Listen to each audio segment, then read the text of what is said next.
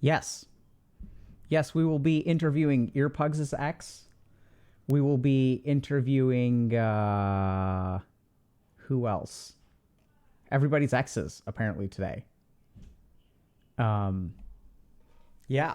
So welcome to another Healthy Gamer GG stream. My name is Alok Kanoja. Just a reminder that although I'm a psychiatrist, nothing we discuss today on stream is intended to be taken as medical advice. Everything is for educational or entertainment purposes only. If y'all have a concern or question, please go see a licensed professional. Okay, this chair is really bothering me, chat.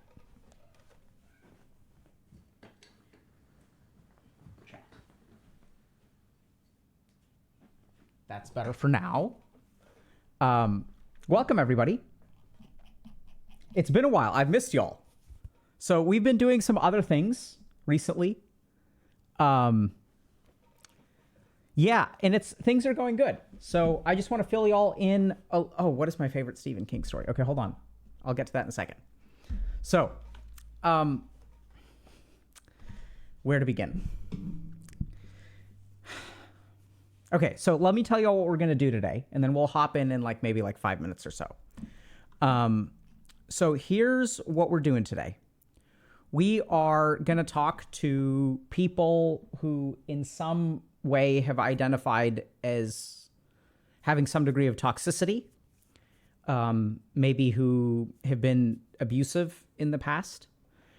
And we're not trying to platform toxicity here. We're anti-toxicity here at HG. But I think one of the key things that we really do believe in, which I think is tricky when the rubber meets the road, is we believe that if you want to change yourself, you have to understand it, right? You have to understand what your problem is. Good diagnosis precedes good treatment. And I think we're running into an interesting problem in society, which is that when people I've worked with a ton of people who want to be better, but we never talk to those people, right? We'll use a lot of punitive stuff. And I'm not saying that people shouldn't be held accountable. I think people should absolutely be held accountable for their actions, 100%. Right? So if you commit a crime, you should be held accountable for it. And at the same time, what we sort of know is that punishment does not necessarily lead to improvements in behavior. So if you look at the American prison system, recidivism rates are very high. If you spend a lot of time in prison, by the time you come out, you're not necessarily prepared to succeed in society. And so we're really about understanding people and why they do the things that they do, what makes it hard for them to live life the way that they do. And so we're going to be talking to people who have experienced some degree of toxicity. And I know this doesn't apply to y'all, but oftentimes human beings can be toxic, right? Even in a video game where you're flaming your teammates. And that's where it's tricky. But I think if we really want to change something, we have to understand it. So what I ask y'all for today is, first of all, try to approach this situation in the way that we sort of try to, which is with authenticity and compassion and presence. So do your best. And I know it's kind of weird, but I think it's okay to feel judgment, but remember that there's another human being who's on the other end of this call. And also that these people are willing to be crucified on the internet. I mean, that's not really what they're signing up for, but they're willing to share a darker part of themselves for the benefit of all of us, right? They're not signing up to be crucified, so don't crucify them. Right? We should treat them with the same degree of compassion and respect that we treat everyone who comes on stream. And that also is something that not everyone has to agree with, but those are the values that I personally espouse, and those are the values that we try to espouse here at HG. And everyone is oh my God, Dr. K worked in a prison for 3 months and helped people. Wow, that's so amazing. But when it comes to dealing with someone who is, let's say, has been in prison before, we all change our tune. Right. So I think it's really important to have compassion for all human beings. I also believe that for a lot of human beings, most human beings who do bad things, they don't really want to do bad things. It's that they lose control of themselves, or they don't understand something about themselves, or honestly, which is the most common cause, is that they were taught to do bad things. So if you look at kids who are bullies, oftentimes there's abuse or emotional neglect or things like that at home. Kids who are bullies learn what they do. And there's also exceptions to those rules for sure. So I've worked with a lot of people who are sociopaths, who have loving parents who tried to teach them kindness and compassion and stuff like that. But honestly, their brain is just wired differently. They lack the capacity for empathy. And the cool thing is I've also worked with a lot of sociopaths who have turned out to be very good people.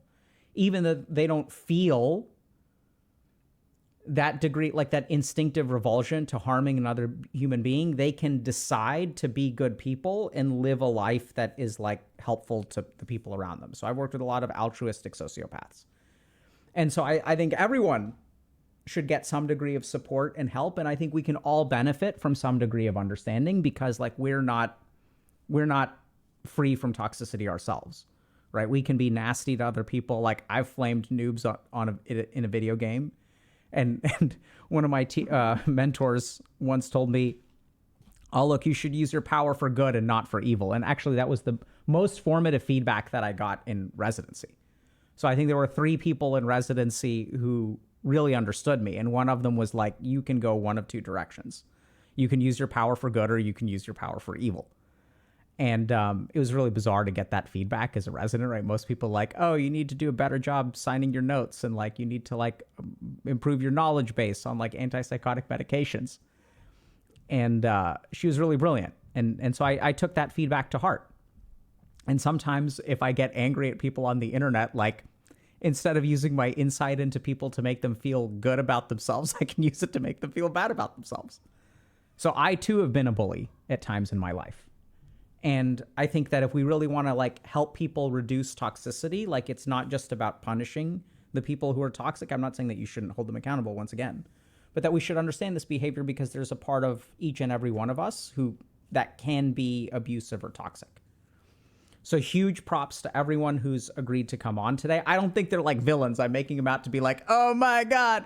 No, like chances are they're just decent human beings who are members of our community and like want to help everyone learn about this stuff. And huge props to them for like, you know, offering their perspective, even though it could be met with some judgment. And so what we're going to try to do to allow these people to come on is to be like kind to them, right? As best as we can. So I'm not saying don't have any judgments. I think it's normal for human beings to judge. And even we don't say be non-judgmental here at HG. We say treat human beings with compassion and authenticity, which is a little bit different. Right? So if you think someone is doing something wrong, like let them know, but do it with compassion. You're asking Twitch chat to be kind? No, I'm not asking Twitch chat to be kind. I'm asking y'all to be kind. And there's a huge difference. And the faith that I have in this community is not something that y'all taught me.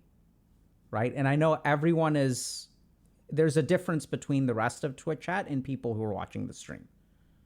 And do I hold y'all to a higher standard? Absolutely. And that's because y'all have met it time and time and time and time and time again. I mean, you just pay attention to the insights that Twitch chat has. Pay attention to the compassion that Twitch chat has. Right?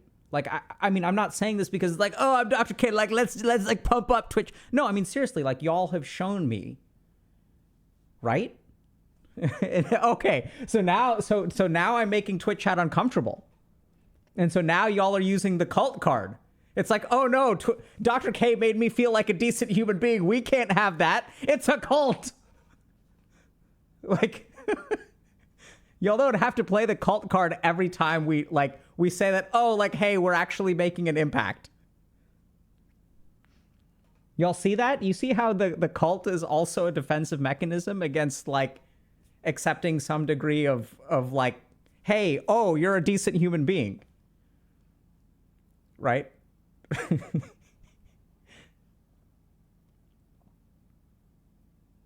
Do you think we should have empathy for serial killers? I think we should have compassion for all human beings. Right? And that's one of the things you learn as a doctor. It's like you don't get to choose, generally speaking, who, I mean, you do get some degree of choice, but it's like the whole point of like being a doctor is that when you... Hi. Yeah. Oh shit, I was supposed to take a picture. Of what? Of you. You can... Live. There's a constant stream of pictures of me going live. That's what going live is. You can... But to announce it, go ahead and announce it.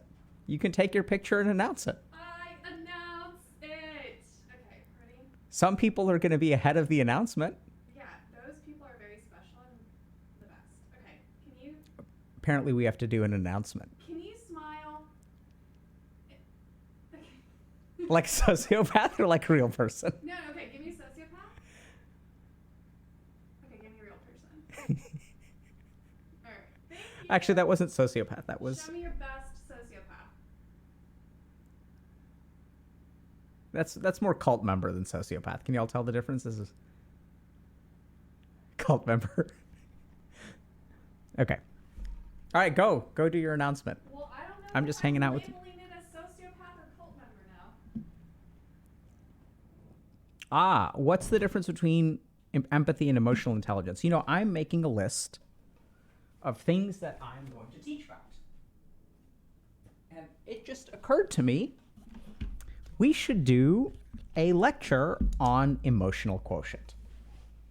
Because this gets tossed around all the time, but we don't really explain it. What's my favorite Stephen King story? I'm not sure, TBH. So I tried to read a Stephen King book like maybe 10 years ago, and I just couldn't do it. I was like, I heard that there's an unabridged, unedited version of The Stand, and I was like, let's go. 100% Stephen King without any stupid editing going on. And I couldn't get past like 70 pages. Like I had no idea what was going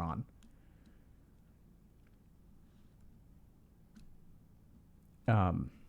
Okay. EQ lecture. But let's hop in because we've got 5 callers today. Ionized, we ready to go?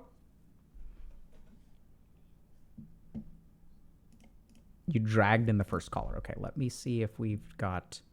And are we doing video or not doing video today?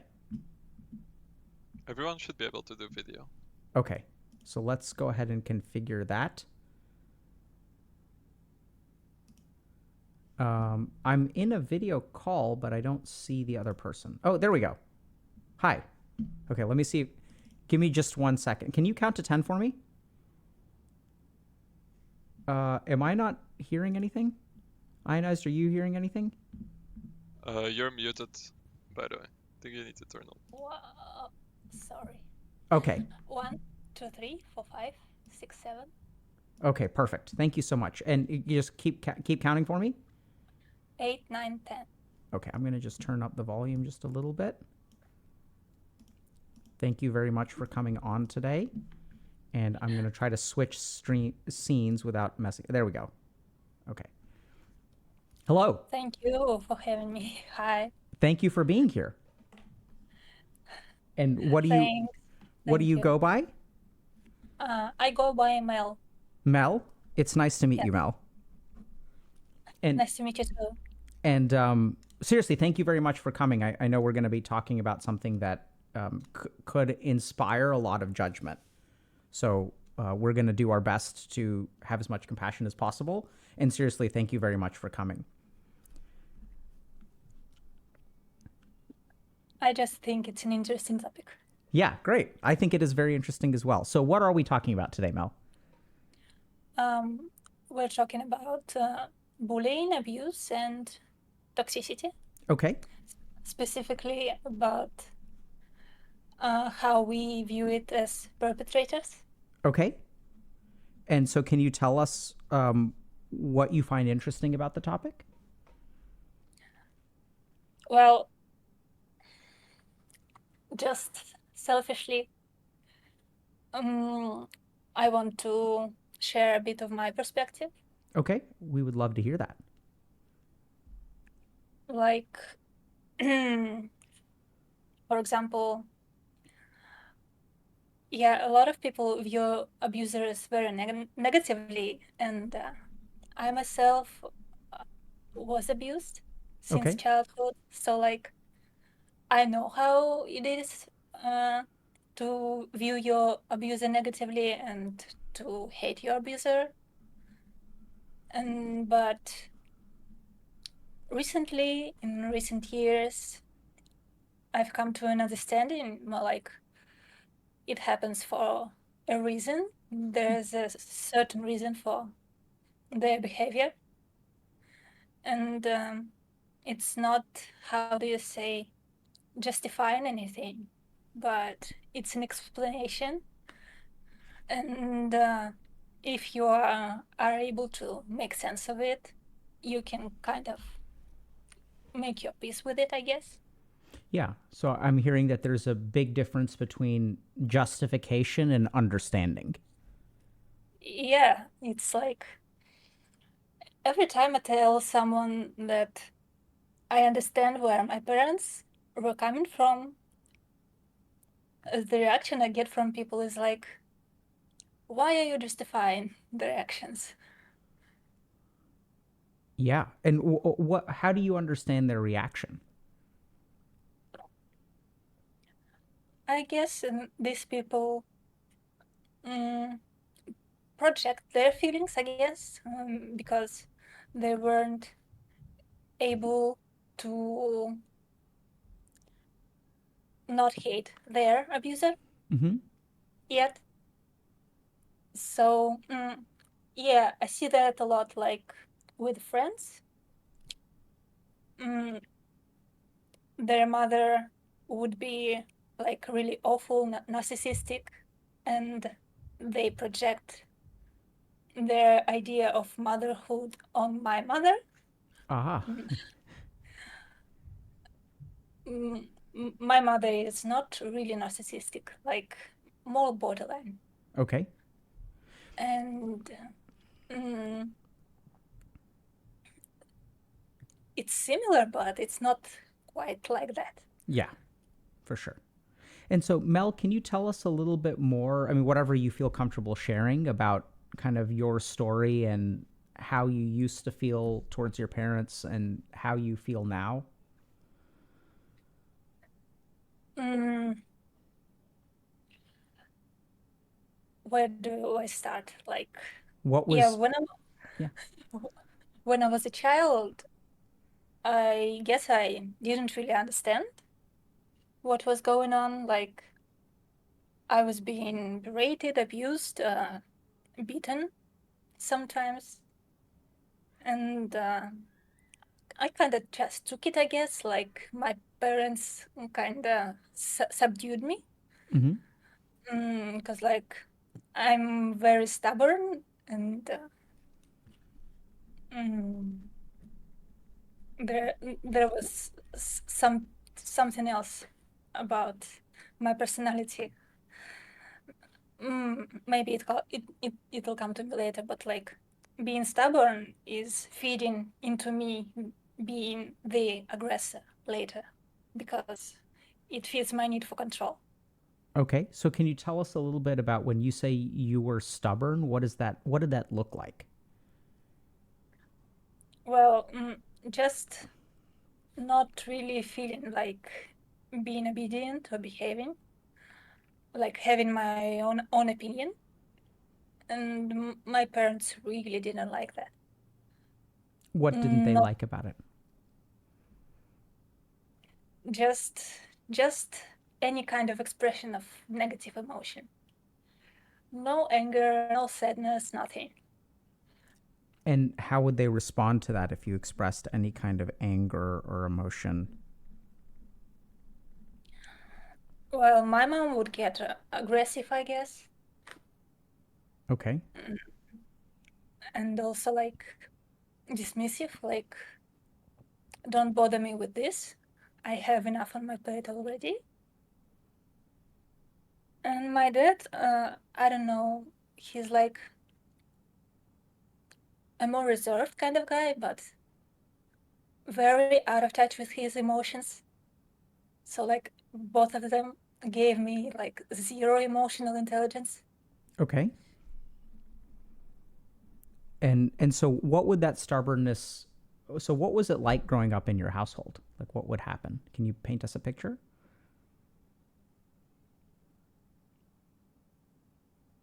Mm,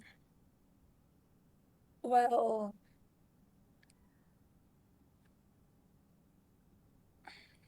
I have a trouble concentrating on one example. Okay. So give me lots of them. Mm, okay, so I have cerebral palsy. Okay. I'm very clumsy. Okay. And one time I wanted to make myself breakfast. And I went to the cupboard um, and took the plate, but I dropped it. And my mother came. Uh, she heard the noise and she started yelling right off the bat. Maybe she even smacked me, like, I don't even remember, but it was typical. Like, I always say that I can count on one hand the number of times my dad hit me. I only need one hand. But for the number of times my mother hit me, I have no idea. Wow. And it sounds like you got pretty used to that growing up. Yeah, absolutely. And like, it kind of trickled down. I have a little brother. He is 7 years younger than me. And so I kind of was taking it out on him since he was very little because he was like wanting my time and attention. And I wanted to be left alone. So, like, go away, go away. And if he doesn't listen, I will smack him. If my mother sees this, she will come up and smack me.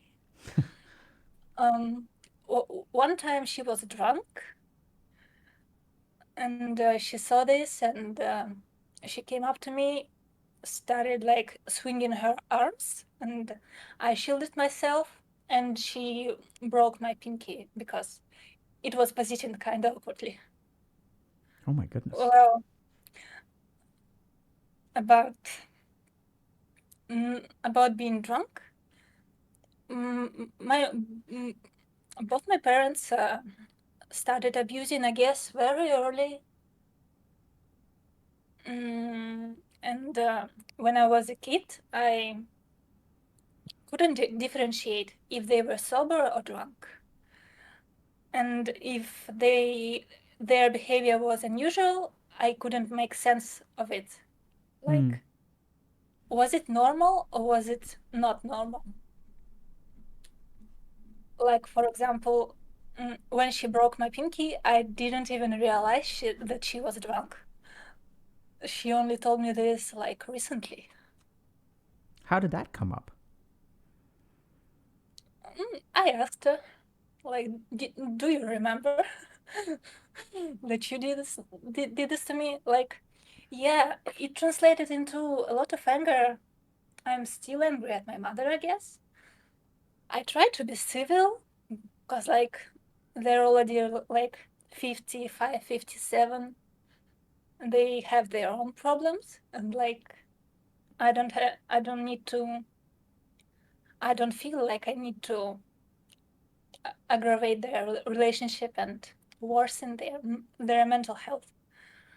But like, I started abusing them gradually because like they were like blackout drinking, couldn't control themselves, and I guess it gave me some sense of freedom that I can kind of fight back,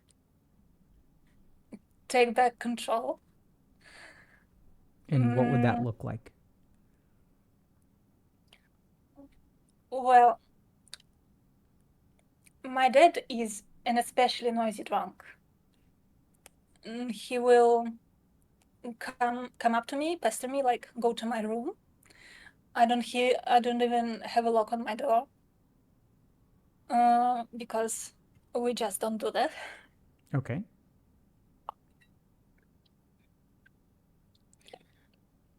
And he wants attention. He just wants to talk. He just wants someone to listen to.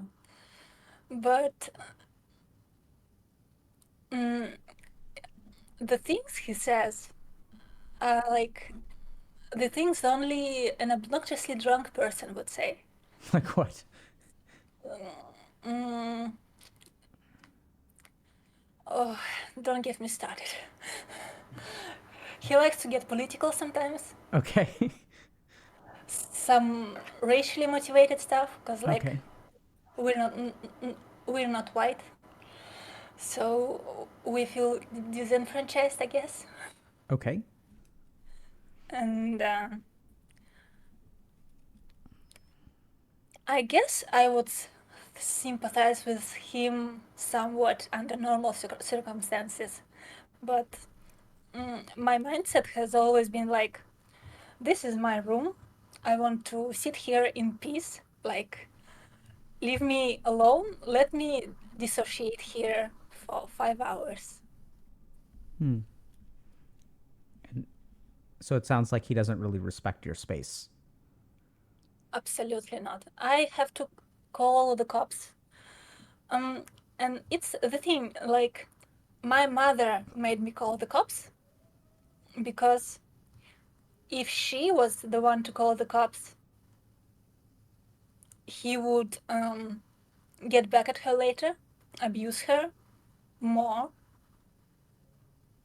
And but I'm the daddy's girl, so like he won't really get mad at me. So she made me do that. Okay. Um, really, only in the past few months, I was like, oh yeah, that happened. Did she like manipulate me like that, really? Like, why? I mean, it makes sense for the self-preservation thing. It absolutely makes sense because absolutely nothing happened to me like for years and years. Mm, Mel, so I'm amazed by how insightful you are and how good you are at questioning things that seem to be like truths, right? Like I've never heard, honestly, and I've worked with a lot of people who have been in a lot of really bad situations, and I've never heard someone quite piece together. I'm so curious, like, how are you able to do that? How are you able to see that, oh, like mom figured out that you're daddy's girl, and so what mom actually did was weaponize you, right? She turned you into a weapon in a power dynamic between her and her husband. That's incredibly insightful. yeah, well, she said to me like this point blank, like I always had a problem with authority, so I like even when I was little, I was like, why am I the one to call the cops? And she would tell me her reason. So she And started having you do this when you were little? yeah, like 10. And and recently I realized that she really weaponized me. Like she kind of made me hate my dad, even though I'm the daddy's girl. But she really made me hate him. And like, mm, there was truth to it because he made me really scared, really out of control, violent. He made you out of control and violent? No, He him being out of control Okay. and violent made me And scared. how did your mom turn you against your dad?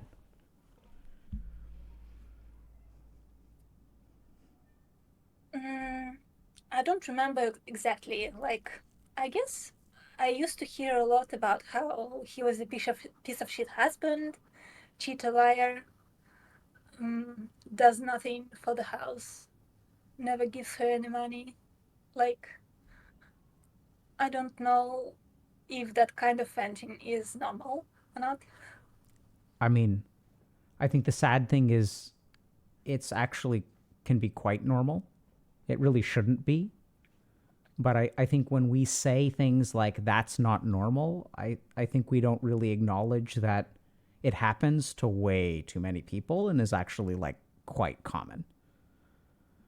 Yeah, I think the really sad thing about hearing this conversation, Mel, is I listened to you speaking, and once again, I'm grateful for you for you to share this because I think actually it's way more normal than we realize. The problem is that people who are in situations like yours never talk about it publicly. right? Because what we see is all the good stuff.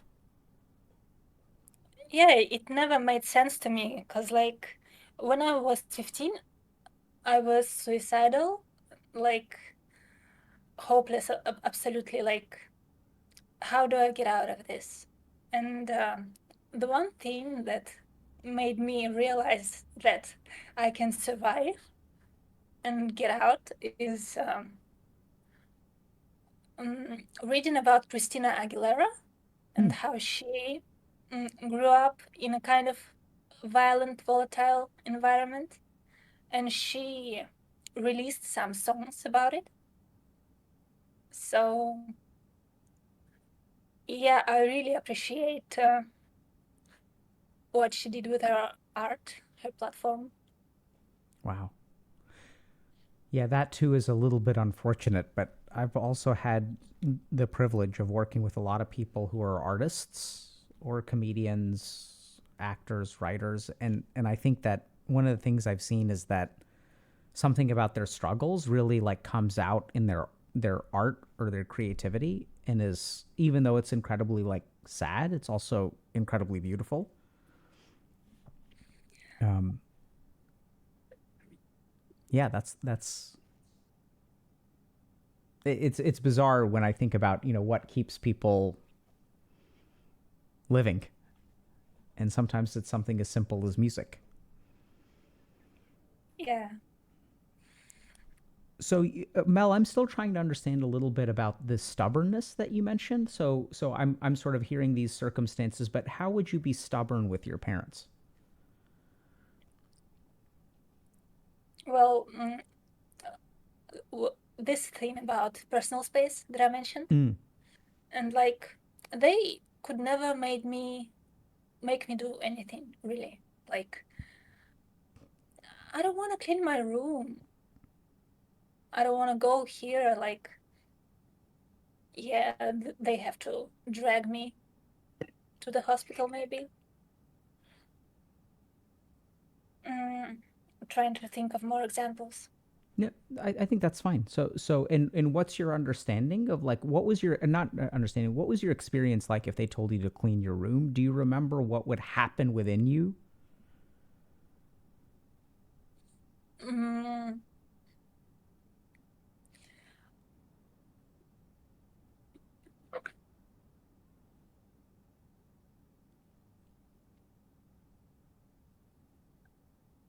I can't really describe it.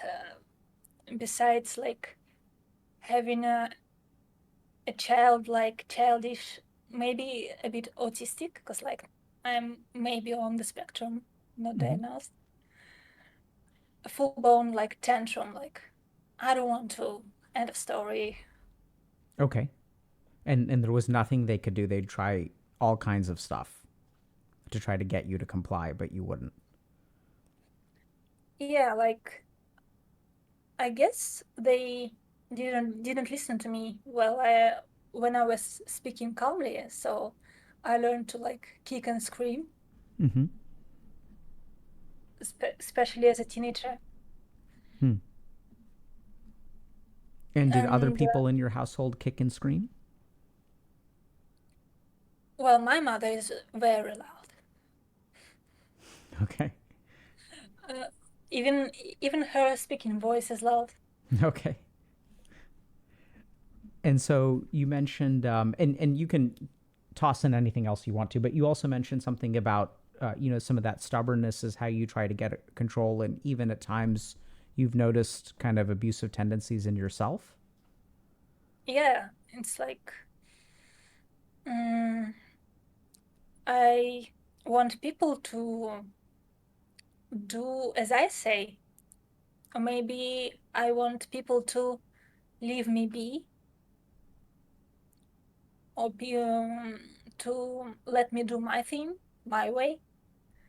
Because like, especially with chores, mm, family would come like, you're doing this wrong. Why are you doing it like that?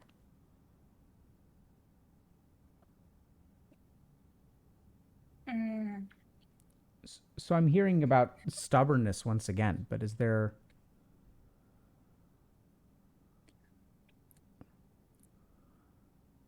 can I explain it better?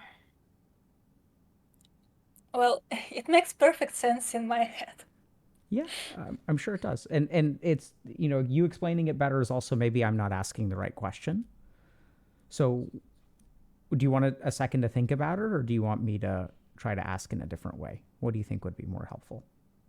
Mm, yeah, you can try asking. Okay. So you've hinted that at times you have manifested the behaviors that could be considered abusive. Can you tell us a little bit about what that looks like? Mm, well, for example, in like a romantic relationship, if we're having a disagreement, especially in the past, if it doesn't seem like I'm getting my way, the normal way, Mm-hmm. I can't reason my way out of this. I'm running out of words. So I start having this hissy fit. Okay. And what does that hissy fit look like?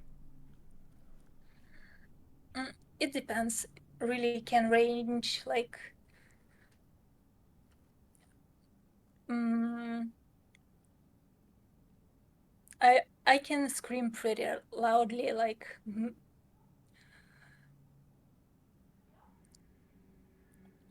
again to varying degrees and to varying degrees of control. I can lose my mind completely, go full banshee. Okay, full banshee. Okay. And so it sounds like you lose control. Yeah, I had to take neuroleptics Okay. for several years because like mm, well, originally I was suicidal.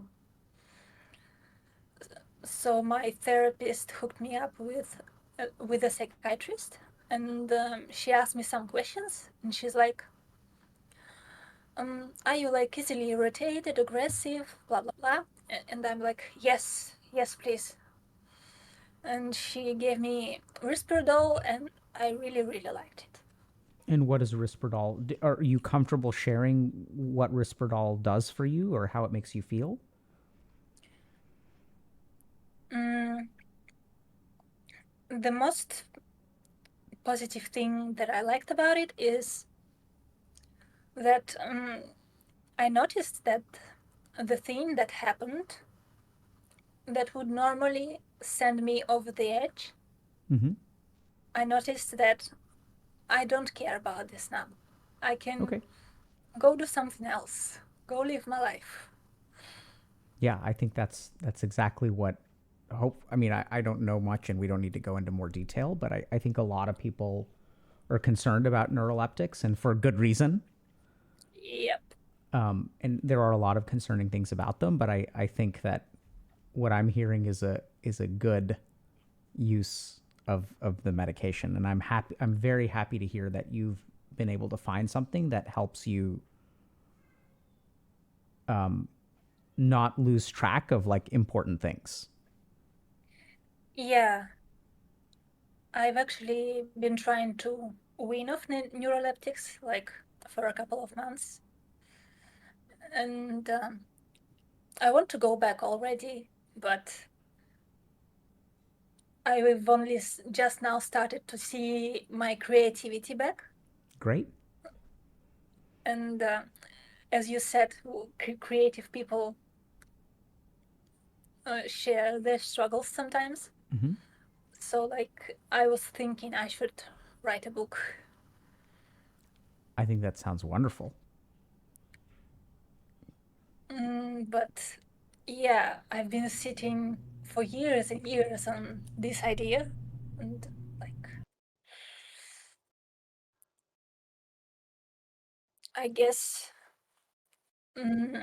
have to just find out how to work on it. I hear some self judgment when you say I've been sitting on this idea for years and years.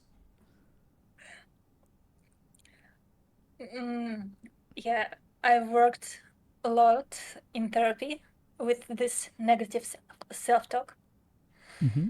Can you tell us what that self-talk sounds like in your head?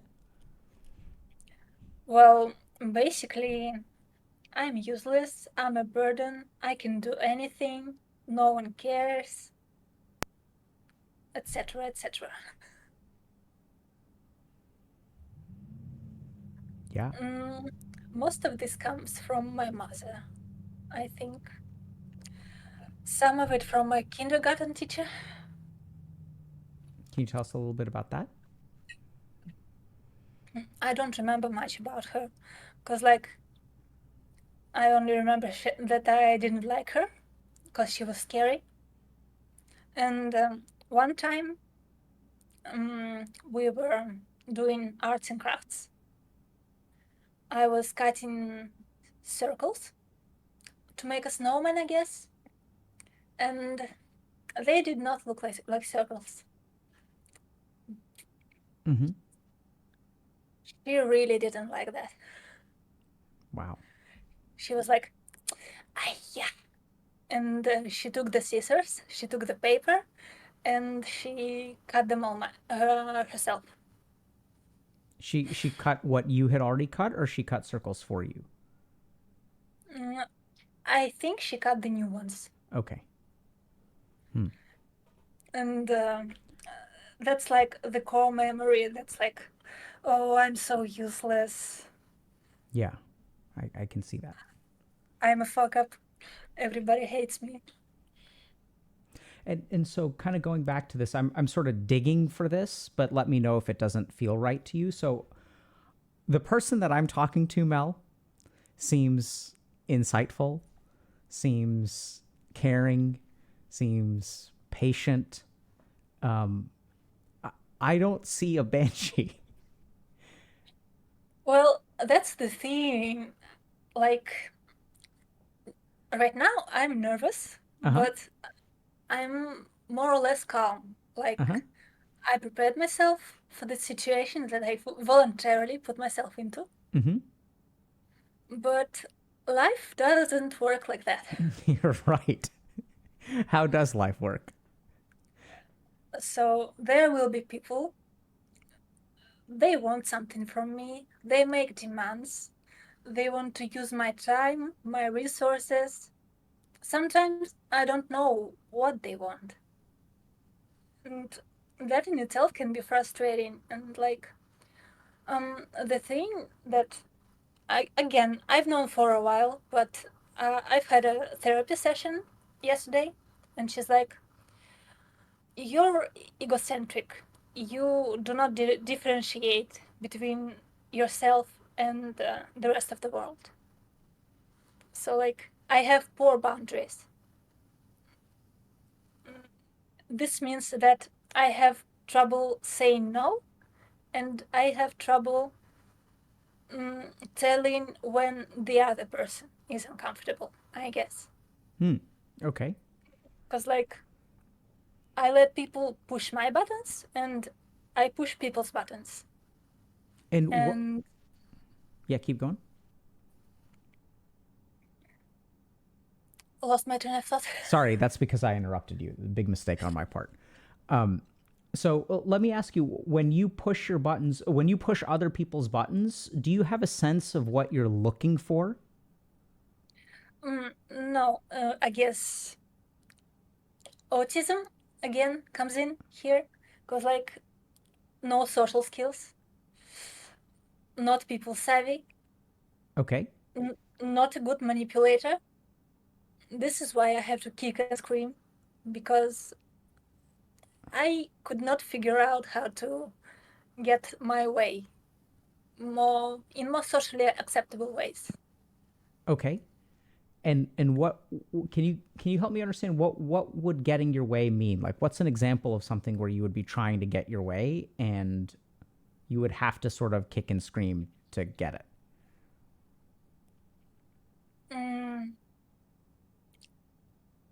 let's see if I come up with a new example. Oh yeah, like, I mentioned that I can be toxic to, like, friends online. Mm-hmm. Mm, So like online dating, like things like that. Mm, a guy would message me. Maybe I don't like his tone. Maybe he's too clingy, too annoying, wants too much attention. And again, with my poor boundaries, I can't tell him like stop, stop, stop. I could have said the stop 10 times already, but I keep taking it and taking it and taking it. And so the frustration builds, and finally I can't take it anymore. Hmm. And I'm like, shut up, leave me alone. I see. Okay. I don't want to talk to you. Okay. Yeah, so I'm also kind of noticing that in that situation that the other person may not be so good at reading signals as well. Yeah, because like I'm intentionally not very responsive, like gray rocking, I think it's called. What is that?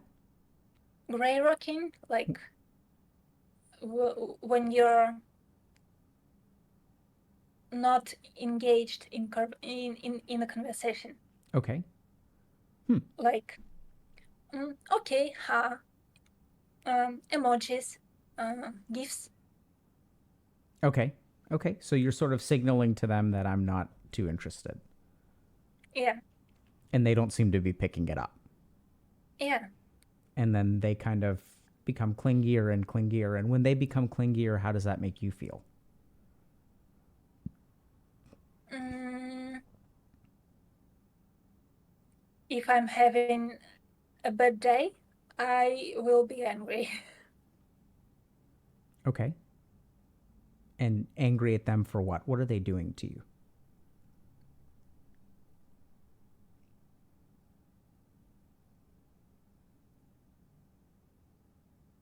I guess it's about my personal space again.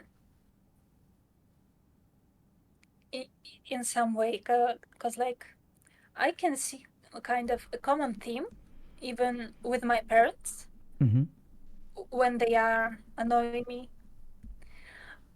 When they would fight, I would go to the room they were fighting in, and I would like scream, "Shut up! I want some quiet. This is my house."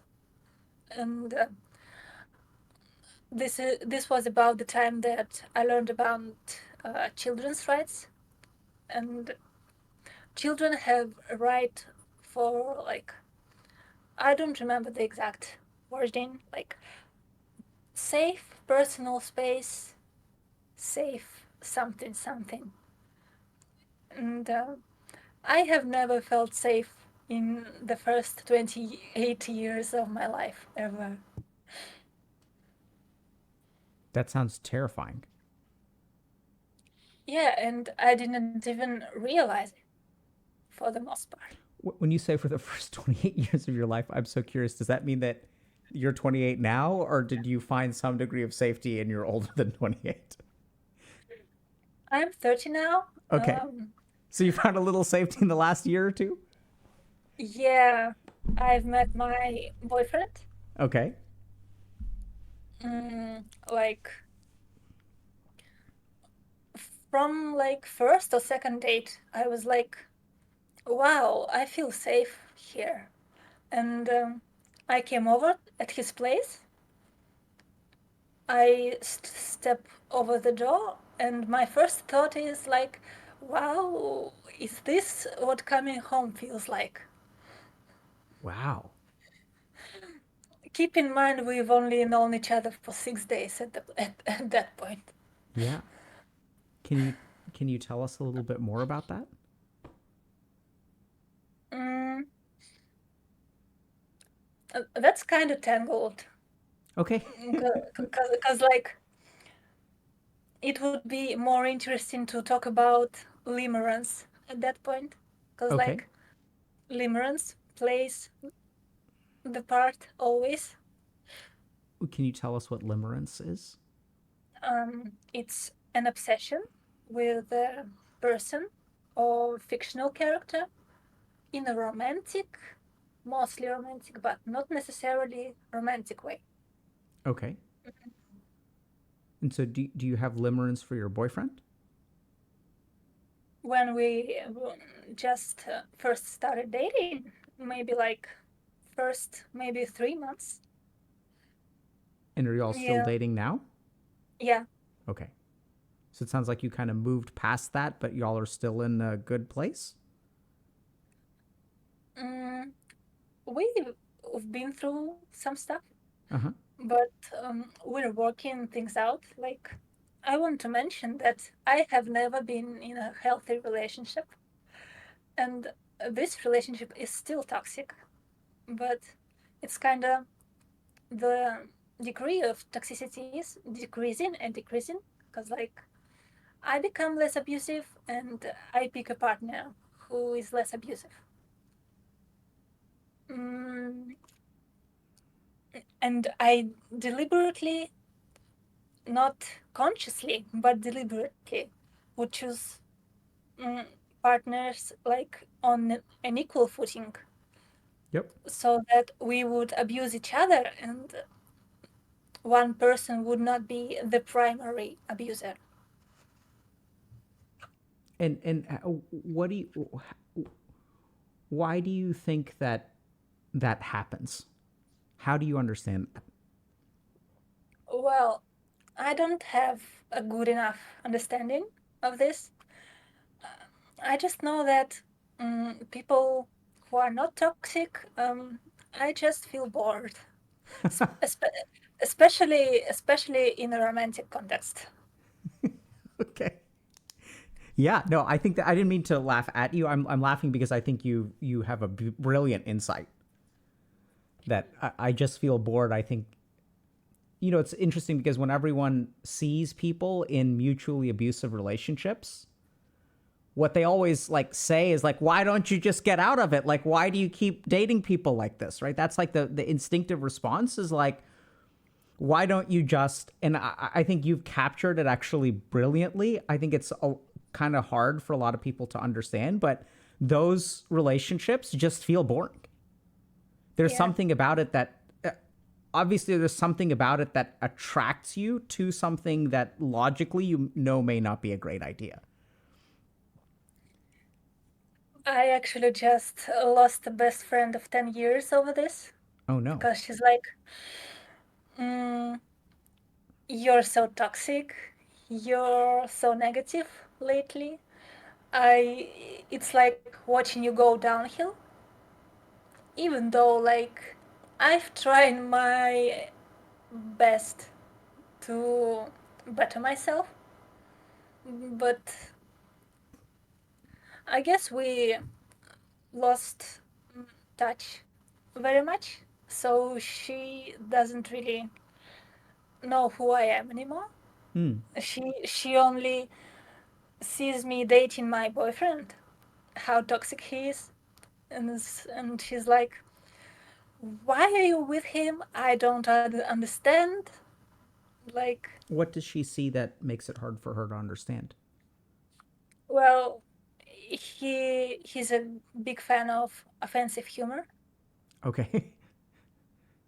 and she's kind of sensitive. And he didn't even joke about her. He made fun of me, and she was upset on my behalf. And how did you feel when he made fun of you offensively? Mm, how can I say? Like, mm, just maybe tired a little bit, because, like, mm, it's racial jokes. Okay. We're not we're not Americans, so we're a bit lax about it. Okay. Makes But sense. still, Yeah. So Mel, it sounds like you're moving forward in a really substantial way. It sounds like you've got a lot to kind of work on. I have a couple other questions for you, but is there anything else in particular that you were hoping to share today or that you think we should talk a little bit more about? Um, no, I don't think so. Okay. How are you feeling right now? Are you okay with this Um, conversation? yeah, a little bit tense, a little bit excited, because um, the friend breakup happened very recently. I'm very upset. I Okay. remembered I remembered this and I became very upset. What what's upsetting you about it? I just think it's not fair. What's not fair about it? Because I have been really putting in effort and she doesn't want to see. Or maybe I didn't make an effort to show her. Because when I come over, she vents to me, and when she vents to me, it's okay. But when I vent to her, somehow it's not okay anymore. Okay. Yeah, that certainly Well, sounds unfair. well, I understand that she may have a lot on her plate right now. Maybe she is entering her manic episode, bipolar. Okay.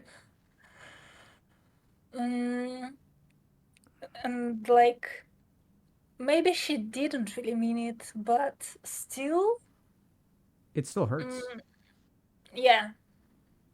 And still, she didn't make any effort to reconnect. So it feels like, it seems like it's all gone for good. It certainly seems Uh, that way. yeah.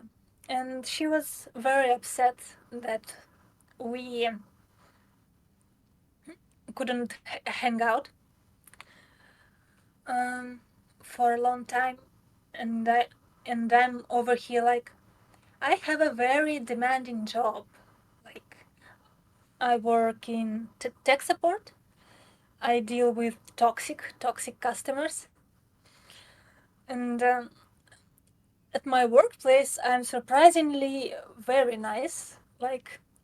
Well, at least my manager trained me to be very nice because, I, it's my first real job. Good for you. So, so I was a bit passive aggressive in the workplace and with customers at first. So they had to be like, please don't do this again. Hmm. So yeah, I've been making an effort to grow professionally. So I've let this friendship run its course. Is that the same? Could be. I think so. The first thing that I want to kind of acknowledge, Mel, is it sounds like you put in a lot of effort in every dimension of your life.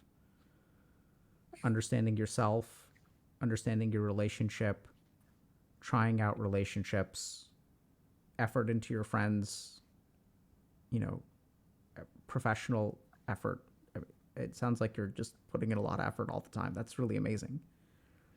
Um, Thank and you. in terms of your friend, I think, especially if there's some kind of like active manic episode, what they're saying now may not last forever.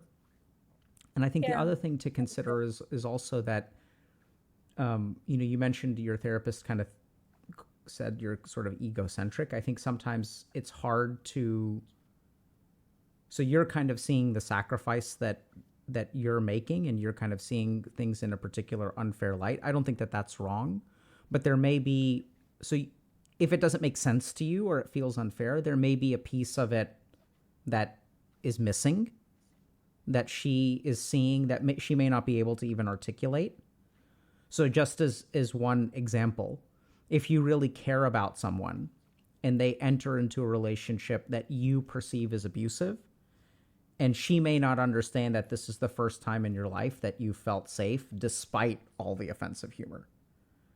And she may not know what it's like to feel unsafe for 28 years. And I've seen this a lot where when people see abusive relationships, I think that people sometimes think, how are you so stupid that you're in this relationship? Whereas what I've come to understand is that if the relationship is abusive, someone must be getting something out of it that matters more than the abuse, it still makes it a good trade for this person. And it's really in understanding that you can really understand, okay, like what is this person? And once you get that, I think the relationship makes a lot more sense. The person makes a lot more sense. And also as someone in that person's life, so I'm kind of talking more from a professional standpoint, but it also gives me a road forward to figure out, okay, how do I need to support this person? And the last thing is that sometimes it's really hard to see people that you care about be hurt. Even if it's a good trade for you, just her watching it, she may not have the emotional strength. And that's what makes it so tragic, is that the more she cares about you, the harder it is for her. Yeah, I understand that logically, but like inside, I'm 3 years old. I'm like, why? Yeah. Why must you hurt me in this way? Well said. So that's I think incredibly insightful. And all the logical explanations in the world won't satisfy the 3-year-old. Do you have a sense of what does satisfy the 3-year-old? Mm,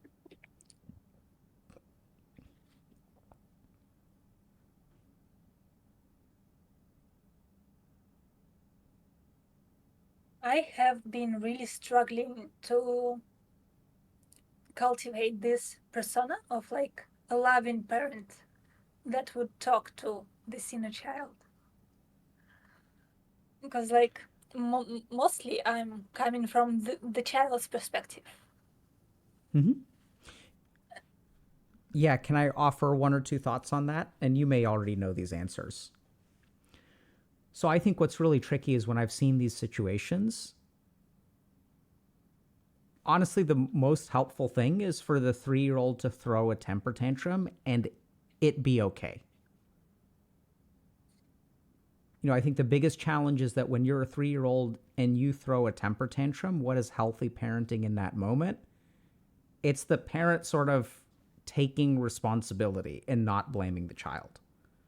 And I think unfortunately, like, please let me know if I speak in a way that hurts your feelings or is offensive, but when you're doing stupid stuff, what the 3-year-old needs is to do stupid things and for other people to say that's okay. And the hard thing is that when your friend rejects you, that's going to ramp up the 3-year-old. The 3-year-old isn't going to learn that lesson. They're not going to learn how to behave properly. What they really need is patience and tolerance. And that's what's so hard, is I think that sometimes like we try to solve our internal. So when we're psychologically broken because of the actions of another person, it's really hard to put ourselves back together. It's way easier for someone else to put us together. And that's what's really hard. I haven't been able to figure that out in terms of like, how do you do this on your own?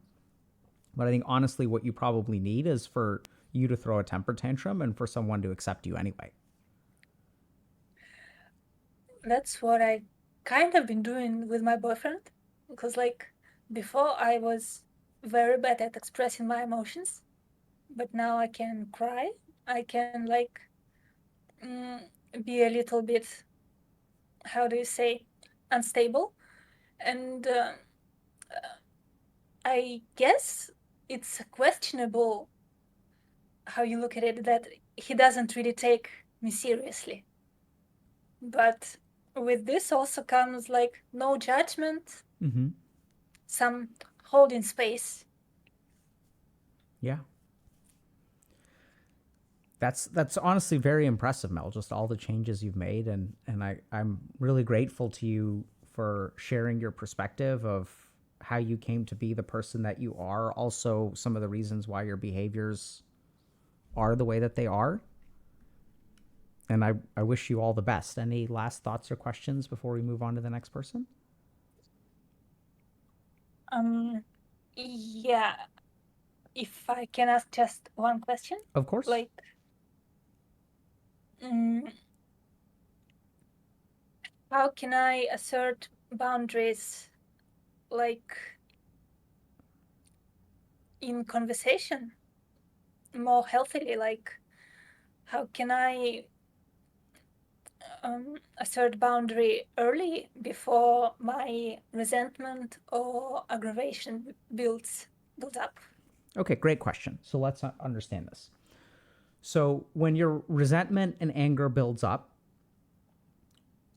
so the resentment dictates your behavior, right? So you're essentially responding, the behavior is being driven by an emotion. The problem is that when you don't assert boundaries, the same thing is happening. So the question is, what makes it hard for you to assert boundaries early? When you get that first instinct, hey, this is a little bit too much for me. What makes it hard for you to share that? Going back to my childhood. Okay. Because when I speak calmly, it doesn't work. No one listens. Everyone ignores me. And Okay. to be heard, I have to shout. Okay. And so I just wait until I become agitated enough that I want to scream. So I think that's a very, very, very good explanation. And I would encourage you to look for potentially something else. So it's clear to me that you're insightful, you know your background, you're working with what sounds like an amazing therapist. So if that's the answer that y'all have come up with, great. That's probably the right answer. Another consideration that I would have is that if you have poor emotional boundaries with someone, there's a decent chance. So a lot of the reason that people have difficulty setting boundaries is because of the way that that person will react. So you're afraid, so right now, let's say we have one conversation, and maybe even, let's tunnel down a little bit. Maybe even I said, okay, or anything else before we get to the next caller? And you were like, oh, I have one question, but is it okay to ask one question? What will they think? Are they trying to get off on the call? Right? Is it okay if I ask this question? What, Dr. K's been talking to me for an hour. What if he's getting bored of me? Oh my God. And so you try to protect yourself from my judgment because you don't want to make me upset. You don't want to make me angry. You want to be kind. And here's the other problem is if we've got muddy boundaries with other people, if I get upset with you, then you absorb that upsetness. So you also learned as a child that if I send negative emotion out, I'm going to get negative emotion back. That's why you need your personal space. So why is it hard for you because I think you're afraid of pissing people off, because if you piss people off, then what happens? You can't afford to piss people off. And so then what happens is you create a situation that becomes a self-fulfilling cycle where I don't want to piss you off, so I'm going to tolerate it and tolerate it and tolerate until I get pissed off, and then I'm going to blow up at you. So is the answer let them be pissed off? Sort of, honestly, sort of. So what I would say is a little bit more nuanced than that. Pay attention. It's not so much that I don't think you should let them be pissed off. I think you need to be okay. You can't fear them being pissed off. So this is where what I notice with people who set boundaries is that they always have, not always, but almost always, I want to say always, so I'm going to say always. It's probably not true. They always have difficulty or lack conflict resolution skills. So the only thing you can do is prevent the problem in the first place. We can't fix it, so we have to behave perfectly. And if you have to behave perfectly in a relationship, you can never set a boundary. Because what if it goes wrong? There's a lack of faith that you can fix it. So notice that fear of, I don't want to piss this person off. And as best as you can, work on your conflict resolution skills. And then do, Mel, exactly what you did today. It was beautiful. I do have one question. Right? And if I get pissed off, that's okay. It doesn't make you a bad person. My anger does not make you a bad person. And that's what unfortunately happens with people who grow up in traumatic households is other people's emotions become your value as a human being. So you ready for the next test? Yeah. Do you have another question, Mel? Yes, I do. Okay, let's ask it. So, like, one thing I barely touched about, like, yeah, um, my perception of reality is kind of wonky because, like, it's not really about me feeling angry. It's about me feeling indignation, like indignation being anger at perceived slight. Keyword perceived. Because, like, my perception of the world is sometimes completely divorced from reality. Okay. And any tips on how to get in touch with reality more often? Can I think about that for a second? Yeah.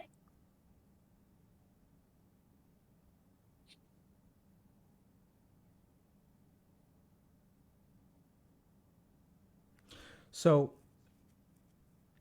what is your perception of reality based on? Well, I guess it's again like everything is my fault. I'm the bad person here. I'm to blame. Okay. Mm, everything that happens because of me. Me. Okay. So I'm with you. So I think the key thing is if we want to get more in touch with reality, we have to get, interestingly enough, more away from ourselves. Right. So what's really kind of coloring this is, and I don't think you're as far away from reality as maybe you think. I mean, I don't know, but I think that if we really look at, there's objective reality is like pretty subjective. Okay. But that's a conversation for, in terms of you, I think just to recognize that what makes it hard for you to see the reality that other people see, maybe that's a better way to put it, are your own emotions. So as you kind of pointed out, like when we were talking about the risperidone, what does it let you do? It lets you avoid being hyper focused on a particular thing that pisses you off. And so I think the real solution to connect with reality is to a little bit, not quite disconnect from yourself, but almost compartmentalize yourself. Because when that 3-year-old is throwing the temper tantrum, that is the only thing that exists. But if you can kind of acknowledge that right now I'm really upset, this feels very unfair to me, and that's a feeling. It's not a truth. So there are a lot of problems that, we sometimes think that our thoughts are facts. But just to kind of acknowledge your emotions, I think will be one step in the right direction.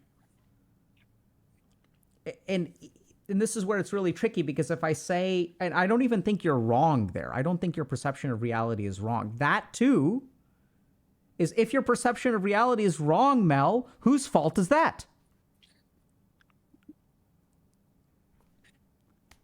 Right? How can you be more in touch with reality? How can I be a better human and not so disconnected? That question is coming from a judgment of the self. And this is the tricky thing, is unless you're careful, it can go as many layers back as you want. Right? And so this is where I don't think you're I know it's kind of maybe invalidating, but I don't think you're as divorced from reality as you think you are. I think this is just, you can just see one thing at a time, and that's okay. And even you can acknowledge, all I can see in this moment is my reality. Even that acknowledgement will like move you one step away. So sometimes when I'm working with patients, and they're really in crisis, I'll ask them, like, do you need to talk now? Can we talk tomorrow? Or can you wait till next week? And sometimes just the acknowledgement that, like, yeah, I need you to drop everything that you're doing and I need to talk right now. Just acknowledge that things are out of your control. That'll be like one step forward, instead of trying to get them back into control. Does that help? Yeah, like I have worked on this in therapy Good. to varying degrees of success. It's Good. like playing 4D chess. Yep. I'm not good at chess. So I'm hopeful for you, Mel, because you used to try to do this stuff with very little success. Now you're doing it with varying degrees of success. And if you just keep at it, you'll do it with a high degree of success. Thank you. I feel so hopeful. Good. It's weird. I don't even feel hopeful. I feel like it's a sure thing. Hope implies that it could not happen, but I feel very relaxed, honestly, when I think about the next 10 years of your life. Because you've been playing life with a very serious handicap. No safety, no space, no support, and you're flying already. And I think like you don't even need to stress. You just keep doing exactly what you're doing, and it'll get better. It'll keep getting better. Thank you. You're very welcome. Thank you. It's been fun. Yeah, it sure was. Take care, Mel. Thank you for calling in. Thank you. Bye. Alrighty. Next, Algernon. What's up? Hello. Hello, can you hold on one second? Okay. Hello, can you hear me? Yeah, dude. What's up, man? Not sure how I should answer that. Okay. Not much is up. That's a good answer. Can we start with just what would you like to be called today? Just Algernon is fine. Okay. And what are we talking about today, Algernon? I believe the topic was if you were identified as either toxic, a bully, or abusive, and so I just put my piece in, and then they said, come on, and so that's why I'm here. Okay.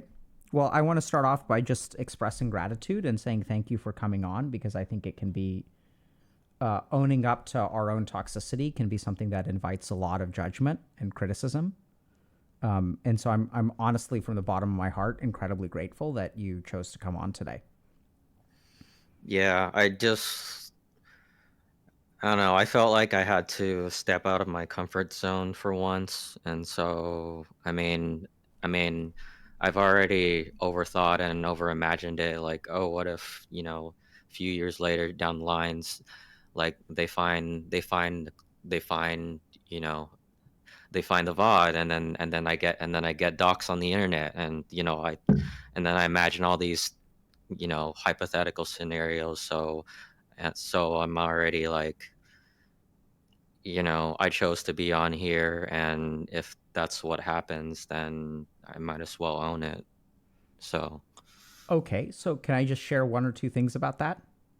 mm-hmm. While I am grateful to you, I think that your safety is very important to us. So a couple of ground rules. One is we can stop at any time, and I can't.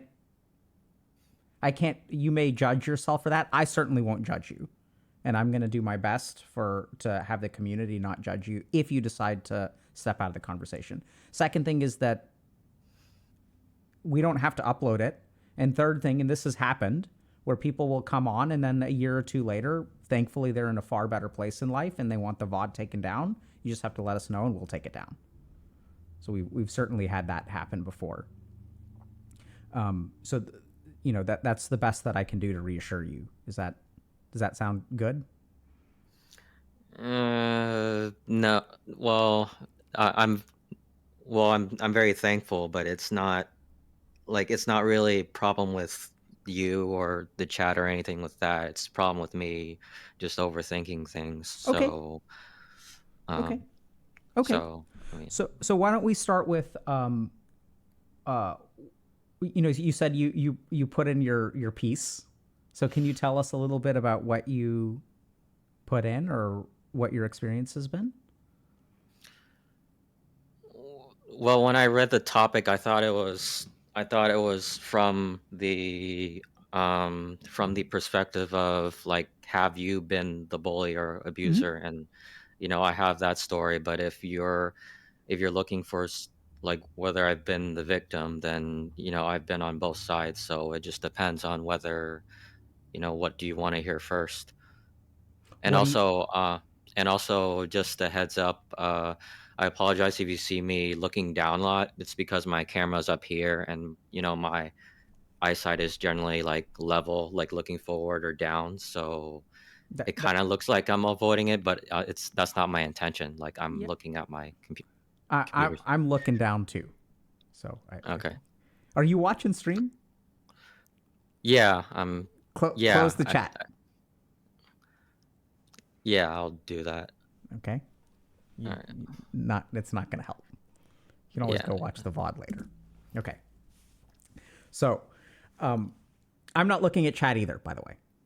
Okay. So Mm-hmm. same rules for me and you. We're both going to look down. We're not going to make eye contact, and we're going to ignore chat. So tell me, Algernon, what do you think it would be? What would you like to start with? Mm,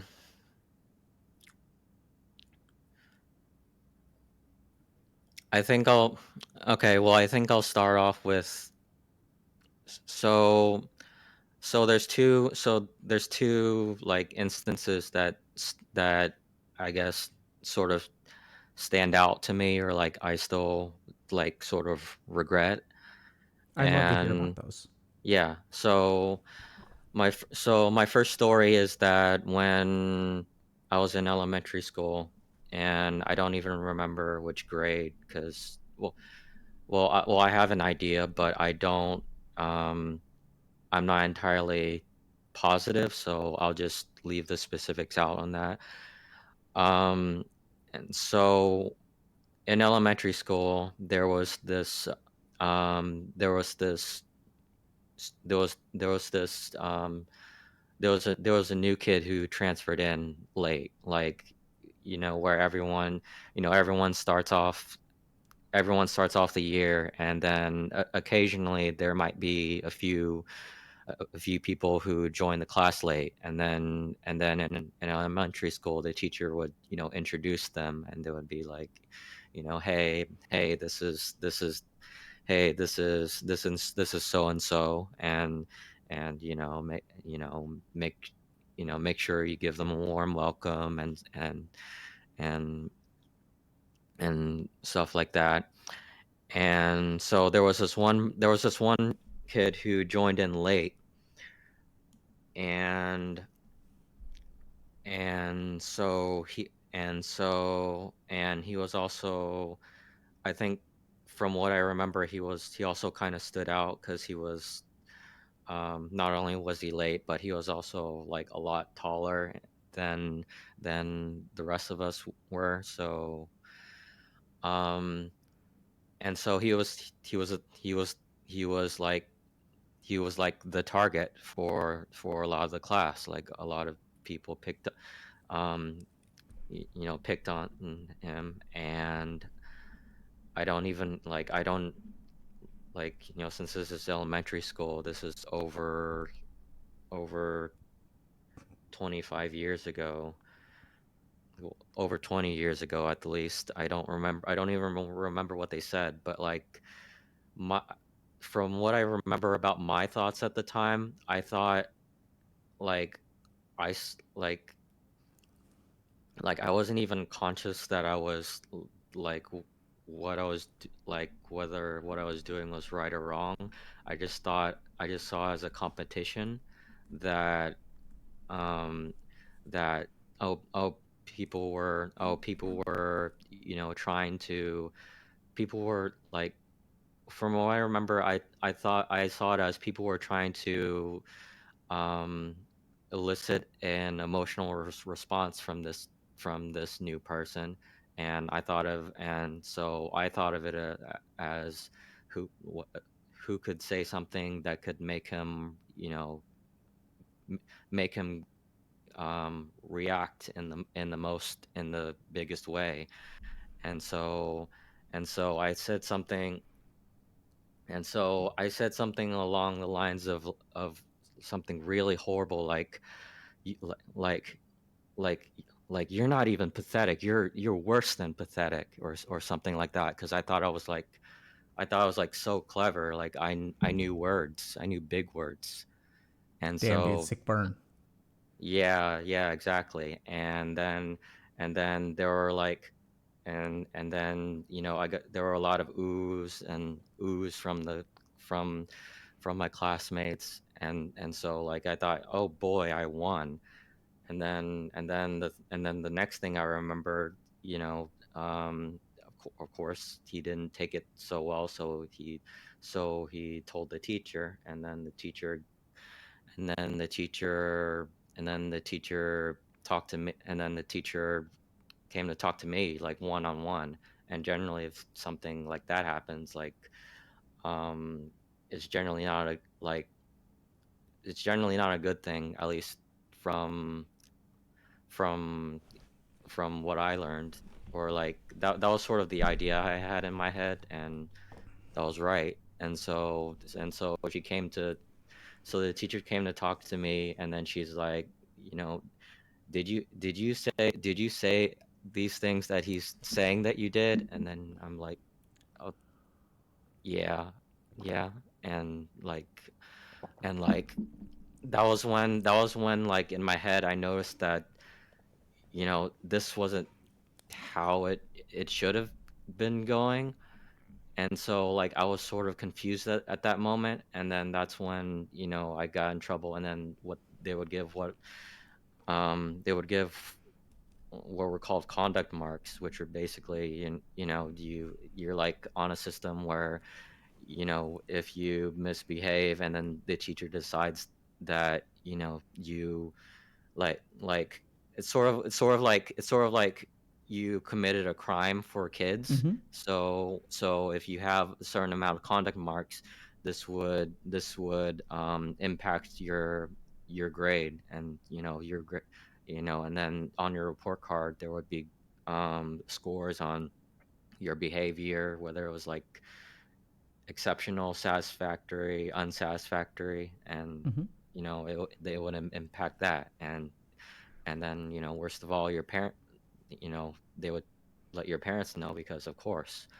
And so and so I think my idea at the time was like, not even I didn't even understand that necessarily, that I hurt this person, and this person and this person like would feel miserable because of it. It was just at the time I like it was like I did something for a reason I didn't really understand at the time why. And then I didn't get the expected reward that I thought it would, because I got in trouble. Well, And what so, what did your classmates think?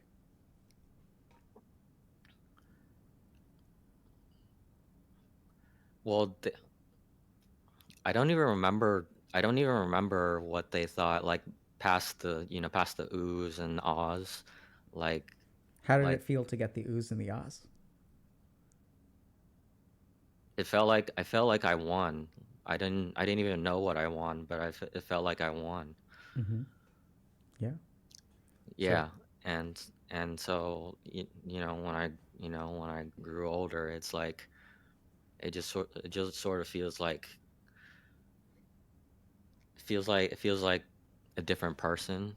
Like like I don't even know why I did it, and I feel stupid for doing it, and stuff yeah, like I that. think it's so. What's the second story of bullying or toxicity that you wanted to share? Yeah, so this is not too long. This is still like I don't remember. It's like in bet like early middle school, still late elementary school, but um like this is sort of might be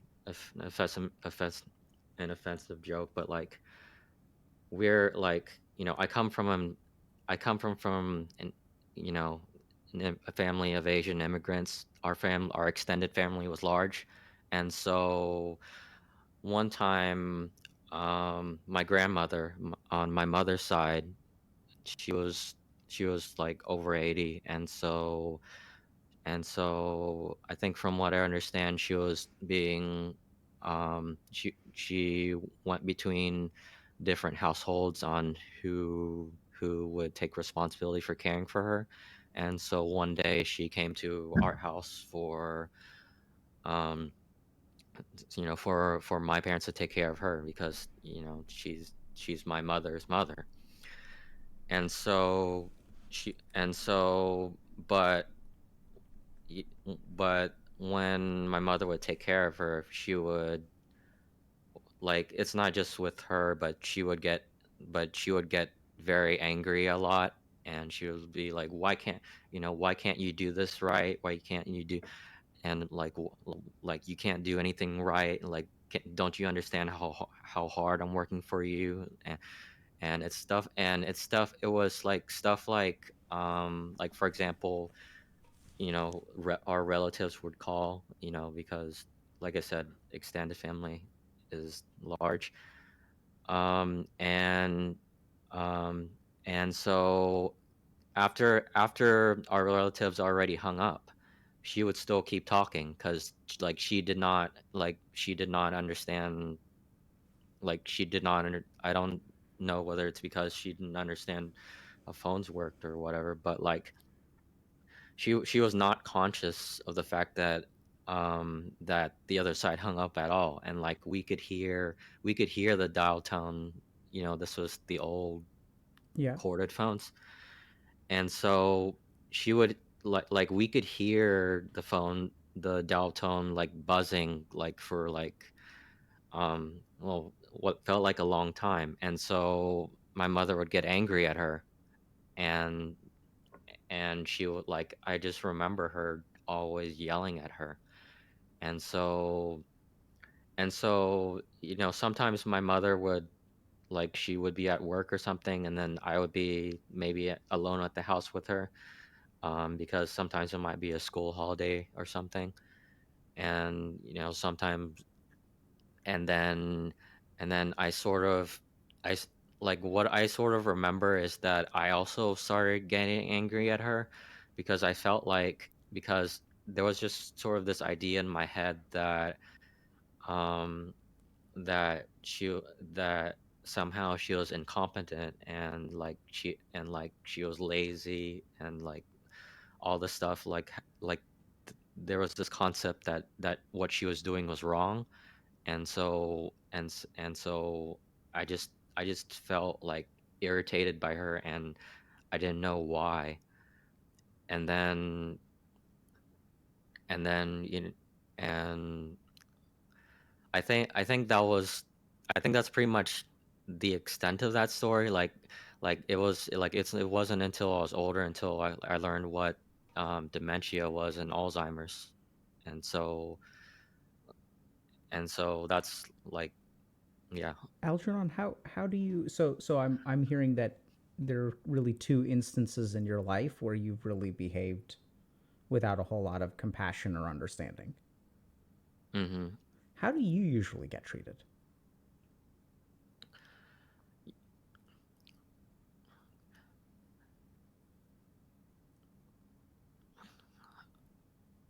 I just need a moment to think because I don't know how to start that um start my response, because I don't want to. Yeah, I just need a moment to organize my thoughts.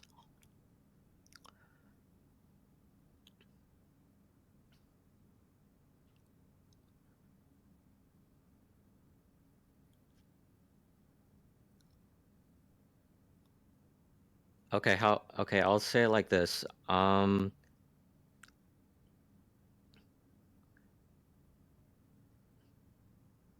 just say not very well, first off. Yep. My parent First off, when I was younger, my parents would hit would well, they would hit me for not getting for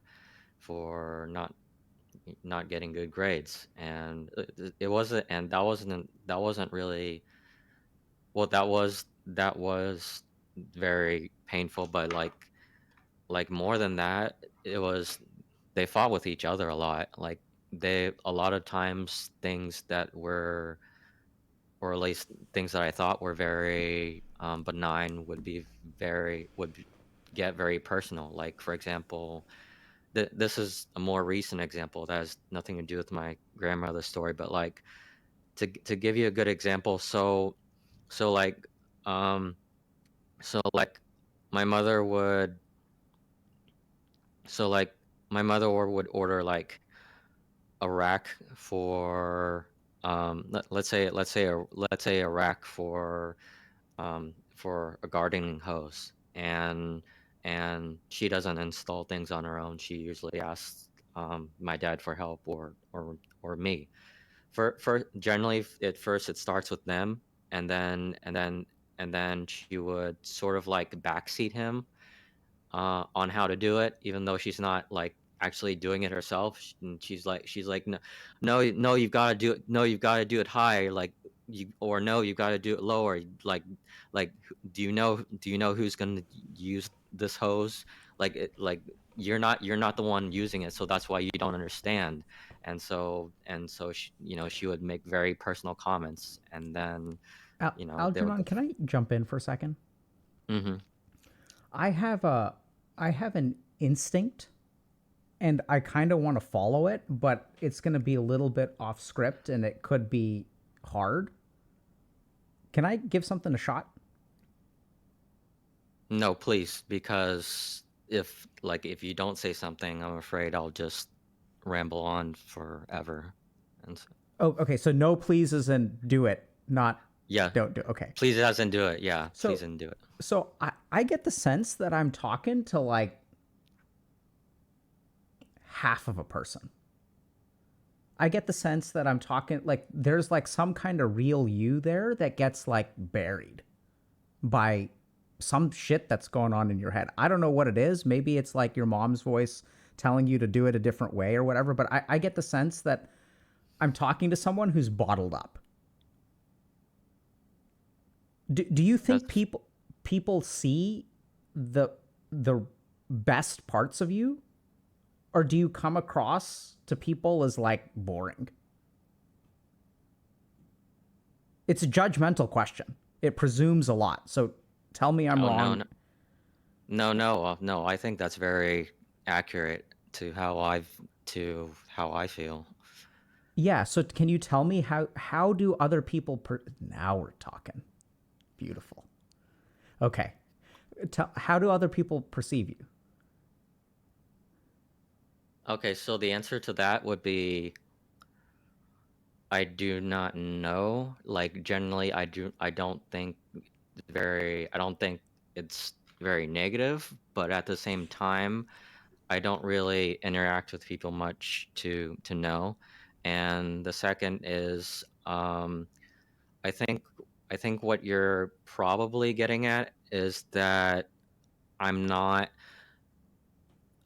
Are you sort of getting the sense that I'm not sort of speaking, like I'm sort of like leaving stuff out to you, or like not, like So what's this? can I share like honestly a bad reaction that I had as I was listening to your story? Okay. It's a judgmental reaction and I'm going to need your help kind of going through it. Please, please, please don't interpret this too much. But as I was listening to your stories of being bullied, or sorry, being a Mhm. bully, I saw a lot of myself in you first of all, so I had a negative reaction to it that I think was maybe like some amount of projection. But I was like, what kind of weak ass Asian bully shit is this? It's like like this, and I, because I see myself, and it's like you couldn't even be a serious bully.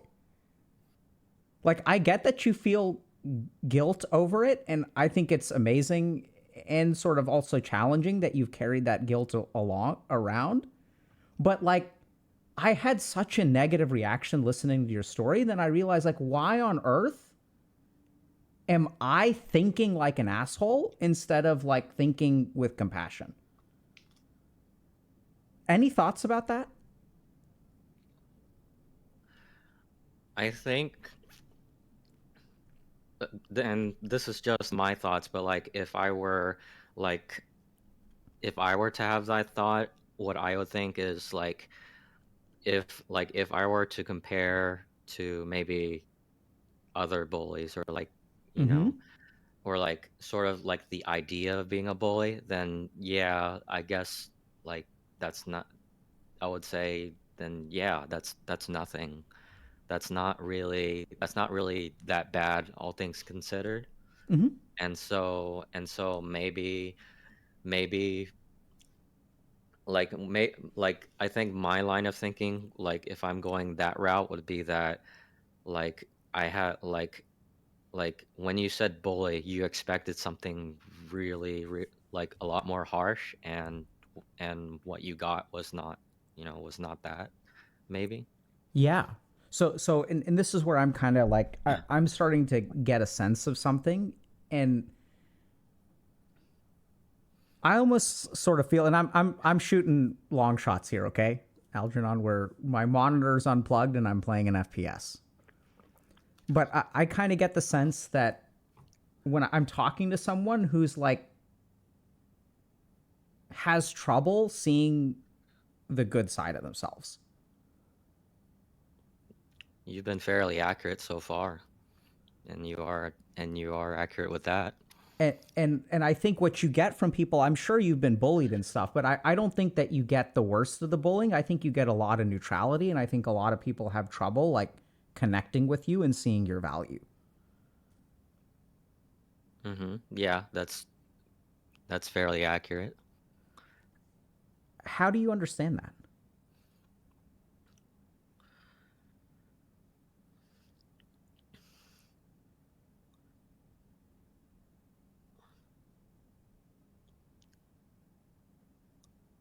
It's sort of, how should I put this? It's sort of like it's sort of like I felt like, sort of feels like I generally feel like I don't have anything to put out, other like anything about my, like I didn't have a self to put out, because I was always doing things, for my parents, for grades, for other stuff. And so generally any and so and there was also, because my parents fought all the time, and every time I tried to stop them, it was like they always want to get the last word, and I I couldn't stop them. And so I sort of learned that, um that sort of like sort of speaking from the heart, or speaking emotionally, like generally was not productive. And so most of the time, and also at the same time, like like, back when I was at school, I liked you know RPGs, games, and like those were not popular back then. And so that there were and so most of the time, I didn't have the energy, and I felt like I just didn't have any opportunity um to like just talk about I guess non work related things. And so like the only time I ever I ever said anything was like trying to be as objective as possible, or like whenever I had something to do. And so it became a habit in that way. Yeah. So Algernon, I'm gonna kind of. Okay, is this an okay direction of conversation, by the way? Yeah, definitely. I would rather have like I would rather have you say something so I know what to talk about rather than, Okay, so I mean, I think that where we're gonna go with this may be a little bit rough. So can I trust you that if you have a strong reaction, so we'll get to this in a second, but like I'm gonna need your help, okay? If I overdo it. I'm not sure I'm not sure whether I would even know what a strong reaction is, and so I think I would be fine. Okay, so here's my first hypothesis. I mean, so I'm gonna just share some thoughts with you, okay? Instead of like Mm-hmm. asking you 15 questions. So the first is I get the sense that instead of acting, you've got like acting and instead of like just being, you've got like a very heavy like editing process going on simultaneously with like your instincts. Like everything we're here, like you can't tell a story without paying attention to what you're saying and criticizing yourself for whatever you're doing. Yeah, that's accurate. Okay. So I think what this results in is like you can't, it's like, let's say I make you a sandwich and then I'm watching you eat the sandwich and I start criticizing the sandwich. I'm like, I fucked up. You know, that there's too much cheese on one half of the sandwich and there's not enough tomato on the other half of the sandwich. And then I watch you take a second bite and I'm like, there's too much mayo on that bite. Let's say the sandwich is decent, but what does that do for you as the eater of the sandwich? If I constantly go like criticizing the sandwich that I made for you as you are eating it, what does that do to your experience of the sandwich? It makes me uncomfortable and lose my appetite, or Absolutely. So I think that when people like talk to you, this is going to sound harsh, but I think sometimes like you probably come across to people as like somewhat boring. Does that resonate at all?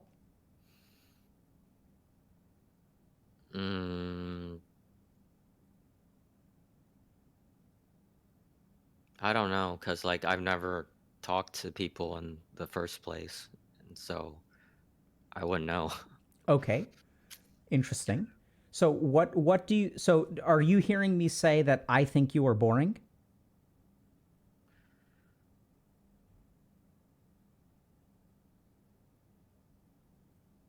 That was my first thought, yeah. That's what I was afraid of. And so I'm stuck right now because I'm saying things that I think are going to be perceived judgmentally, and to be fair, they probably are somewhat judgmental, but I'd really like to help you with this. And the main thing that I think what the reason you may have trouble connecting with people is because you've learned and you already figured this out. That you can't offer yourself to people. Because you learned that like when I try to like tell people, hey, I'm a human, I have thoughts, I have feelings, no one gives a shit. And then the second thing is like you gave some other example that I kind of forgot, but like I feel like you're not giving us like who you don't know how to give yourself to the world. Instead, what you do is you've got some impulse and then you've got some filter or some editing that was baked into you by your parents about how you need to be different. And I don't know how, but like, how happy are you nowadays, Algernon?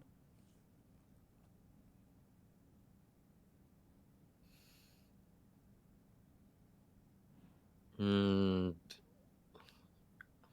Not sure how to answer that. Not. I guess not. How would you like your life to be different?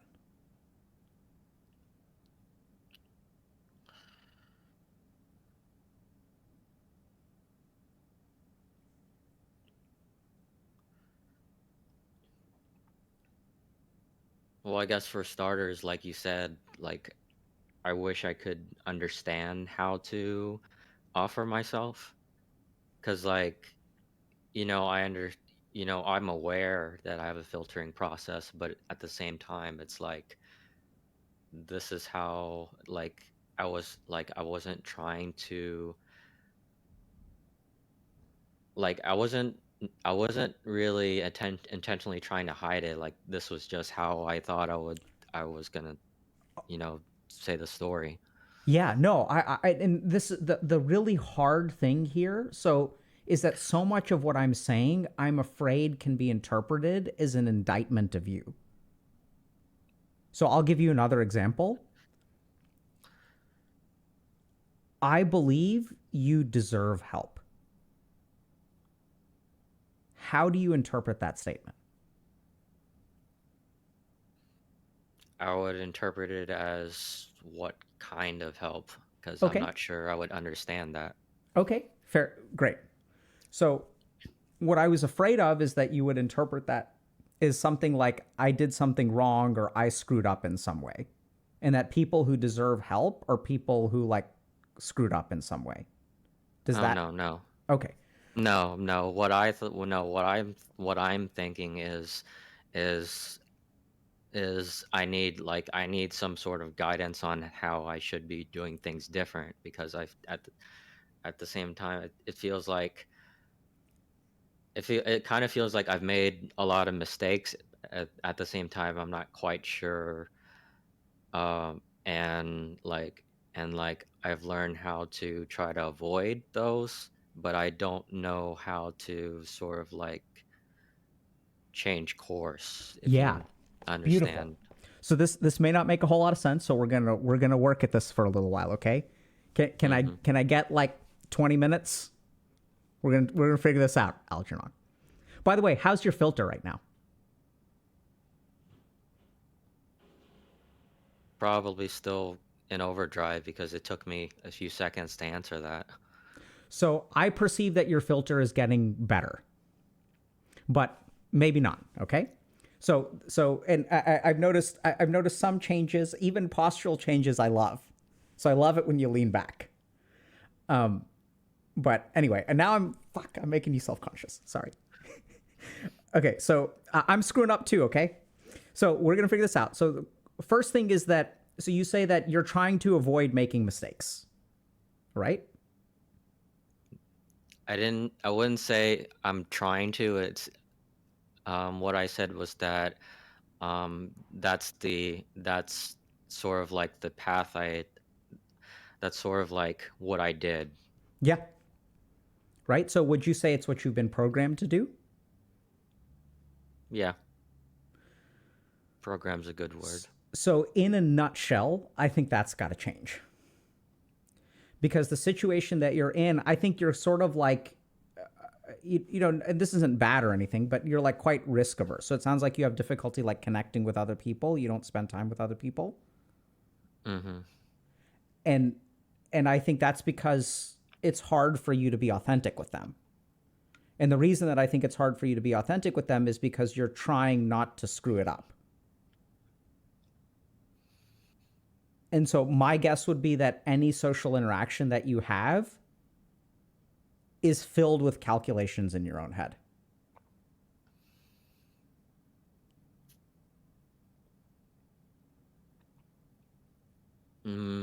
Sort of. So so it's not so much that like I don't really get the sensation that like I'm scared of how people think. It's sort of like this feeling of like sort of like resignation, or like not very, or like a lack of optimism that something will that something will that that something will come out, that something will just anything will happen, because like I'm so used to I'm so used to like, talking to my parents, and then it's like, and they keep on arguing, and then I ask them to stop, and they just don't, and then I'm like, okay, like I'm out. And then like objectively I understand that I understand that other people are not like my parents, but at the same time it's sort of hard for me to work up the energy like it sort of feels like I have to make an effort to um to interact, and then it sort of feels like I've rusted over so much that I've forgotten how, e- not even necessarily forgotten, but like I've never learned how, because I've learned to do the opposite.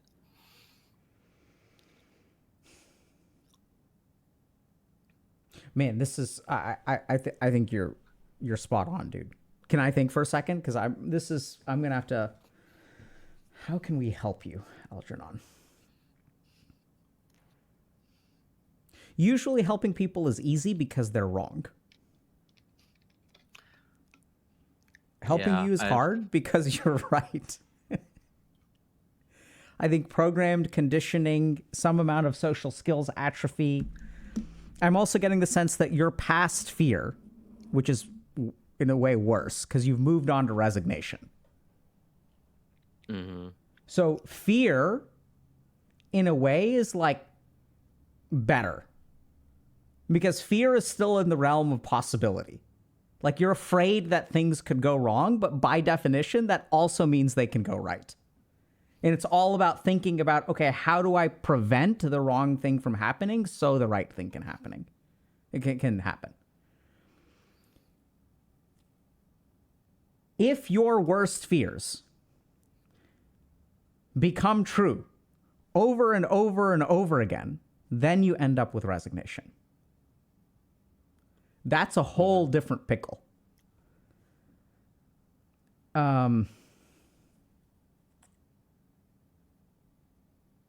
Yeah, try- I've gotten Go ahead. yeah, I get that. I've I've gotten that a lot.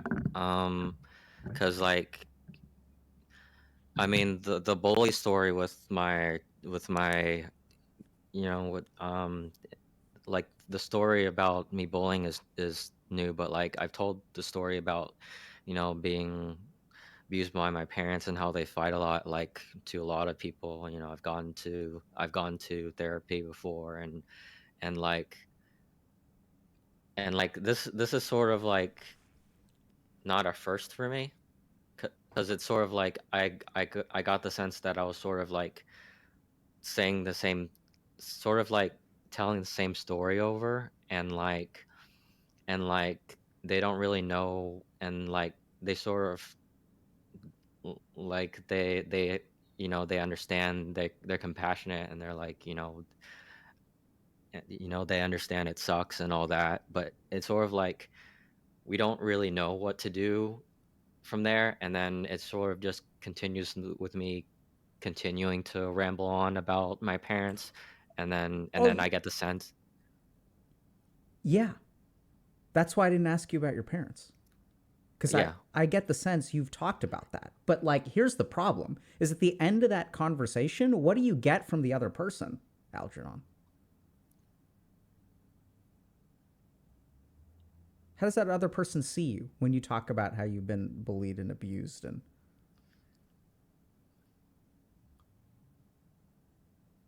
it sort of feels like my like it sort of feels like I'm defining myself that way, like this is who I am. yeah, and I don't want to pity you. I don't want to accept that. I want to respect you. Mm-hmm. And I don't get the sense at the end of that conversation that you get respect from people. I think what you need is not pity, you need respect. What do you think?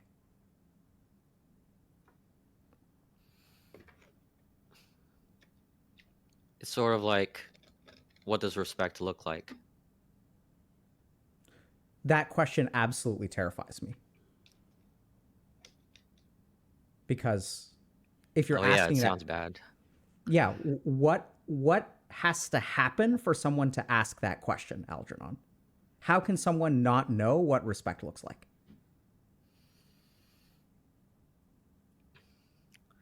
Sort of because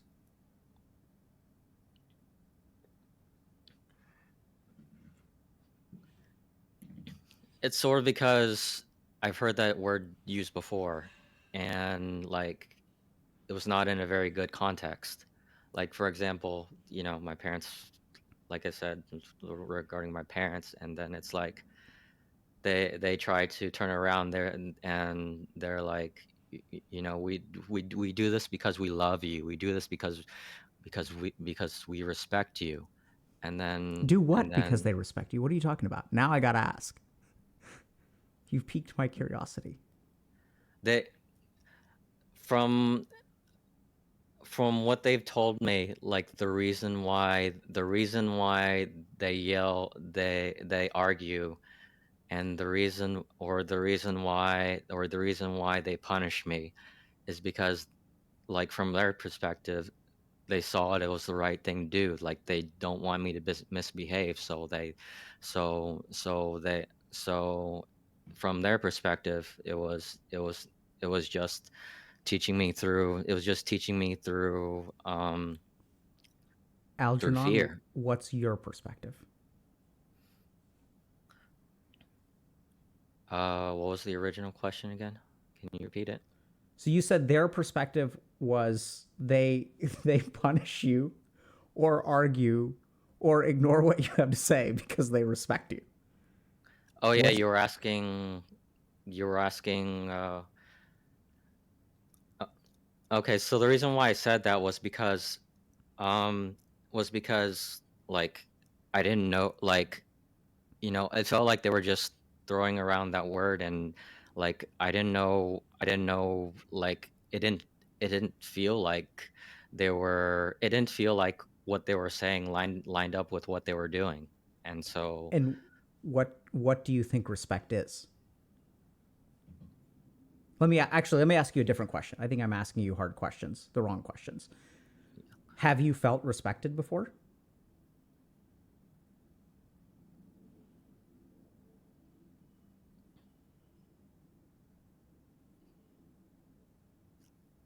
probably, I mean, considering I have to think about it, probably not. So when I ask you that question and you have to answer that way, how does that make you feel?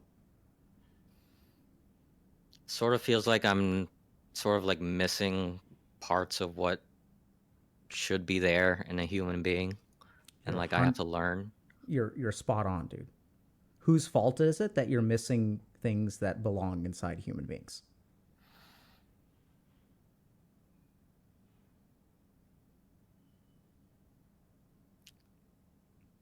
I mean, my first thought would be my parents, but I don't want to, at the same time, I don't want to go there.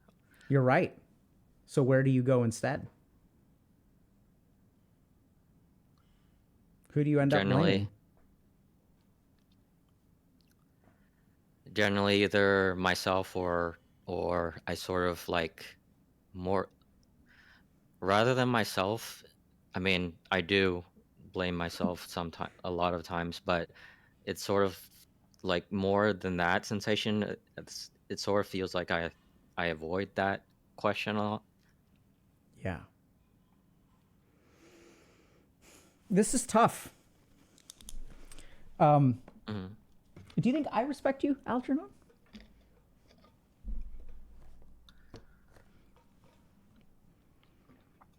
Well, I've already said before that I'm not quite sure what that would look like. I know. Like at the very, like, all I could say is that it's not that um I mean, like, all I could say would be that I don't think you are looking at me in a negative light, and like that's the most I could probably. Very brilliant. So I'm not looking at you in a negative light, but are we talking about your weaknesses? Are we talking Mm, about how you're such a handsome boy and oh my god, you're doing so good in school and oh, you're so great? Are we talking about good things about your life or bad things about your life? bad things. And I don't view you in a negative light. So I think enough of the leading questions. So I Mm-hmm. respect you a lot. And the way that I feel that respect for you now, which I did not feel at all at the beginning of our conversation, is because I see someone who can actually like fix their problems. I see someone who has had a life where they've been programmed, and I've seen this unfortunately a lot with Asian kids. I was one of the lucky ones, TBH, but I grew up with some of it too, where you haven't been shown respect.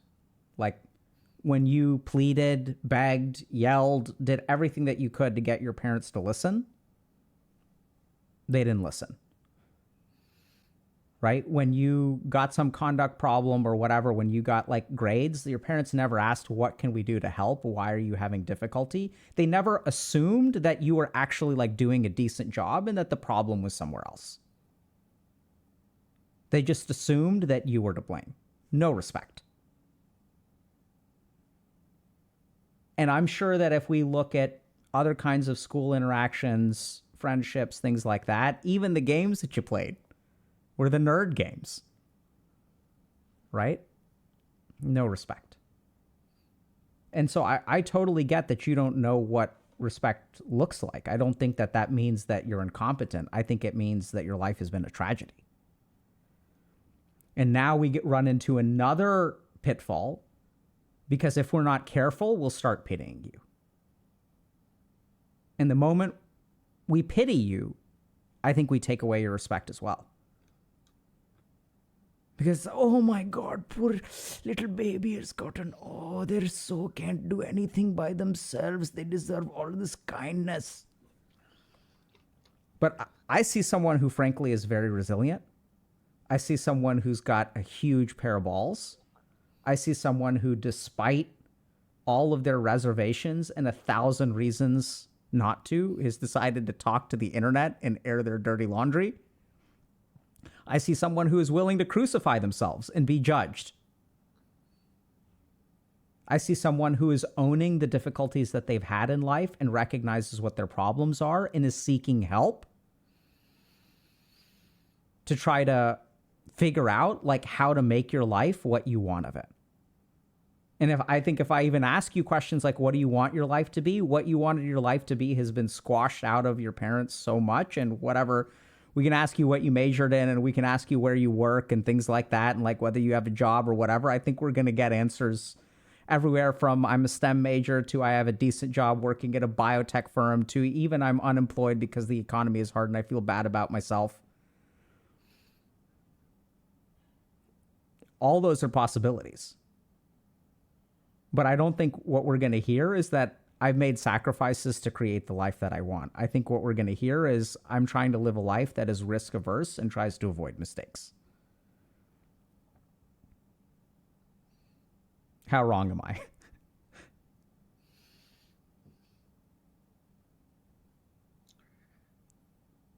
I wouldn't necessarily say avoid mistakes as much as like sort of feels like I did it because of damage control, or like I felt like this was like the best I could make out of it, and then like I stopped having a concept of I stopped having an idea of what was of like there might be something better.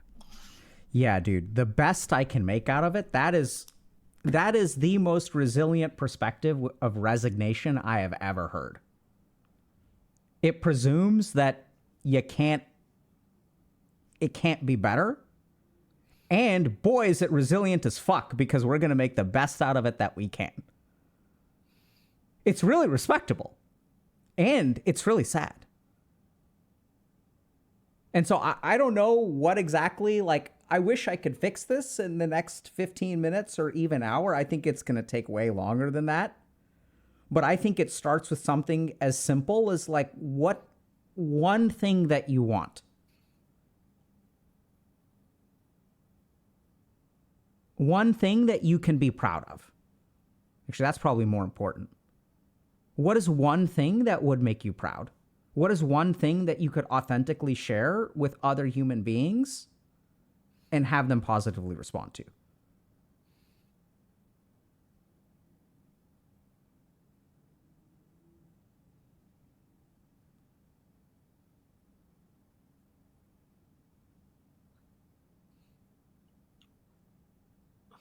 I mean, you could probably tell by how long it's taking me to respond, but like I'm not quite sure I have an answer to that.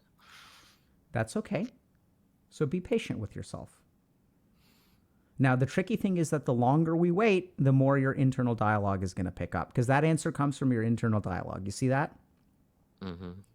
So since you can't find the answer, oh my God, Algernon can't find the answer quick enough. So like, are you, I'll ask you, can you give it 30 more seconds, a minute, 2? What's something that you want, Algernon?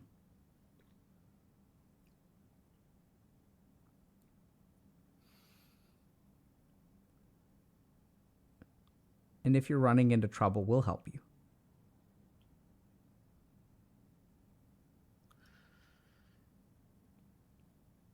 You want some help? I think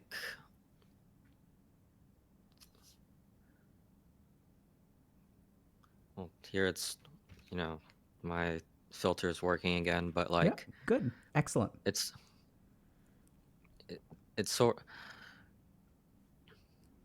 sort of like, and this is also I guess part of it's projecting, but it's like I wish there was just some sort of way to articulate or like teach the importance of like the sort of like the the personal skills that I'm lacking, because like because like a lot of my life has been like this is sort of like this idea of like this is this is right, and this is right and this is wrong, and like I understand, and then I see, at least within my environment, like just sort of a lot of times where people talk about like sort of like what their perception of how things should be, rather than I guess sort of like just sort of like the compassion to understand that there could be just sort of like the compassion, like this channel, to understand like there like how there might be multiple perspectives and Very much so. stuff like that. Yeah. Okay. So I'm hearing that you're really looking, so you're having trouble finding a clear answer of something that, a goal to even move towards, aside from potentially removing some of the rust. Is that fair? Mm-hmm. Yeah. So here's what I'm going to do. I'm going to try to lay out for you. Now we're going to go into didactic mode. Does that feel okay to you? I'm going to ask you fewer questions. How does that feel? I'm going to give you answers. I don't feel one way or another Okay. towards Good. that. So first thing that we're going to talk about is why it's hard for you to figure out goals. So the mind has a very, very, very simple, powerful, solid defense mechanism. When you don't think you can get something, the simplest way to protect you is to not want it. So resignation is the mind's way of protecting us from the hurt of wanting something and not being able to get it. So when I ask you what you want, your mind draws a blank. And then the filter kicks in because Algernon is not performing the way that he's supposed to be. And then we go into damage control mode. What can I say or do so that Dr. K and everyone else is not disappointed with me because I'm not giving them the answers that they want, right? So maybe not. Okay. This is where, but I think maybe the next question that you need to ask yourself is, what is it that I won't allow myself to want? And what you'll find is that you probably want particular things. Maybe a romantic relationship, maybe friendship, maybe to be walking down the street and someone to catcall you, maybe to go to the beach and feel comfortable in a swimsuit. There could be all kinds of shit. Okay, now I'm filling it in with my own projections. But the key thing for you to look for within yourself is that there may be certain things that you don't allow yourself to want because your mind is telling you that this is just going to result in pain. Just give it up, be resigned. And we picked up on the resignation. Okay? The next thing to consider is in terms of practical skills, like we've got all kinds of stuff that is designed to help you. That's why we're here, is to help you. That means shit like this, where we talk about things on stream and like some people feel resonated with, maybe you get direction, but I don't think you're going to be transformed at the end of this. My bad. I'm going to try to level up and do a better job for whoever comes next. In the meantime, I would definitely check out simple stuff like Social Sandbox. Do you know what Social Sandbox is? I've seen pings on it Okay. in the Discord. So on Valentine's Day, we did a Social Sandbox where 300 people showed up and practiced asking each other out. Because you're not the only one who is rusty when it comes to social skills. And so we've tried to create resources that it's like literally a place that you can practice talking.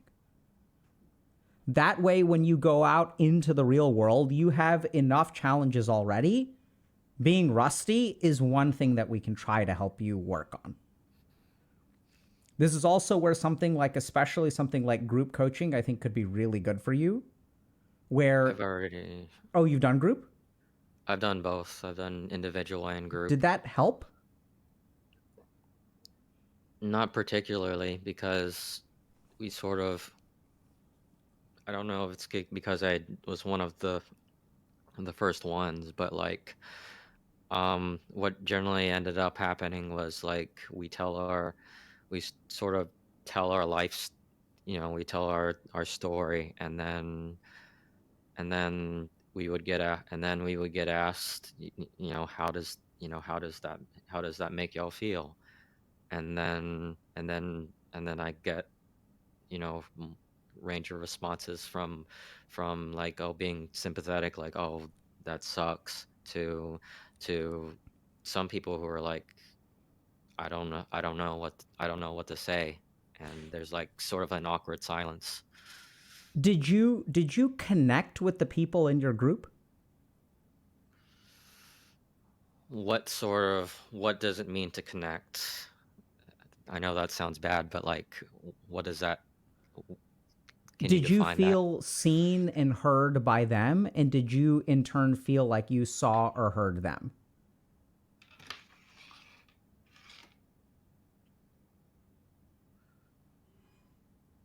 I felt like, I would say I felt like I told them before, like, there were a lot of situations I could relate to. And at the same time, it's like, again, it was sort of like me telling a story that I've told many times before, and like, okay. So what I'm hearing is that, okay, this makes sense. So what I'm hearing is that the group experience for you was more of like reading out a script than exploration.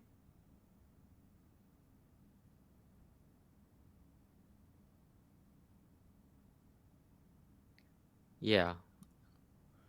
So then I think it makes a lot of sense that it didn't help much. Mm-hmm. So this is a challenge that people sometimes run into, and group doesn't help everyone. Coaching doesn't help everyone.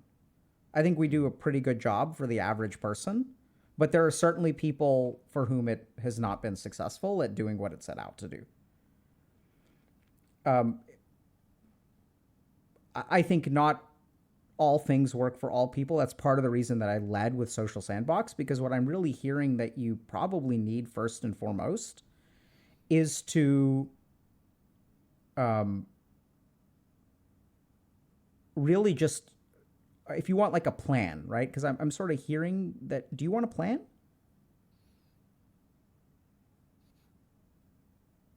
Yeah, it's more like I want, it's more like I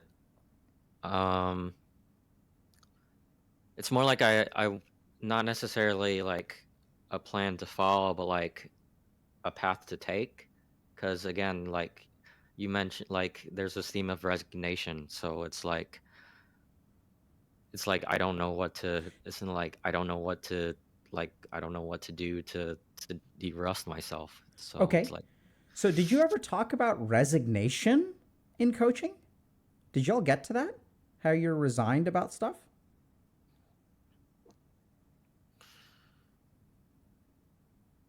the word was never brought up. It was sort of like, but I've talked about how like I've talked about how I felt like there was nothing I could do about this situation, and I and like and like maybe I should avoid and do something, try something else, but like I don't know Okay. what that something else is.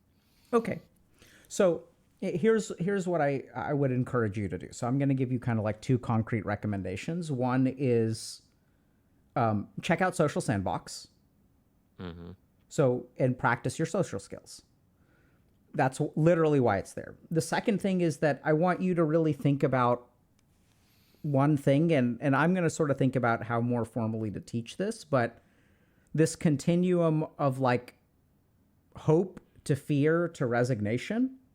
And then the last thing to really think about is like, I think there are going to be times throughout your day where I want you to really pay attention to impulses that you have that you edit away.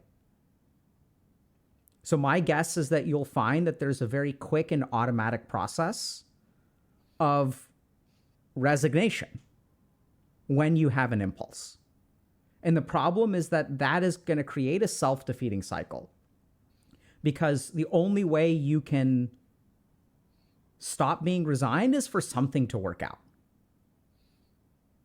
But if your resignation keeps you from even trying, or sometimes what happens is it sabotages your efforts, it becomes a self-fulfilling prophecy, the resignation strengthens. And so oddly enough, what you need to kind of do is be a little bit stupid. Like, don't trust your mind. I mean, trust it for most things, right? If it, tells you to stop at a stop sign, stop at a stop sign. But just be super careful about this process of like preemptive resignation, squashing your wants. Because I think now the problem is even that it feels to me like you're directionless. Like you don't have a compass. So like now it's just, okay, like let's make the best of a shitty situation instead of like actually move towards something.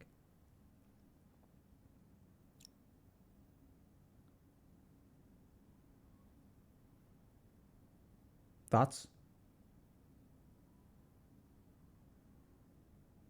It sounds really damning, but at the same time, like that's my first thought. It's like it's like I hear what you say, and it's like I get like I feel like it shouldn't be this way, but at the same time, it's like it feels pretty accurate. So good. So So what feels damning about it? Help me understand the word damning. It's the strongest word I've heard you use over the last hour. So that's a great word. Tell me.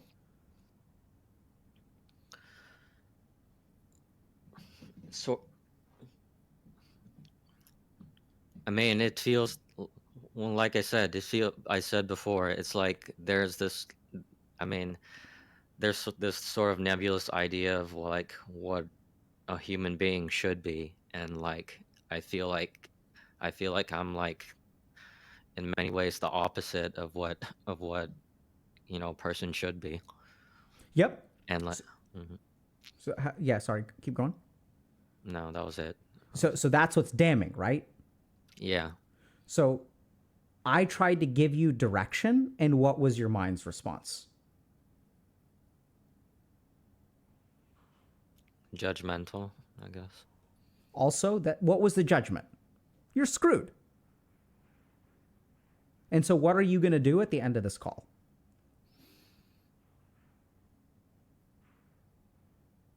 Look into Social Sandbox.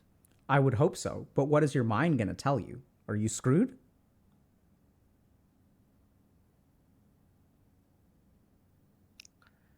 I think my mind would tell me I'm not quite sure what's changed. So I think Yeah. that. right? That's how it would word it. Yeah. So when I said you're going to want something, look out for the resignation program in your mind. There it is. It's alive. Oh, hey, you should do this thing. It could help. And you're damned. Right? Which I don't think it's unreasonable. I'm not saying it's wrong. I'm saying that if you listen to it, you're going to continue living your life this way. The whole reason it's so strong is because it's been right. Because you tried to listen to yourself every single time your parents got into an argument. And so you've learned that it is useless to try, not once, not twice, but 1,000 times every single day. You got taught one lesson over and over and over and over and over again. And so what you're going to have to do is ignore that lesson, and that's going to be hard. Anytime you move forward, you're going to feel damned. You're going to feel screwed. And you're going to look at how you should be, and your mind is going to point out to you how you're not what you should be.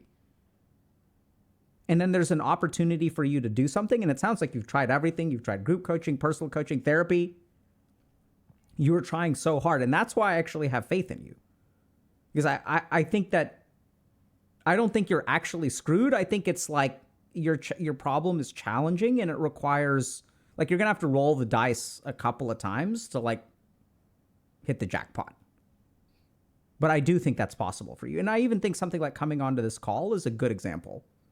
I mean, this is not easy to do. Like, you get that? Yeah, I felt uncomfortable, but it's like, at the same time, it's like, Felt or feel? felt. What happened to the feeling of discomfort? Well, like I mentioned at the beginning, I was thinking about like, oh, what happens if like, oh, I get doxxed for this in the future or something like that. But at the same time, it's like, it's like, I understand it's nothing's like, I don't expect much to happen, but at the same time, goes both ways. It's like, I don't expect something good to happen. I don't expect anything bad to happen. Sort of like, it's like I just came on here because it's sort of like I can, I can, so might as well. Yeah. And how do you feel about your decision today?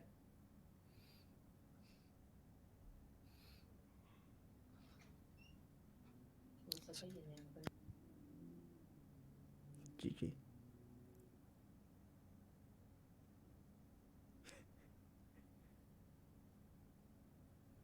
Shh. Yeah, that was my mother. Sorry about that. That's okay. Uh, sorry, what was the I just original said, how do question? you feel about coming on today? I mean, I don't really feel strongly one way or another. Okay. I think, I mean, I definitely respect that pretty much all of your guesses have been pretty accurate so far. So, Okay. Yeah, so one other thought that I have for you is, I don't know if you did any of the right and the feel stuff, but there's a decent chance that you could be somewhat alexithymic. Are you familiar with that concept? yeah, I've seen your videos, and it definitely um it definitely feels like it matches with me. Yeah, so I think you've got to work on developing some of that emotional awareness so that you have internal signals to go by. So the other thing to consider is that part of the reason that we make the best out of a bad situation if we don't have a compass is because our compass comes from within, right? And if we don't have that internal signal telling us what to do, we just end up conforming to, like, the circumstances. And then it feels like life is pretty directionless because we're getting pushed around by this circumstance or that circumstance. Mm-hmm.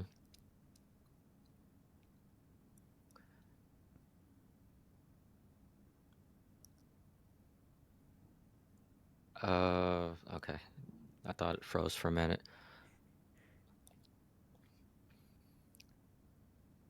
Any thoughts or questions before we wrap up for the day?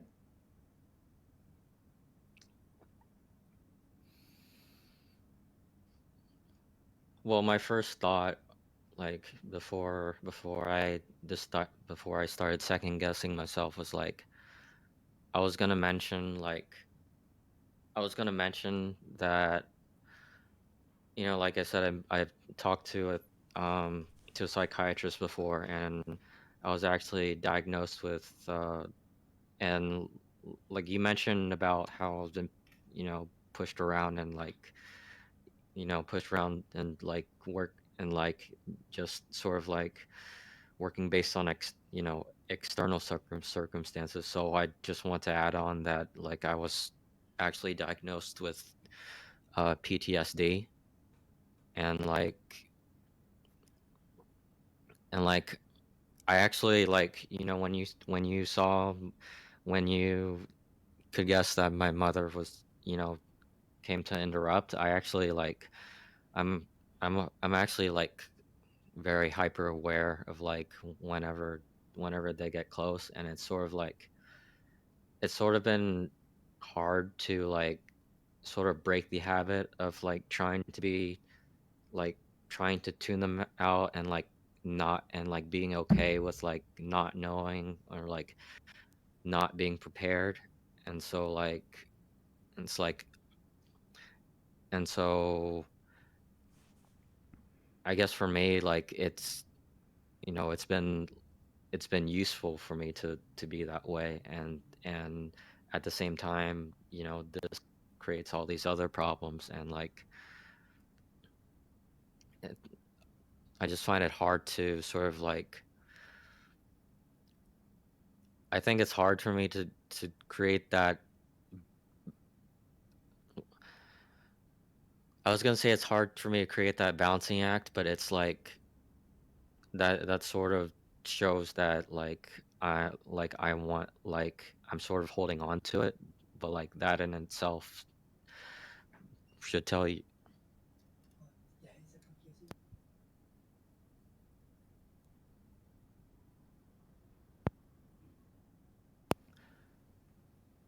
Yeah, so I just want to say like it's sort of like that sort of is a statement in itself um that it's just really hard for me to let go, because it feels like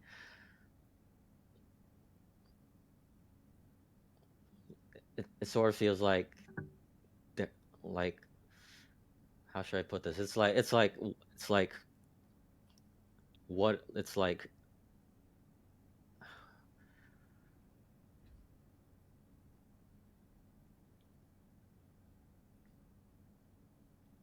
Okay, so let me put it this way. It's like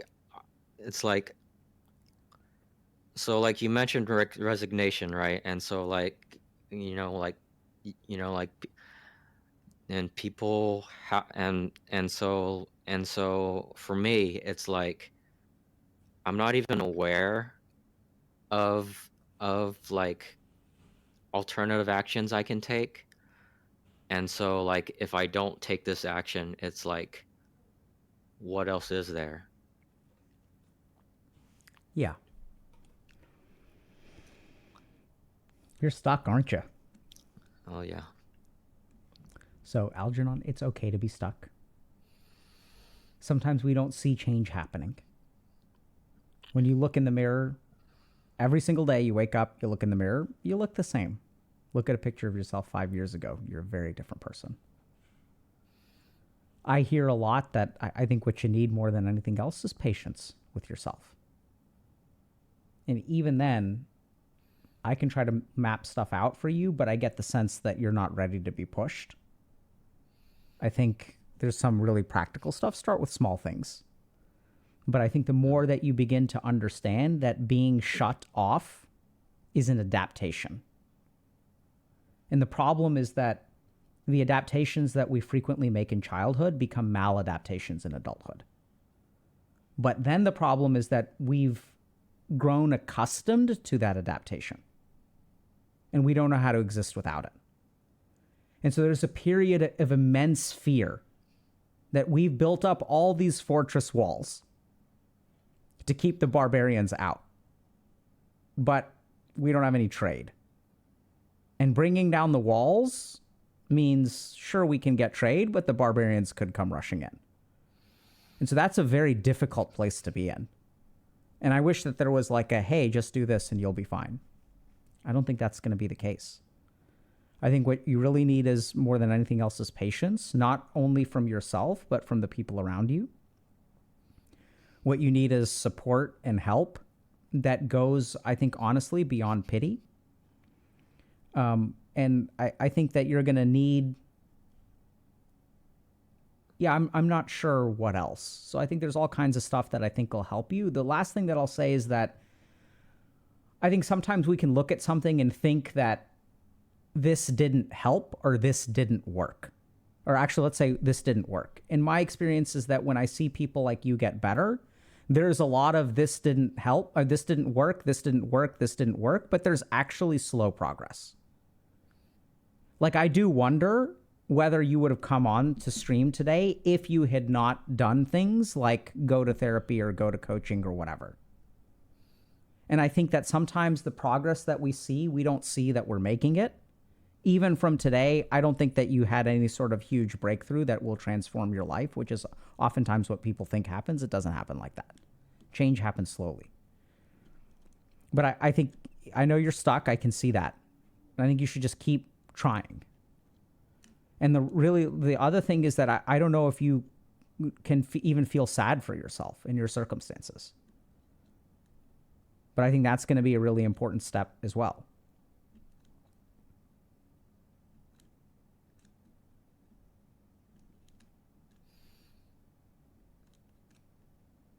Good luck, man. We're rooting for you. All right, thank you. And what was I gonna say?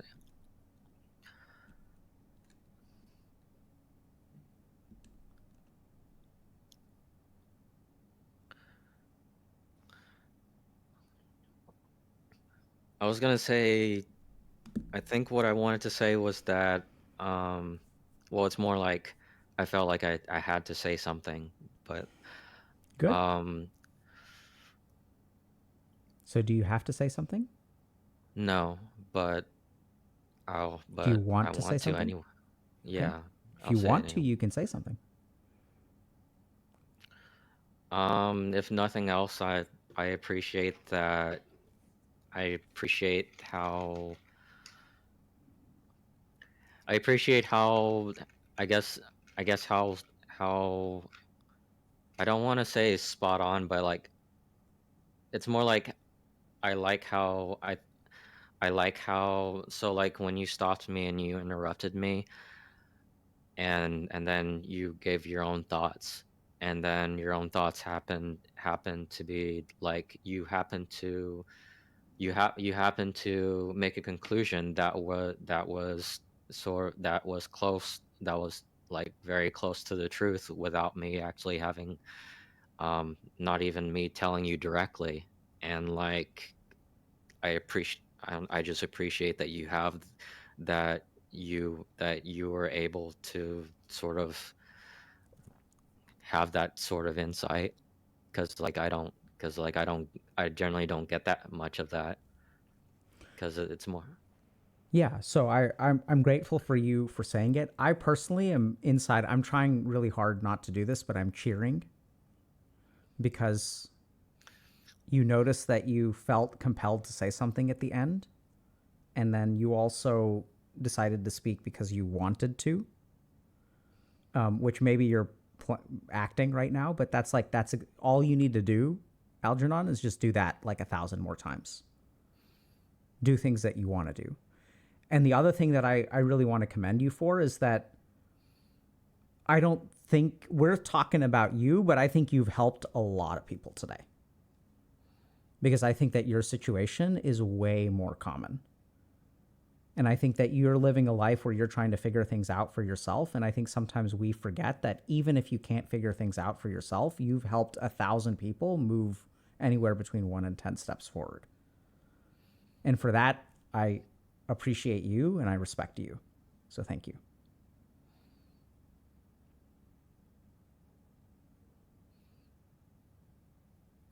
Feeling slightly teary-eyed, not entirely there, but feeling something. Good.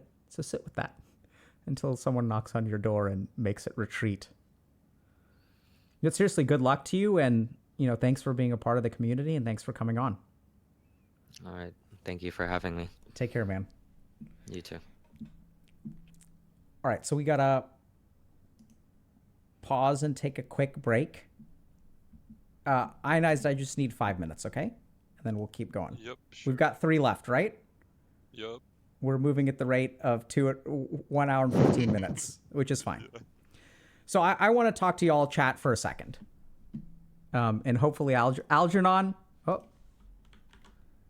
Algernon, if you are listening to this, you need to stop listening now. Log off the stream. We're going to talk about you, but you can listen to it later, just not right now.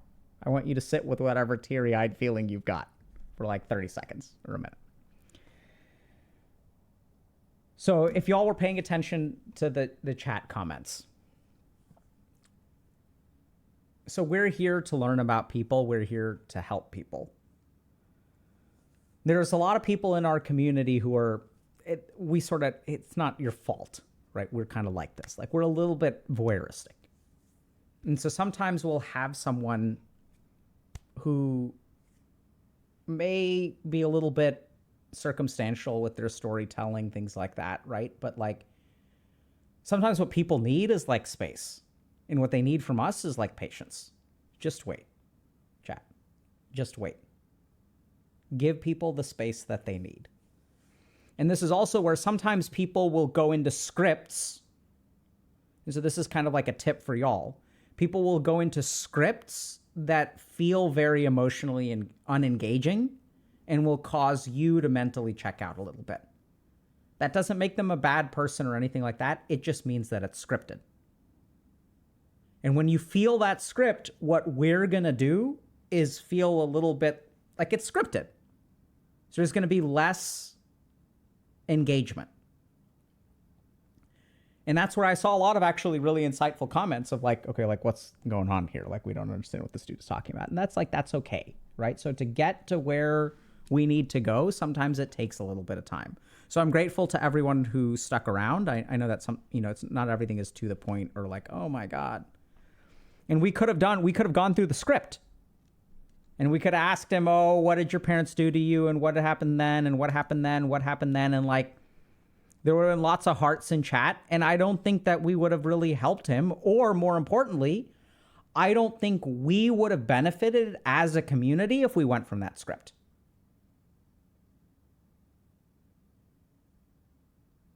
Right? Because the truth of the matter is that if we really look at someone like Algernon, this is a guy that has been worn down by life. Resignation is not normal. Resignation is a consequence. And like, what do you do if you're worn down in life? And so we try to do what we can. But I think, unfortunately, there are some people out there for whom going through the motions is not going to be enough. And that's the real challenge. So we'll see this actually a lot in coaching, where people will show up and they'll sort of like go through the motions. And even the coach will go through the motions. And sometimes we're not able to help those people. But I think the wild thing is that a lot of times we actually are. We're able to crack it and really get to like, okay, so we'll get people like, I've tried everything. And then they'll come to coaching and they'll be like, I'm trying this too. I tried this, and nothing is working. And so then the question is like, why is nothing working? And that's, well, if nothing is working, what does that mean? That means that I'm broken. I'm fundamentally busted. And if you're fundamentally busted, what do you think happens anytime you try something? It ain't gonna work because I'm fundamentally busted. Do y'all get that? That has to be dismantled. Because all these people are walking in with like nocebos. And I think sometimes, we do a good job. Like I think we really do crack it. Like that's what we're designed to do. But we're not perfect by any means. And so we try to do what we can all through this community. Sometimes we have interviews. Sometimes we've got lectures. Sometimes we have Discord events. Sometimes we've got stuff like Dr. K's guide and coaching and whatnot. Like we're trying to meet people where they're at and give them what they need. But the really unfortunate thing is that there is no suite of things that we can offer that will work 100% for you. It's kind of hard, but like that's where like what you put in matters a lot too. And I don't want to say that this doesn't mean that people aren't putting in a lot of effort. That's the real tragedy here, is that when I talk to someone like Algernon, I see a ton of effort every single day. Can you all imagine what it's like, how hard it is to motivate yourself if you're don't have a compass towards anything?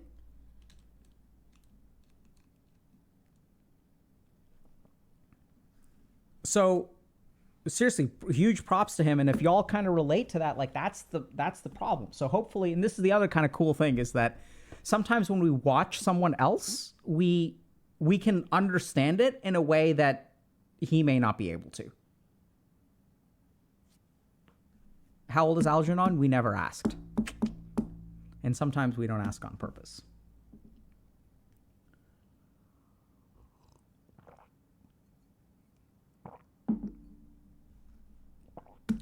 Okay, so thanks for sticking with us. Ionize, let's go. Let's go. Hello.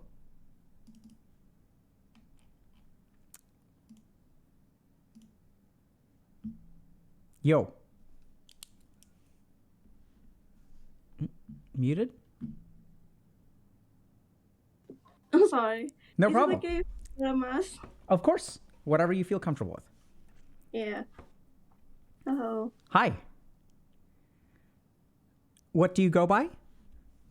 I'm Aya. Aya. Nice to meet you, Aya. And I understand we're talking about something around bullying and toxicity today? Yeah, so I identify myself as an abusive person. Okay. Should I give a little backstory on that? Please. So, I was physically abusive in my past relationship, and I think that happened. Oh, I'm sorry. I had something planned out, but when it's happened, my mind go blank. That's okay. I'm gonna open my note real quick. Please.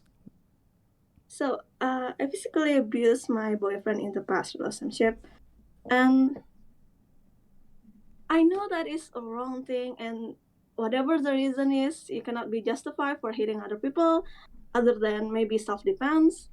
But I think that I should give a little backstory of why do I need to do that. Sure. So, That's what we're here for. I kind of make peace of people. Not everyone will listen to you or will try to understand you, and that's okay. That's on them, and that's not on you. But I think that in a relationship that I choose by myself, that I have 100% control, like a romantic relationship, I needed to be listened. I needed to be understood. But turns out I was wrong, and I cannot differentiate between listening to some person or understanding them. So some people listen, but they don't understand. So I cannot differentiate that. So in my past relationship, I'm with someone who I think is nice because my standard is I needed to be treated nicely, I needed to be listened, those kind of thing. Because I'm a really fussy person, I talk like a lot. Even when I'm mad, I talk a lot and try to explain why am I mad, why am I feeling like this, and what do you need to understand about me. So my past boyfriend, when I was uncomfortable, I was talking to him. I'm uncomfortable about this. At first, that he listened well, and he probably might not do it later, but the pattern repeated. So that's kind of make me talk again. I'm still uncomfortable about this, and he's still doing it. And he kind of stonewalling me, like, no talk, not at all. He doesn't even look at me. He just like stays silent and cry, or maybe blaming himself, like, oh yeah, I know I'm not good enough for you, and like that. And that's kind of triggered something in me, and I kind of started yelling. That's not the point. I need you to listen and to see that this is bothering me. But he cannot do that, or I cannot see that he put any work to understand me in that. So I kind of hit him because of that, which is, I know it's bad, but at that time I cannot control the feeling. Like, What is it that the you were anger is feeling? there. Yeah, the anger is there. I was super frustrated, and I think that's the only way I can make him to even look at me is to hit him, and it's kind of get worse. And after I snap out, I see my mother in me, and how she yelled, how she got mad, and I see my dad in me, how he hit people when he mad, and that was super scary. So I tried to apologize many times, but he said this. Oh yeah, it doesn't hurt. Don't concern yourself about it. And it happened again. It happened again. I was talking about something. He doesn't listen. I hit him. But this time I noticed it quickly and stop. I start hitting myself. I never self-harm before. That's the only time when I hit myself. And he hold me to not hit myself, and I end up hitting him again. So that's kind of become repetitively, and I kind of stopped dating him because of that and some other issue. Thank you so much for sharing all that. I'm hearing. So I'm going to try my best to understand you. I think we're all going to try our best to understand you. And I want to start, actually, Aya, by thanking you for sharing that story, because I think there are a lot of people out there who do things in relationships that they don't want to do, but then don't know how to control. And I think the problem is that we're so judgmental towards those people. And like you said, I don't think it justifies your behavior, but I think since we never talk about it, like, what I'm envisioning is, let's say there's someone out there like you, but unless we have this conversation, who does that person go to for help? Who does that person go to for their own understanding? There's no one, right? Because the second you say something like that, everyone's going to be like, screw you. So you mentioned that you saw your mom and your dad in you. What do you mean by that? So I don't really have a good childhood. I mean, I can relate to the last two person who was you interviewing. My mom yelled a lot, and my dad kind of hit. Sometimes physically abusive too, but it's got better when I in high school. But in my reformative years, it's happened like a lot, like almost every day. So, because I'm saying a bad thing, I kind of make vow to myself to never do that to other person, because I know how shitty it feel like when you are being yelled at, when people say mean things to you, or when you are being hit without knowing what you do wrong. That's where I get my tendency to talk when I'm upset, or when I want someone to understand me. I kind of talk a lot. Like, continuously I talk and talk, and sometimes I don't understand why they don't understand me, and sometimes I talk too fast so they don't understand me, like that. Okay. So can I ask a couple other questions about just growing up? Is that okay? Yeah, it's okay. So I'm curious, what would trigger your mom or dad's, like, scary behavior? What kind of stuff they would have be? they have a rough life. I'm sorry? Growing up with They have a rough life, a tough Okay. life.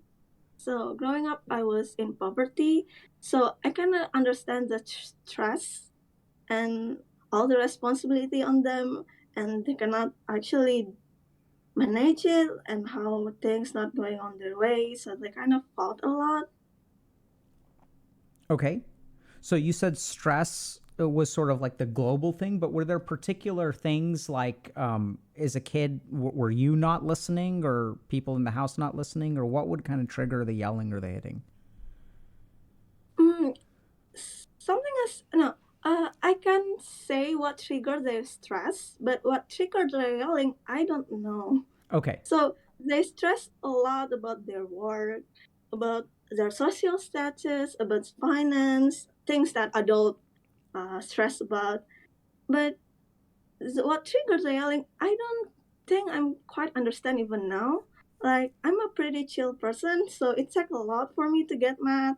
So when they got home and they see the house kinda unkept or there's something not up to their standard, they will go to a yelling fit.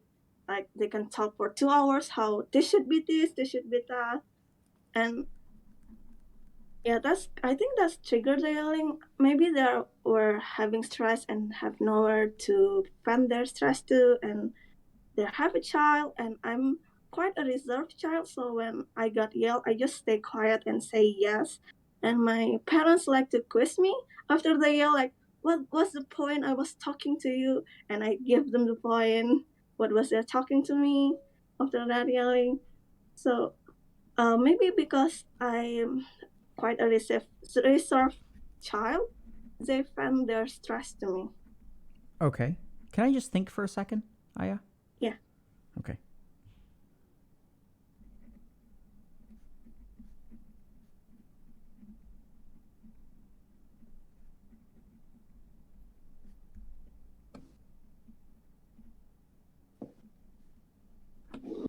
Okay. So you said that your parents were stressed. Yeah. They would come home, they'd see something small that Yeah. would trigger yelling. You were a reserved Yeah. child. You also said they could yell for like a couple of hours. Yeah. It's kind of funny story because sometimes they yell with the TV on, and I know one episode of a cartoon is about 40 minutes, and can goes by like 2 and 3 episodes. Okay, wow. And that you were pretty reserved and they would kind of quiz you and make sure that you demonstrate your understanding.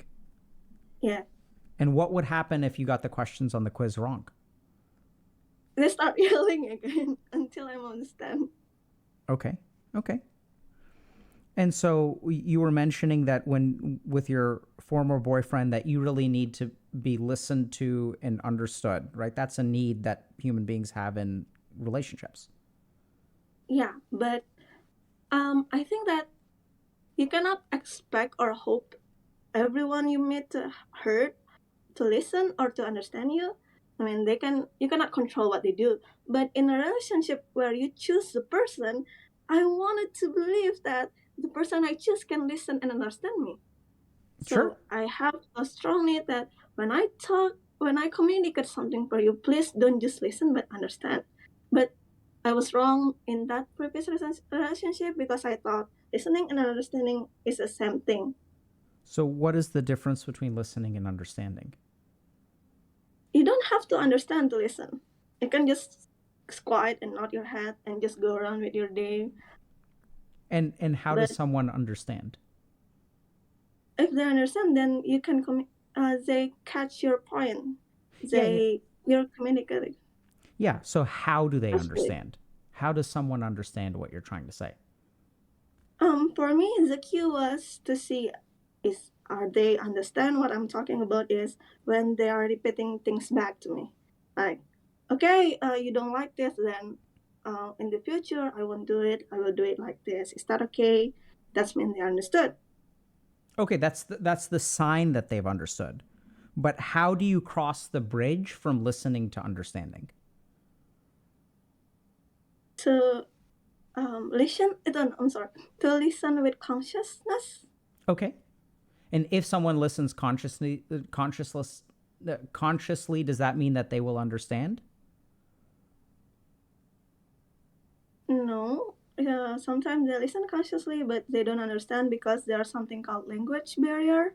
Sometimes word definition can be different from people to people. That's why it's important for them to repeat or to say that they understand and what they are understanding. So there are Okay. no misunderstanding. Okay. I getcha. So, and I think it's very reasonable to have a relationship in which you expect at least one person to understand you. And I'm kind of curious, what kinds of stuff would you say to your boyfriend that you wanted him to understand? At that time, um, it's gonna be a kind of a long story. Is that okay? Yeah, sure. So at that time, it was pandemic, and he was having financial trouble. So I helped him financially, and he was living with me.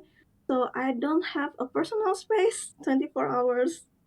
And his love language is physical touch. So he loved to touch me. At least, like, I don't really like to be touched that much. I mean, I'm okay with physical affection, but not that much, not 24 hours. I need some time for myself alone. But he needed that. Sometimes he asked that, can I just rub your leg? Is that okay? And it's kind of okay at first, but several months come by. I have no personal space at all, and there's pandemic. You cannot go out. You cannot go out alone. So I'm pretty much stuck at him. So I try to communicate that, and he doesn't really do anything to make his financial situation better. So I try to communicate that I see that you're not doing anything. I need you to work harder.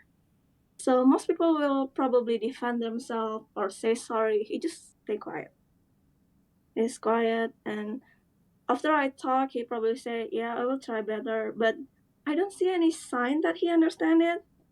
And after a while, he will do it again. Maybe he will have some motivation to do it, but not much. Like a day, then the day after that, nothing. Okay. So you'll tell him, "Hey, you need to be like doing more to take care of yourself financially," or Yeah, yeah. And he doesn't, when you say he doesn't seem to understand, help me understand what you mean by, how would you know that he doesn't understand? because he does it like a little bit, then none of it. Maybe he get my point, but he doesn't understand that I needed that. So he kind of just brush it apart and say that, oh, it's just nagging, like your mom nagging. Go wash the dishes, and you just wet Mhm. your hand and sit down. And your mom asks, aren't you washing the dishes? Yeah, I do. Look at my hand, it's wet. Things like that.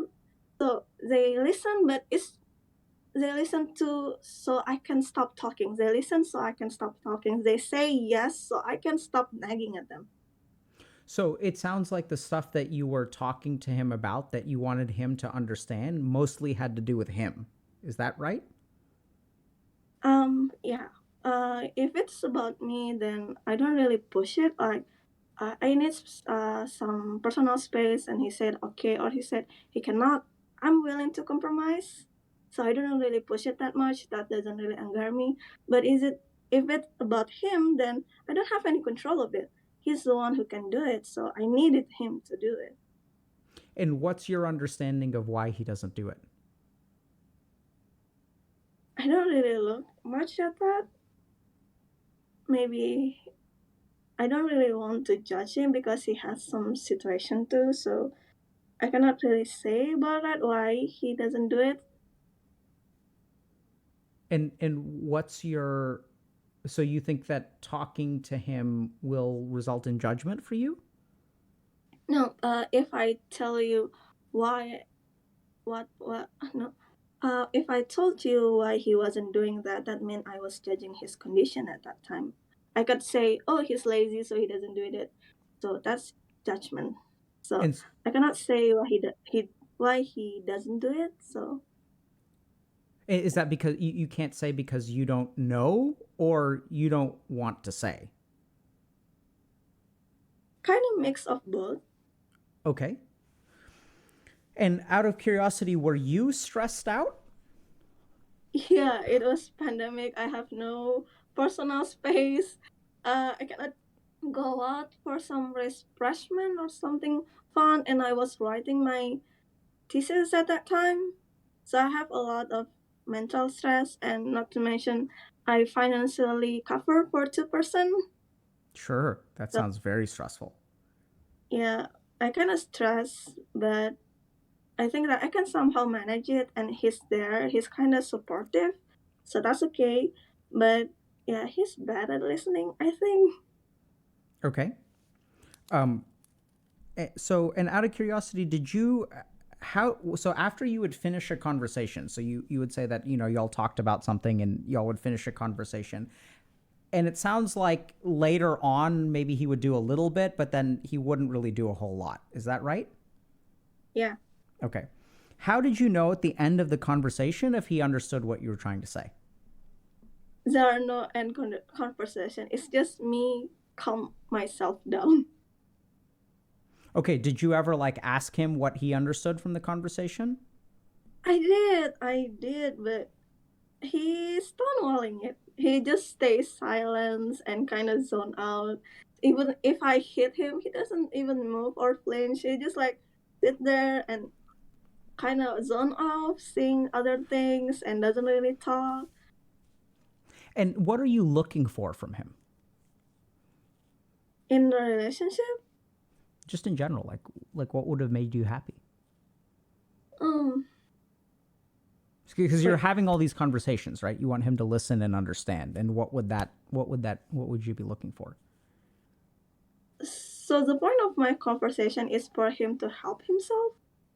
But for what I'm looking for him, I don't think I should search happiness from him. Okay. So the point of the conversation is for him to help himself, so he can help me to take the stress, some load of my head.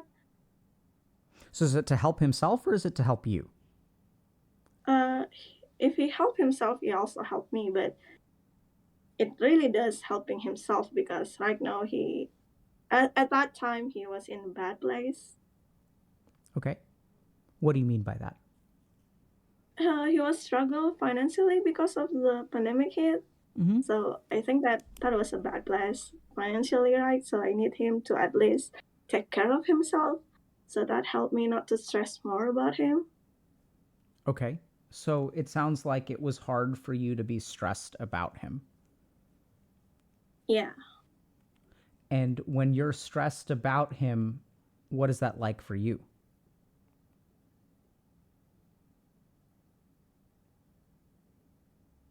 What is the stress like for me? Yeah. What's it like to have a boyfriend living with you who is in your personal space and is not helping to pay for groceries or rent or whatever? It feels suffocating. How so? Because it feels like I'm with another person who said that they care about me, but I kind of do things alone. And I mean, I'm pretty used of dealing with things alone. I think I'm pretty incompetent of dealing with my stuff alone. But when there's other people that I need to take care of, and when I'm not doing good at that, when I'm not doing good at taking care of people, that's kind of add to my stress. Mm-hmm.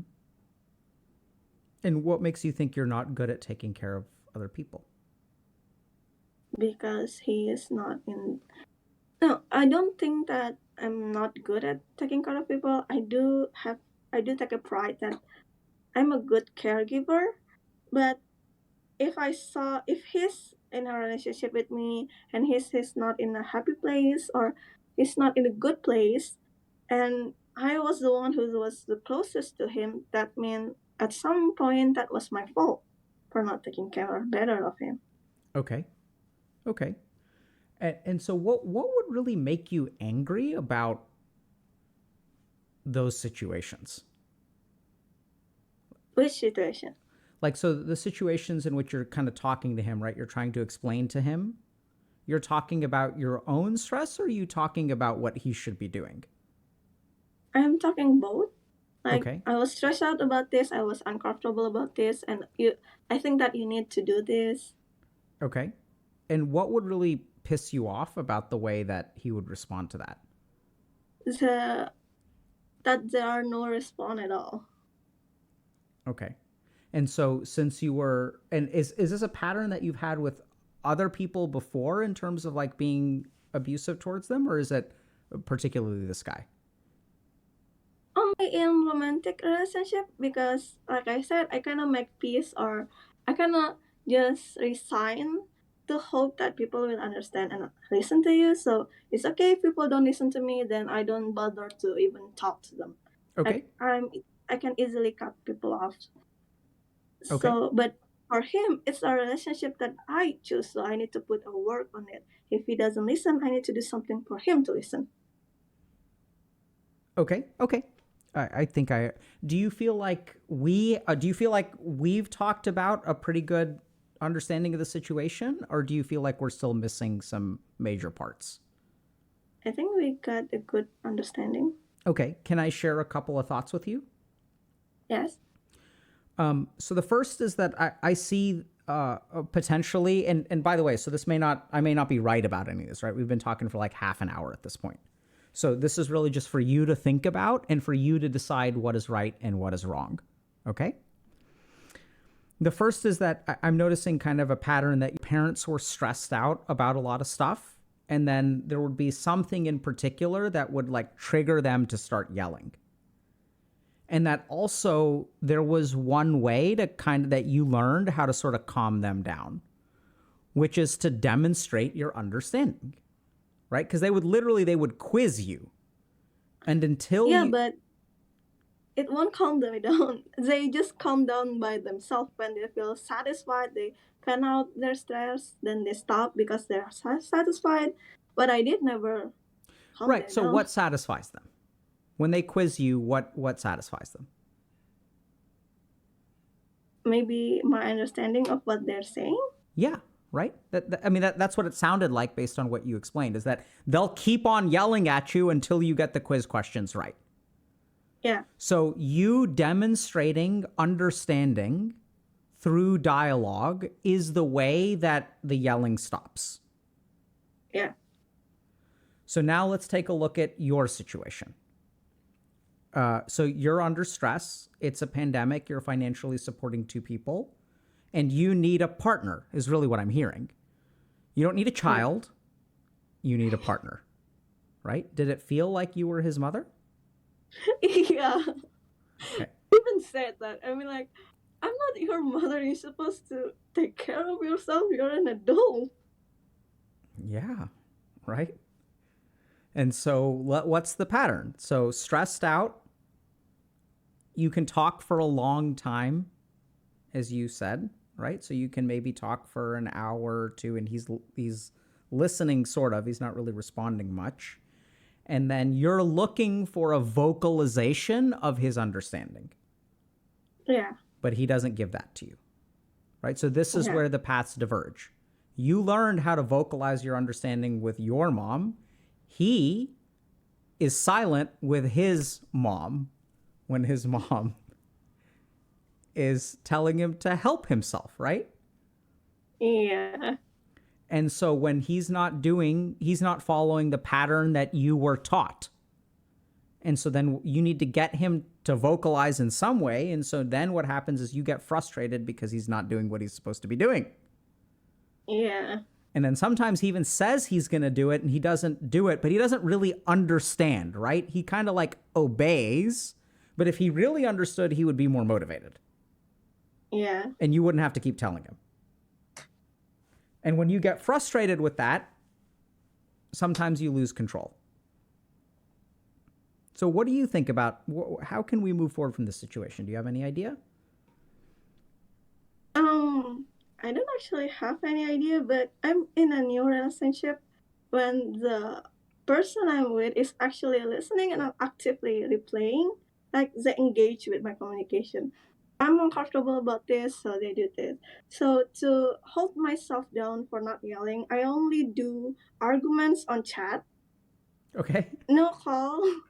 So I don't want to call, I don't want to see you, just chat me and we can discuss it on chat. So I won't yell at you. And if I'm feeling emotional, I can calm myself down. It's not your responsibility to calm me down. So I do it in chat. Then he talks back, he said that he's understand, and he does something I call a perfect apology. If there's something about him that I'm uncomfortable, he does something called a perfect apology. He apologizes, he knows where he does wrong, and he knows and do actively something to prevent it happen in the future. But the thing is, even after all that, I can say that is a solution, right? So find someone who actually understood you, try to hold yourself down so there are no more yelling, no more hitting. But there's still a lingering feeling that when I'm mad, it's not gonna go away soon. Like I need to be mad at that time, and I kind of lose control even on chat. Yeah. So I hear that you're doing a lot of things to kind of like almost compensate for your negative tendencies, right? You've recognized that there are times that you get out of control and you recognize that that's not right. So we're going to just, if you're angry, we're just going to text instead of have a conversation. Yeah. That way there's no yelling. And so you don't put yourself in a situation where you do things that you think are wrong. Yeah. Right? So that makes a lot of sense. So I think there are a couple of things, Aya, that you should really consider. One is I'm highly concerned about this perfect apology thing because it sounds like appeasement of an abuser. Oh, okay. Okay. So like, because like he's figured out like the formula to get you to calm down, which is to offer a perfect apology. Yeah, but that doesn't calm me down. That's the problem I'm having now. Yeah, I'm with you. I'm with you because I don't think that's going to work. That's why I think it's a problem because, so I think that there are a couple of things which I'm sort of noticing maybe a little bit of an absence for, and maybe we just haven't talked about it yet. But one is I don't hear a whole lot of understanding of their perspective. So I don't hear that if someone is doing something or not doing something that you feel is really important, I don't hear a whole lot of understanding as to why. What do you think about that? Yeah, I think I have a tendency to, when I'm upset, I fail to see it from their perspective. So I'm not really a forgiving person because of that. And that too, I wouldn't blame you for, because it sounds like your parents didn't give a shit about your perspective, right? And that's what happens. Like we're taught to care about people's perspective, or we're taught to not care about people's perspective. And that's not, I honestly don't blame you for that. But I think now the question is, if you want a relationship like your parents, then you should continue doing what you're doing. And if you don't want a relationship like that, I think basically everything you've said, I actually agree with. I think you deserve to be in a relationship where you are listened to and understood. Now, here's the question. Does your boyfriend deserve a relationship where they are listened to and understood? Yeah, of course. And what can you do to support that? I can be compassion. I can give more compassion. I don't. Maybe we're running into a language barrier. What? Confirmation? No, I can be more compassion. Yeah, compassionate. Okay. I can be more What does that mean? So I can try to hold myself down. That when I'm upset, I don't point finger to them, but try to understand that they are not hurting me on purpose. No, if they care about me, so they won't hurt me on purpose. There must be a reason for that, and even they does hurt you, you need to at least listen and be patient. Okay, so I think that sounds like a great answer. But I think it is also like whose responsibility. Oh, I'm just going to explain it. So I think once again, it's like you're bearing all the burden. Does that make sense? I know it's weird. I asked, what can you do? And so naturally you're going to say, okay, well, I could be more compassionate. I could be more understanding. But once you get pissed, all that's going to go out the window. Yeah. Right?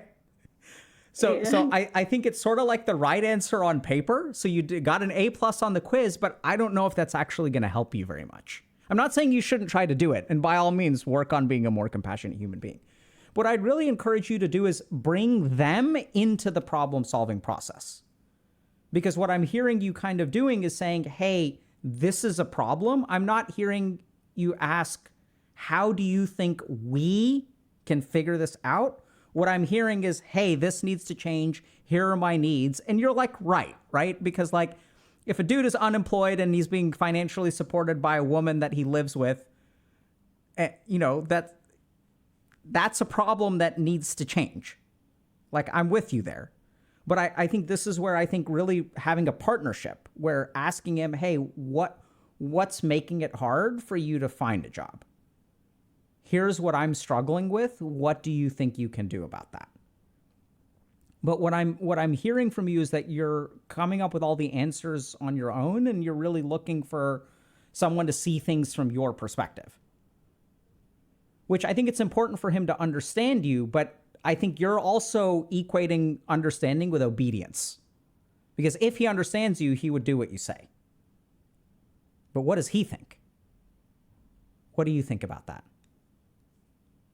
So I'm not sure how to involve someone in problem solving because I usually do it by myself. But like most of my life is me doing things and getting things done all by myself. So I have a tendency, if they make a mistake, then they will have a consequences of it. So I will give them a consequences to calm myself down, which I found out that is really not healthy. And I'm trying to learn that apologies is already a part of solution. Okay. So I need to accept that when they apology, they do something like having a part of to do something to finish this problem. Yes. But sorry I for don't think I know how to bring people to problem solve with me. Yeah, so I know and that makes perfect sense. So you seem to me to be someone who's very independent and has taken responsibility for other people who don't lift up their end. Right? And so it makes sense that like once you step into the role of like leader in the relationship, that like if there's a leader, there's like you expect obedience. And I can totally understand how it's hard for you to think a little bit about how to have a partner in a relationship. So this is where I know it's kind of weird, and I think it's going to be a journey, and I think you're doing fantastic. I don't think you're a bad person or anything. Do you think that the way I'm asking you questions, do you think I think you're a bad person, or do you feel like I'm making you out to be a bad person or anything like that? No, and I think that if what I did make me a bad person, then that was a consequences of my action. So yeah, okay. So I think it's simple. Like you can ask people open-ended questions. So when you see a problem, you can ask them what they think about it. And if you were to ask a question like that and they said something, what do you think your mind would do with what they say? no, I never actually encountered something like that. Okay. Good. I mean, so maybe I can bring it with other relationship, like more professional relationship.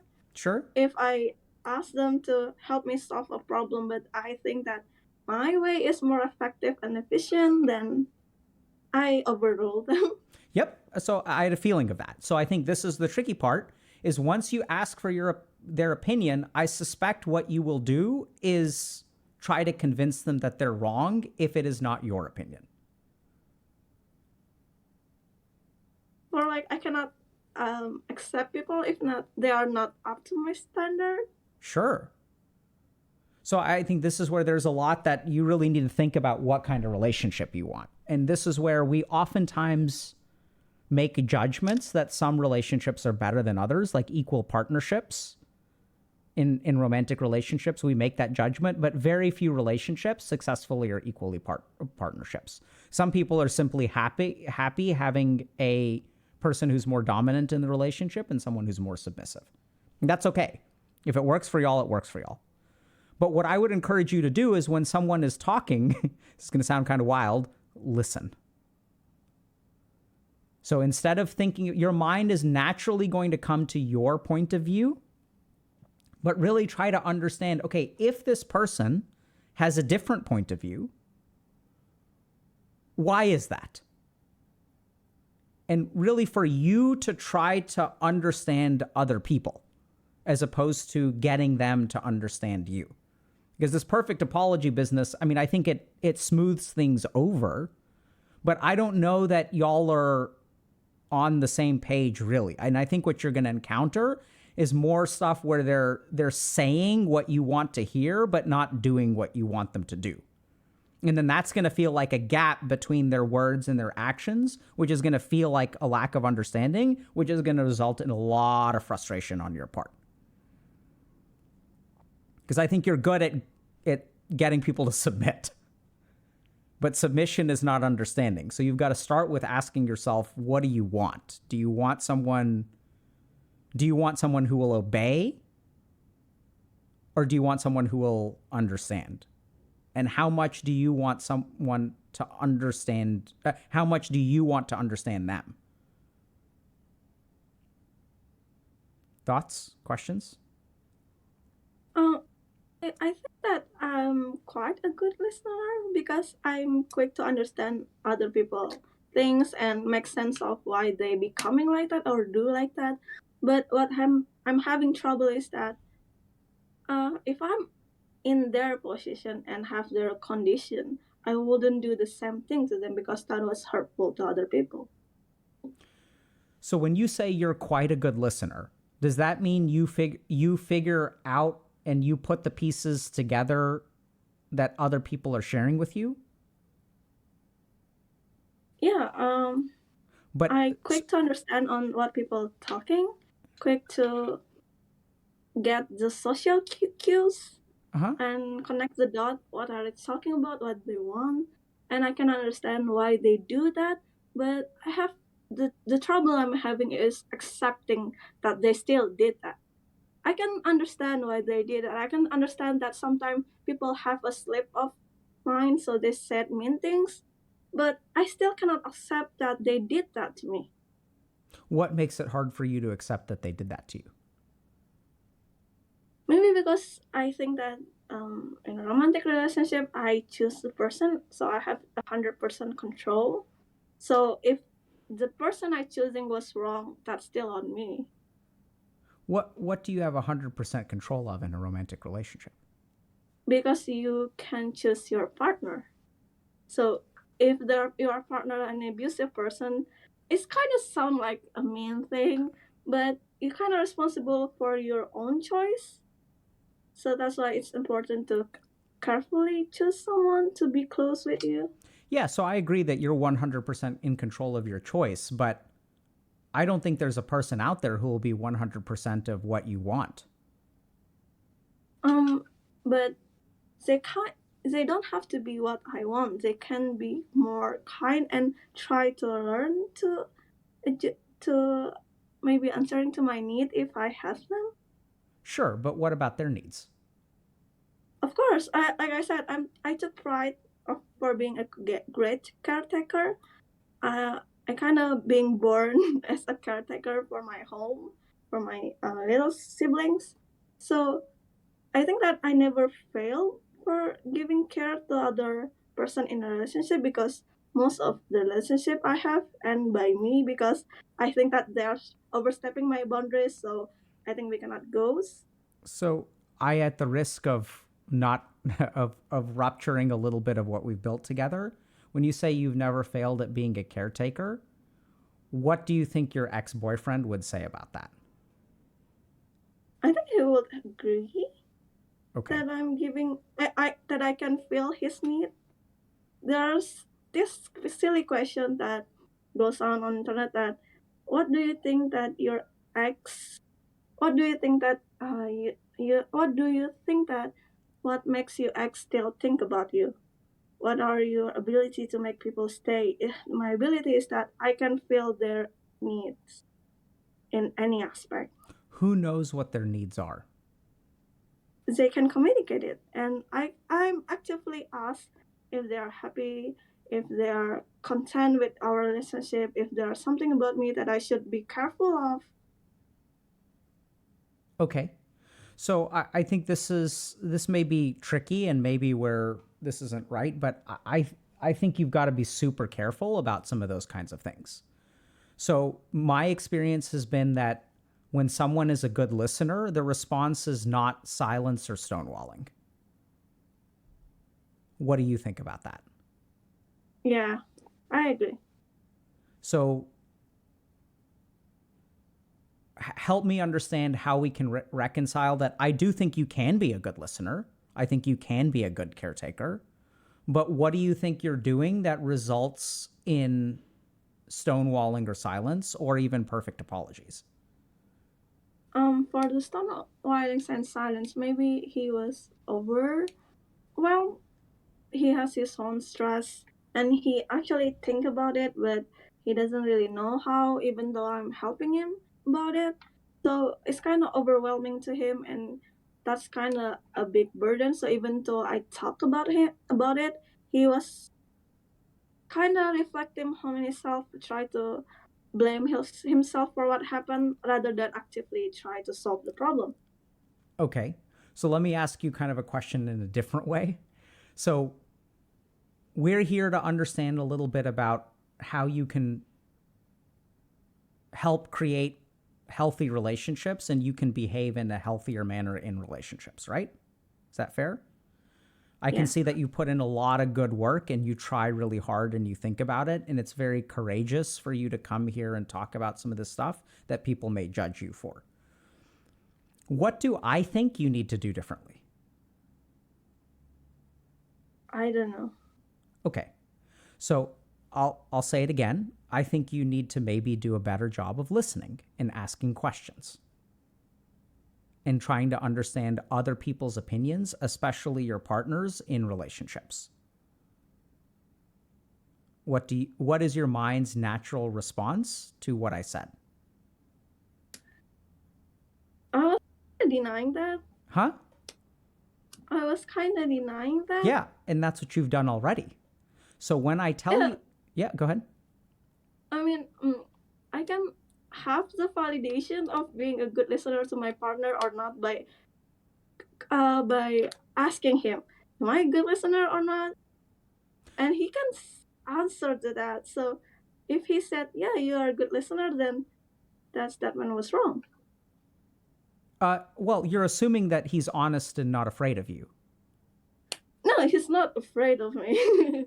I wouldn't want to be in a relationship where someone is afraid of me. I'm sure you wouldn't want to. But you see, I'm a pretty sensitive person. I'm a big crybaby, and a lot of things affect me a lot. Let's just pause for a second. So I want you to just notice what happened. So I said, here's what I think you should consider. And then you proceed to tell me why I'm wrong, and you present a lot of evidence. Because what you was saying was a statement and a judgment of myself, and I have a right to judge by myself. I mean, if you are saying I'm a good listener and a relationship need a good listener, I'm not saying you're not a good listener. I'm saying that sometimes I don't think that you listen well, right?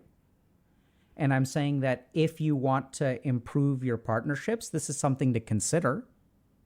But my point is that when I say that, you don't ask, why do you think I need to be a better listener? Help me understand why you think my listening is not very good.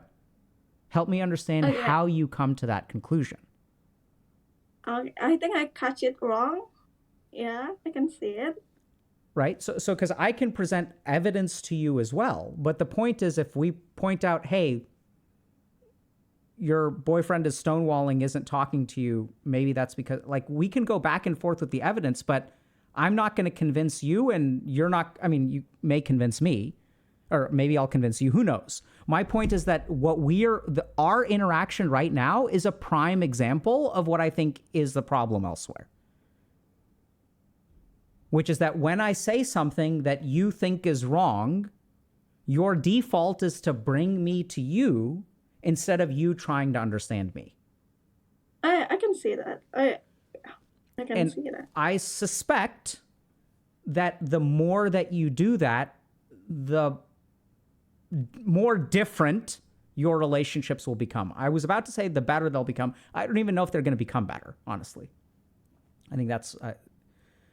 so just something to consider. What do you think about that? Yeah, I can see how I have a tendency to, when people talk about something about me and I don't think that was right, so I have a reflex to bring them to my side to see what I see. Yep. Yeah. So I can totally see that. And I think the other thing is that I think it's going to be really challenging because I suspect that there are particular things that, if we're not very careful with how we phrase them, will feel quite negative to you. So I think if you say you're a good caretaker, I'm sure you're a good caretaker. I think you really are, because I think it sounds like you really took care of your ex-boyfriend. Well, crossing beyond what a girlfriend is supposed to do, and really financially supporting them and all that kind of stuff. So I believe you. But I think this is the other thing, that anger. If we look at anger in a relationship, the more understanding there is in a relationship, the harder it is to be angry. Anger comes from someone else digging their heels in and you digging your heels in. And in that gap is where we'll see anger. But if both of y'all if you really understand where someone's coming from, it's very hard to be angry with them. Or you can still be angry with them, but usually it's like easier to manage that anger.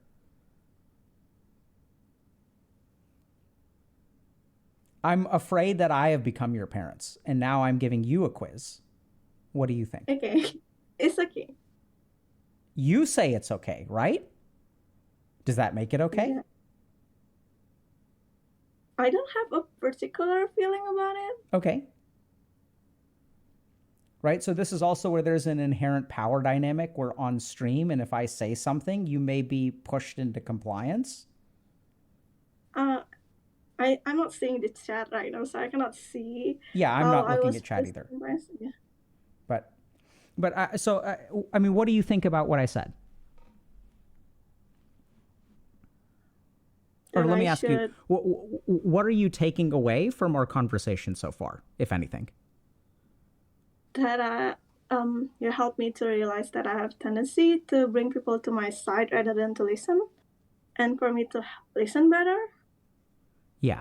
And I think the real challenge here, Aya, is that you're got an A+ on the quiz. I can't believe I did that to you. Sorry. But what I think the really challenging thing is I don't think that you're wrong for believing what you're believing. I think that you'll just be more effective at getting other people to understand if you understand them. And I do think you're probably a good listener. I think there are particular situations that make it very hard for you to listen properly. And that those kinds of things are not just you, by the way. Anytime a human brain is under stress, it becomes very hard to listen. So if you're stressed out and stuff, it's hard. But if you want to understand how to feel less angry and feel more understood, I think a great place to start. And if we sort of think a little bit about, what we do here. So this is our philosophy, which may not be right, by the way. It's just what we choose to do, is we try to understand someone else's perspective. We don't come in saying, hey, and even then, sometimes after trying to understand, when I try to pull you to my side, because that's what I did, right? I said, Aya, you're wrong. This is what you need to do to be better in a relationship. And what was your reaction to that? I don't think that you are telling me I'm wrong. I think that you are pointing to me that this is the pattern that I have and it's not healthy. You are not bringing me to your side, but more like trying to help me to get out and navigate my way out of it. Okay, sure. Yeah, I'm really glad you see it in such a positive light. And that's really what I am trying to do. But I can totally understand how if you kind of go back and watch the VOD, you'll see that when I start making statements and you resist, I'll yank you, right? Because you said, oh no, I am a good listener. And then I was like, well, what about the stonewalling? What about that? Right? So now I'm throwing down a piece of data to tug you over here. And so if you go back, but I think we're in a good spot now, but I think just going forward, you probably are a good listener. You probably are a good caregiver. I think it's reasonable to expect your partner to be a partner. I think it's reasonable to want your partner to help you manage your stress. And some of that management of stress is not just emotional, but is like, hey, if you like don't have a job and I'm supporting both of us, like I need you to, get a job. I think all that stuff is super reasonable. It's just, if you're running into stuff that feels really, really wrong, like it sounds like your partner may have been going through something like depression or something like that, that pushing them sometimes may not be the right move. Sometimes it is. That's challenging. And I just encourage you to ask more questions if someone is doing something that doesn't make sense to you or feels wrong to you, and to really try to understand what their perspective is. Doesn't make it right. And then usually with that information of their perspective, you'll be able to better communicate with them. Then how to let go of the feeling upset and anger? In the moment, You can hold them accountable for what they did. They can have the consequences and all, but the upset feeling over them that they are already hurt you, it's still there. You're right. And so that's a whole different conversation, unfortunately, but I can try to share you a couple of things. One is that a lot of that hurt comes from expectation.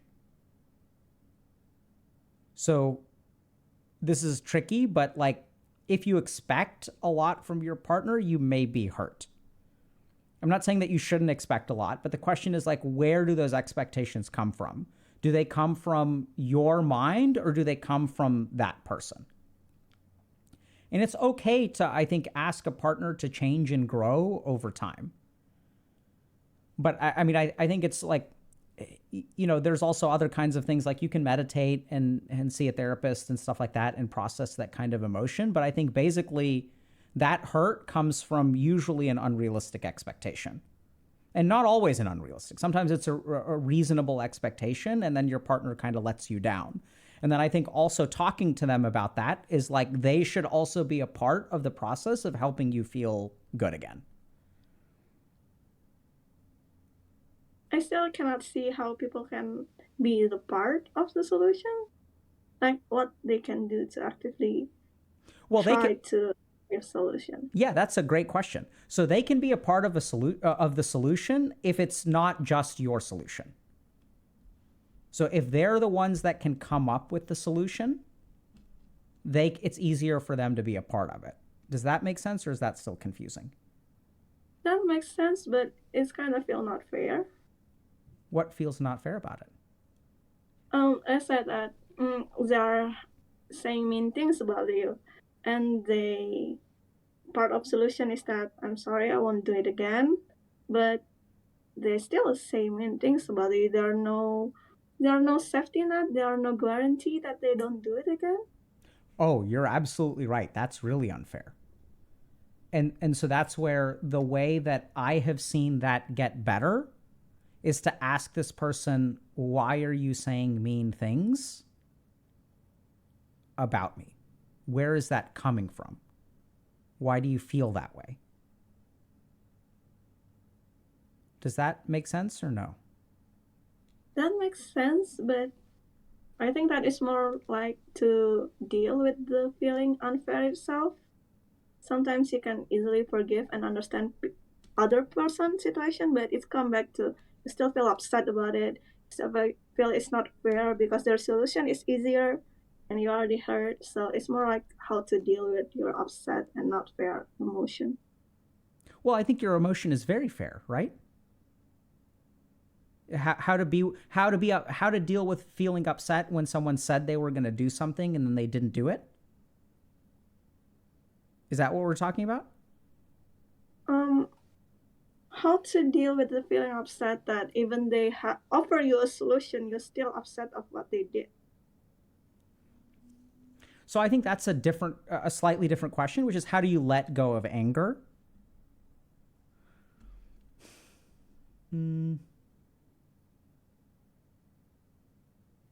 So it's a really good question. If it's okay with you, I will try to make a YouTube video about it, But I think your question is so good that I don't have an answer right off the bat. And I think I would really need to think about, because I think the challenge is that I don't think it's, so oddly enough, the more quote unquote wrong people are, the quicker my answers are. But in your case, this is a question that is like a really good question, which is if someone says they're going to do something, and even after they apologize, the fact still remains that they hurt you. And how do you deal with that hurt? I think that has nothing to do with relationships. That has to do with when someone hurts. Maybe it does have something to do with relationships, but I think that's a really good question. And I wish I had a clear answer for you, but I don't know a clear answer for that. I've helped people do that, but I would really have to think about how to answer that. And I'm sorry that I don't have a good answer for you right now. It's okay. I have an answer of my own, and I don't think it's quite healthy. So when people hurt me, I see first that are their relationship is worth fighting for? Is the relationship with them are worth fighting for? Are you putting effort and energy to them? Will they return it back? Will they listen to you? And if the answer to that no, whatever you're gonna say, whatever you're gonna do, even you understand them, they're not gonna listen to you. Then just cut them off. Yeah, and how is that working for you? I think it's working fine, but it's kind of lonely. Yeah. So I think the answer that you've come up with is designed to do exactly this, which is it protects you, but it comes at the cost of loneliness because you're cutting people out of your life pretty quickly. Yeah. So is there a different way to do it? I think so. Is it better? Not necessarily. Because I think your answer is pretty good and it's pretty smart. But this is the challenge, right? Is when we're vulnerable with people, we're connected with them.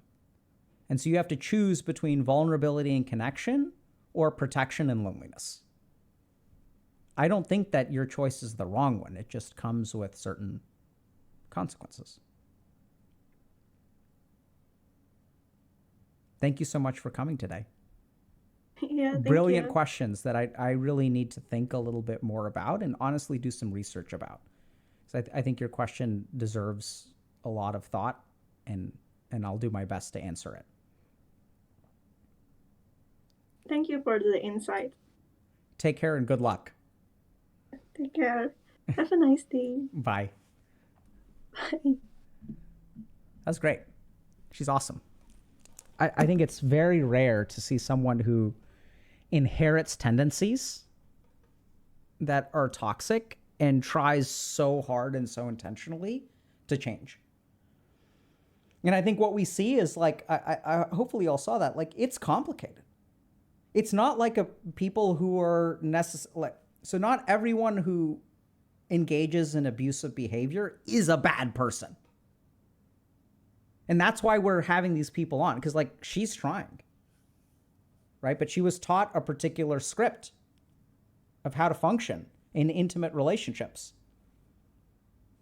That's what happens. We get programmed. And like, how are we supposed to unlearn that programming? We can't unless we ever talk to these people and try to help them. And I want to really emphasize how much courage it takes to ask for help like this.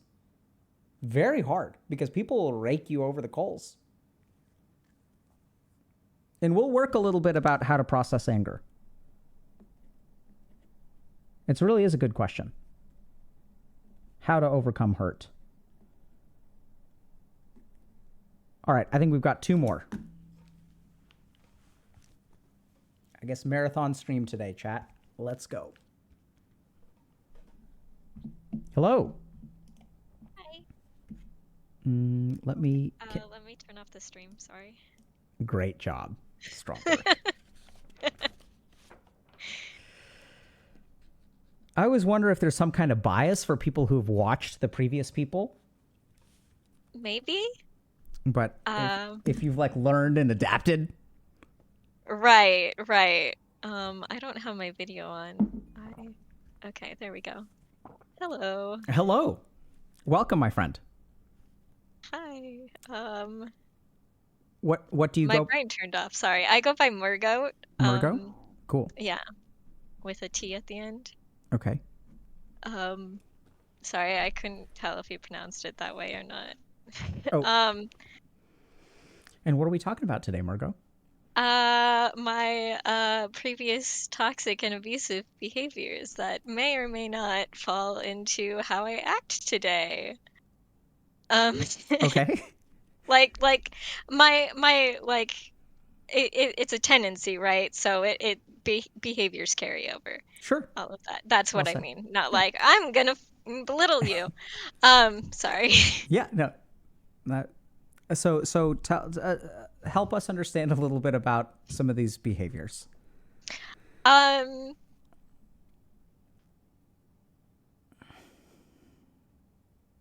Sorry, I'm struggling on if I want to start with like where they originated or how I've behaved. Okay. Um, so my parents have been divorced most if not all of my life. So Okay. they separated when I was 3 and divorced when I was 4. Uh-huh. So I'll say I do not have a great sense of how to communicate with a partner from them. Um, Great insight. and when I was with my mom, I stayed with her parents a lot. And while they are a very loving couple in every aspect, they like to pester each other and nitpick each other. And so I saw that as like bullying out of love, Okay. which may or may not be true. Sure. Sure. I think it's a reasonable conclusion for a child to draw. Right. And so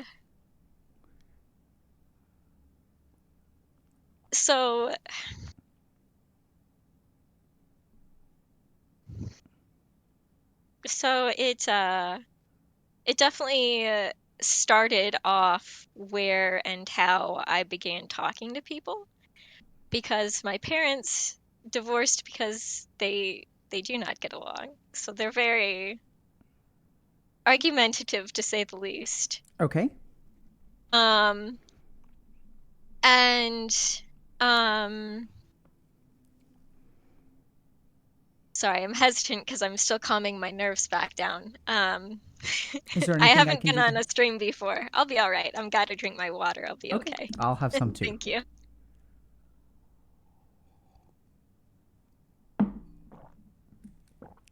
Hydrate. Yes, very important. And I've got another. Okay. Sorry, I've so yes. Um so I definitely at the very least bullied the hell out of my brother, and I say bully because like that's a term like for in how I was raised, it's a familial word as like, you know, you pester your siblings out of like tough love-hate relationship, all of that. Okay. Um But my brother is also one of those people who doesn't get the point. So what I have done in the past, and I'm probably not much better with my brother now because he's not much better either. Um, is if he pissed me off enough. So at one point he had an ingrown toenail removed. So that's like surgical, right? I was like, if you're gonna keep pissing me off, I'm gonna stomp on your foot. Um, I'm not proud of it. I'm not Sure. proud. I'm laughing Yeah. because I'm nervous and I'm Yeah. anxious. I get And that. I, um, it's I'm not easy to share this kind of stuff that is easy to judge. So I'm grateful to you, yeah, Murgo. yeah. And and like current day, I'm gonna take a step back so maybe it's easier to understand why I also get so viscerally angry about this next part. I was sexually abused growing up.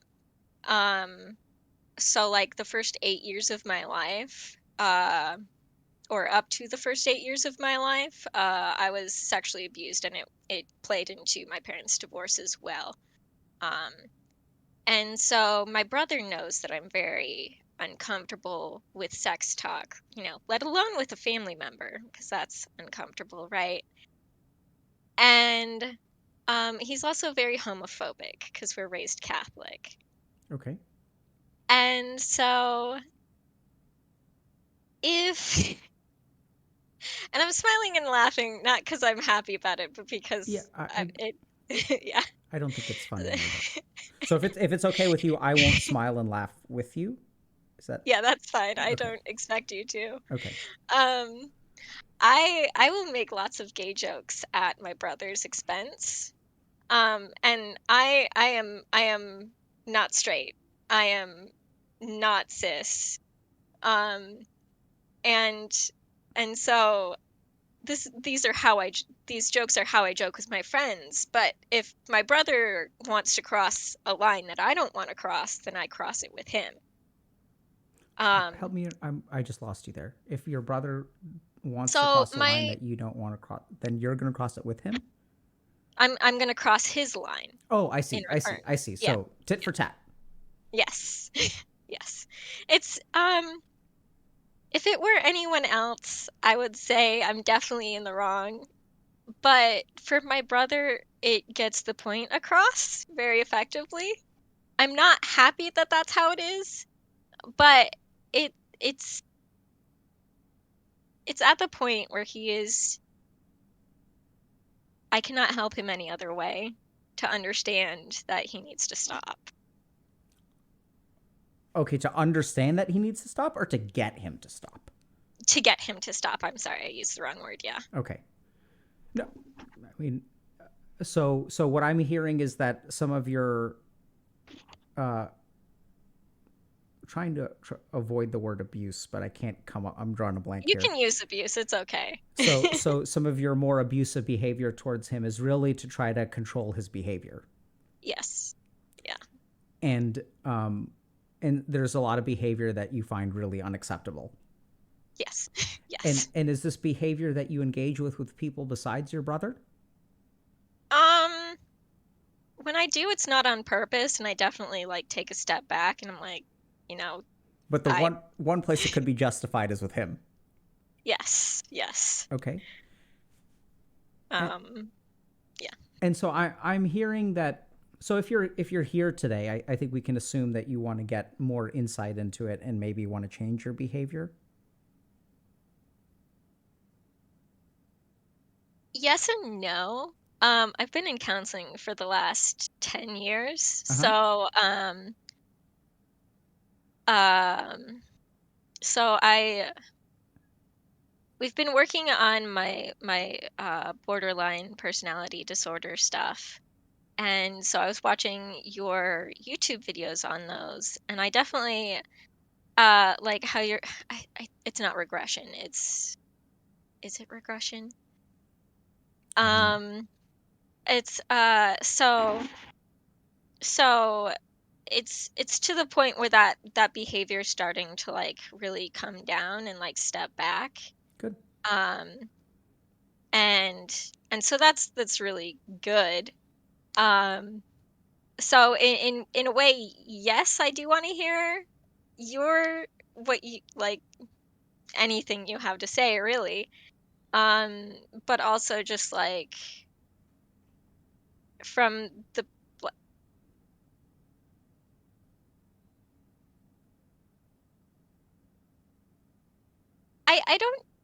I don't know. I when I was talking to my counselor about this last week, I was like, I kind of just want to give back to the community that's already gave so much to me, Sure. given. And like I didn't get to tackle this behavioral issue until probably the last few years. So it's also just something that um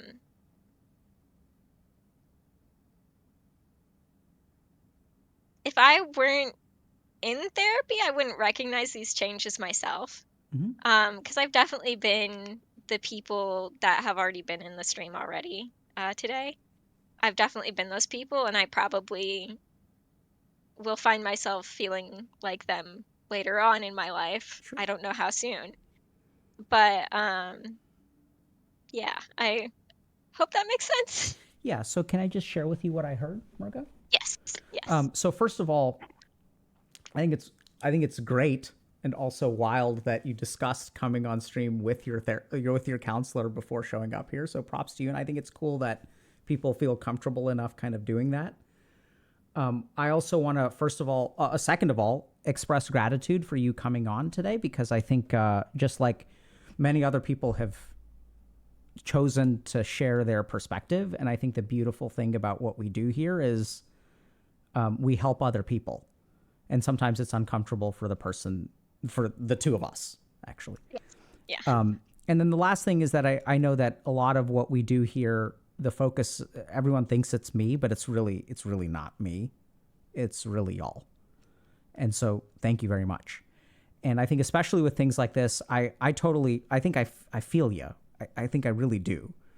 That fucker may deserve it. You know, and I really feel that from you.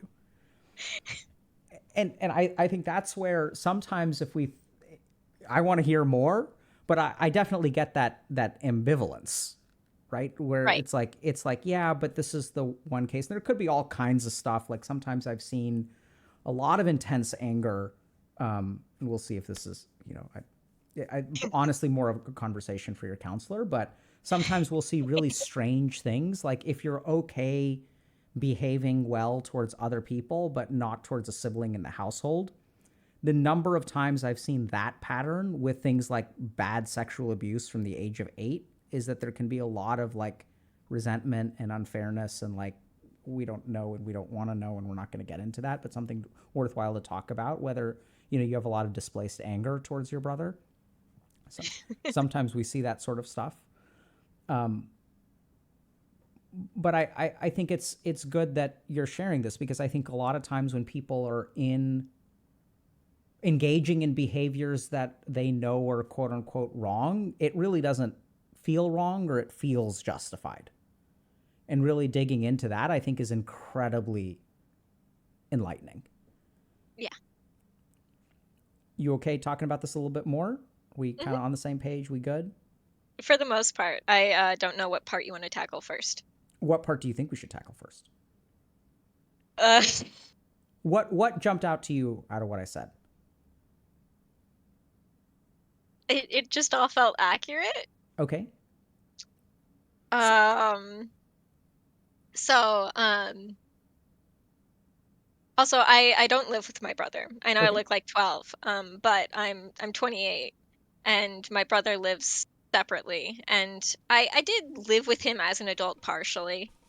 But in my last couple years of high school, he was in and out of the house. So, moving back and Is he forth. older or younger? He's 2 years older. Okay. Yeah. Okay. And so do y'all get along, or you guys really don't get along? Currently, we're not talking. Okay. His last message, well, I mean, not his last message, but the last message that like he felt that I could reply to, I would say, was never talk to me again, which is among a long list of never talk to me again from him. But he's just we're all narcissists in my family. So he's expecting a baby soon, so next month, and he's been messaging me like all this stuff about expecting the baby and whatever. But at the same time, he also told me to never talk to him again, and he never revoked that or said like it's okay to talk to me again. I'm, whatever. So I'm just not talking to him right now. It sounds very much like a sibling relationship where Yes. you never revoked it. Jinx. Yes. And how do you, can you help us understand how y'all get into conflict? Our last one was about me not wanting to see his current girlfriend. And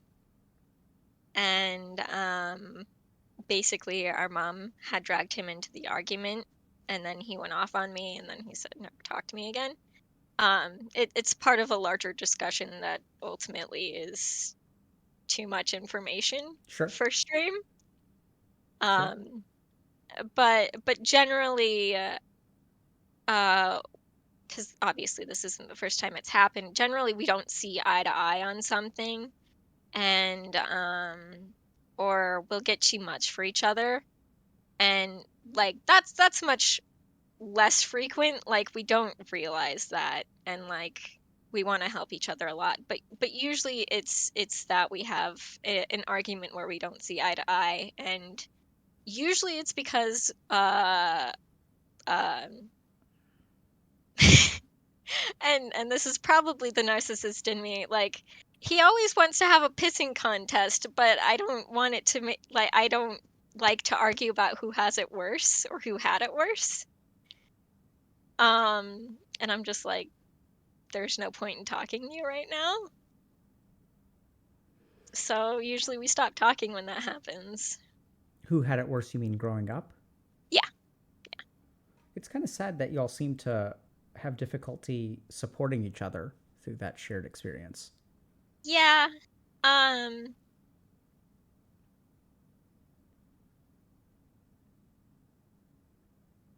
I get a lot of support from our dad. He gets he would he's such a, pardon me for saying this, but he's a problem child.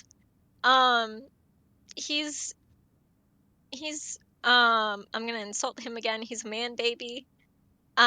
He's not learned how to take care of himself, so he tries to rely on our parents a lot, and he takes up a lot of their resources all the time, and I always put myself after him. Like his problems are so much worse because he's destroying property, he's hurting people, he's doing this, that, and the other thing. So obviously he's the bigger problem, and I'm going to put my problems aside and we'll just worry about it when he's done being a problem. Um, which means that I never got taken care of. So Yeah, so that's the other place that I frequently see a lot of resentment is yes. so I used to do a lot of really addiction psychiatry work, and sometimes you'll have one sibling who's like the addict, Hmm. and then parents will, resources I think is a really good word, spend a lot of time, emotional energy, like straight up cash, paying like 50K Yes. for a month of rehab and like mortgaging houses. And worst case scenarios are like, oh no, like brother relapsed, so I know we were supposed to have a family Christmas at your house and mom and dad were going to fly down, but we can't do that anymore because so and so needs our help. That can lead to a lot of resentment. Yeah. This may sound a little bit weird, Murgo, but it sounds like you love, the feeling that I'm getting from you is that you love your brother a lot. Do I may hate his guts, but at the end of the day, he's my brother, and we definitely I in the last couple chats, like the thing I saw the most was trauma bond, and we did definitely trauma bond. There's no doubt about that, and we were definitely codependent on each other. Hmm. Um, for most of our childhood. What does that mean? Um, I so him being the person who acted out, I usually did not say anything, and so I took care of like the needs as far as physical needs went, as far as like household chores and such. So he not only wasn't really taught by our parents how to clean, but I enabled him not to learn how to clean.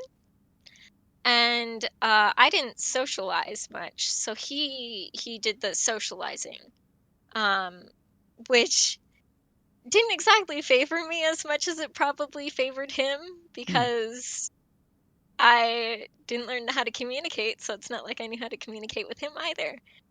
It was a real gotcha moment, I guess. Hmm.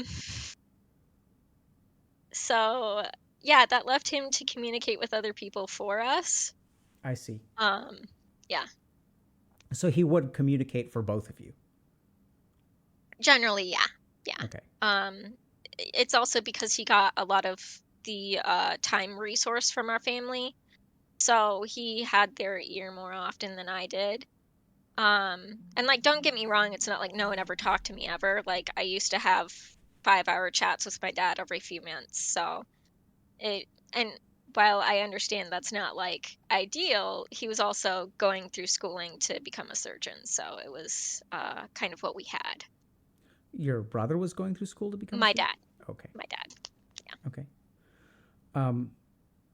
Yeah. So what would you like to talk about today? I mean, so far, Murgo, I think you're painting a picture of,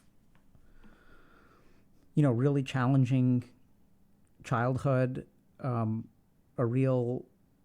What I'm really getting a picture of is like there's a lot of like good stuff at the core, but that the is that surprising to you? But that Little, yes. well, I mean, it sounds like you love him despite everything. So that's kind of what I'm. And you seem to me to be like a pretty good communicator. So it sounds like you've, bounced back in a lot of ways. Um, Okay.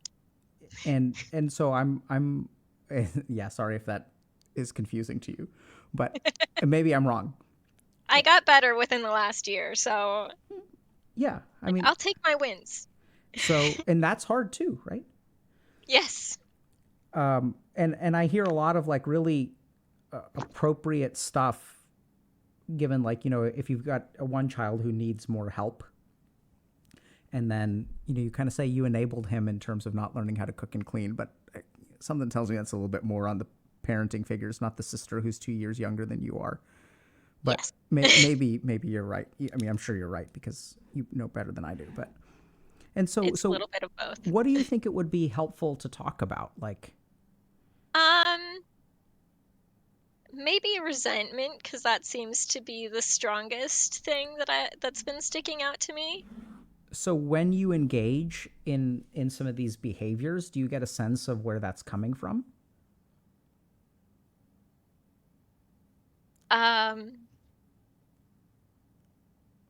I think I get triggered, and honestly, I just want him to shut up, which I understand may not be like universal to everyone in understanding like how visceral triggered can be. Um, but it's like a switch turns on in my brain, and the reason I started going to counseling is because I wanted to kill my brother. Hmm. Um, and it sucked. So it's a very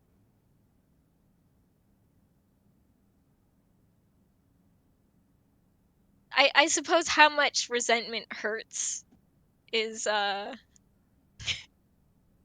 is uh is a very strong point in my relationship with my brother. Okay. And so what is it that you said that people don't understand what it's like to be viscerally triggered? Can you explain to us what that does feel like? I actually don't know. I'd love to learn. So I don't know if it's like a different kind of being triggered. I don't think it is really. But I it's like suddenly I'm not the person that I am today. And I have just unlearned everything the past 10 years has taught me. And this is my brother who has always gotten everything he wanted and more, and everything he needed and more, which obviously isn't true, or we wouldn't be here. Um, and I loathe the every opportunity he has destroyed. It's just been every opportunity, every like saving grace just laid at his feet, and he said, I'm gonna light that ablaze. That's gonna look like a great garbage fire. Good. So that's what he did metaphorically. Metaphorically, yes. Yeah. Okay. Yes. And do we need to be worried about his safety? No. Okay. No. I know how to take care of that. Thank Okay. you. Though. I appreciate you checking. So where do you think that resentment comes from? Because he's a boy. I envy that. He just had to have a successful job, mostly. Find a good woman to tolerate him. And stabilize. And have a family once they were ready for it, if that time came. And the sexual abuse made not only the sexual abuse, but the gender dysphoria of being expected to give birth as a woman is probably the first time I ever remember hating my brother's guts. What do you mean by the first time you had gender dysphoria around? Help me understand that. I'm a little bit. So in my sexual trauma,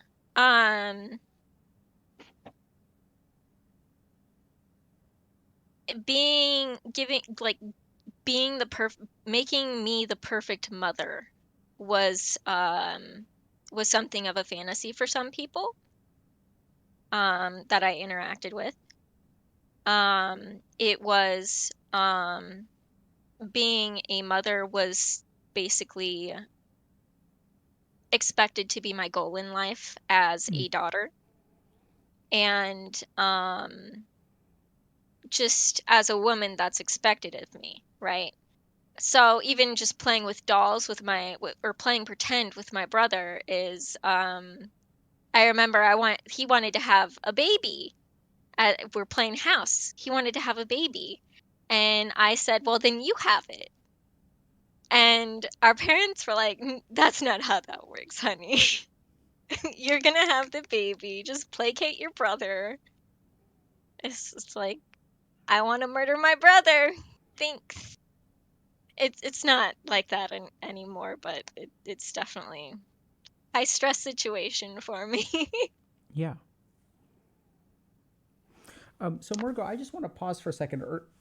Are you? I'm going to ask. Are you sure this is a conversation you want to be having here now, like this? Oh, yeah.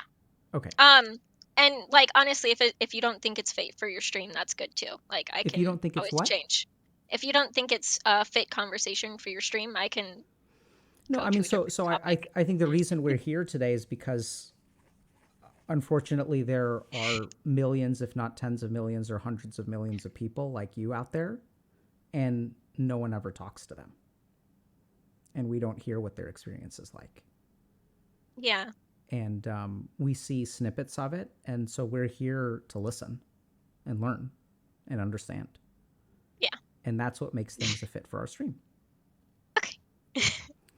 And then TOS violations we have to be careful about. Yes, I have to curb my swearing a great deal. So I mean, I do hear that there's a lot of resentment. How much of that do you think is his fault? Probably about 10 to 20%.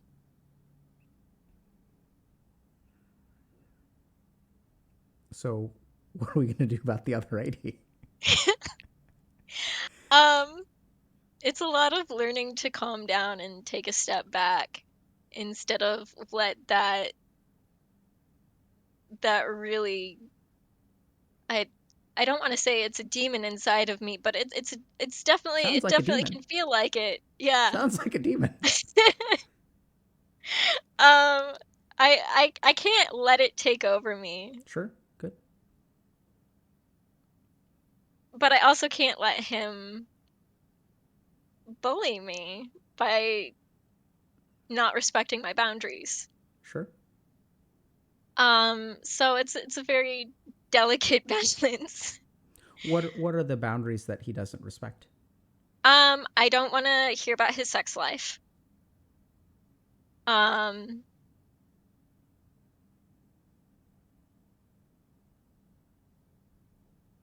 That's the biggest one that's been the most recent issue, so that's at the forefront of my mind. But Does hearing about his sex life include I'm going to have a baby soon, or are we talking like more no, graphically?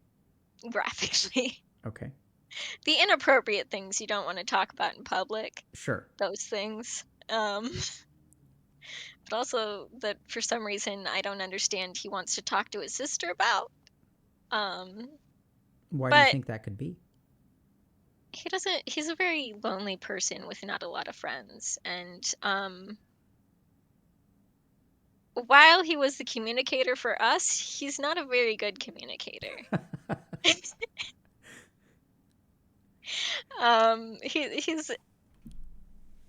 He's a selfish communicator. He's one of those people who talks and talks and talks and talks. And then 10 hours have passed and you go, I have to go to bed. Actual situation I've been in with him. So It sounds like both y'all. I mean, it sounds like he's got a lot to learn. I do too. What and what? How do you understand why he doesn't respect your boundaries? Sorry. Um, Part of it is because I allow him to not do that. How To so? not I let him keep talking. And but also at the same time when I interrupt him about, changing the subject and like try to direct the conversation away, he will still go back to it. Like it's on his mind, so he's going to talk about it. Mm-hmm. Um So, how does some of the more abusive behavior enter the picture? um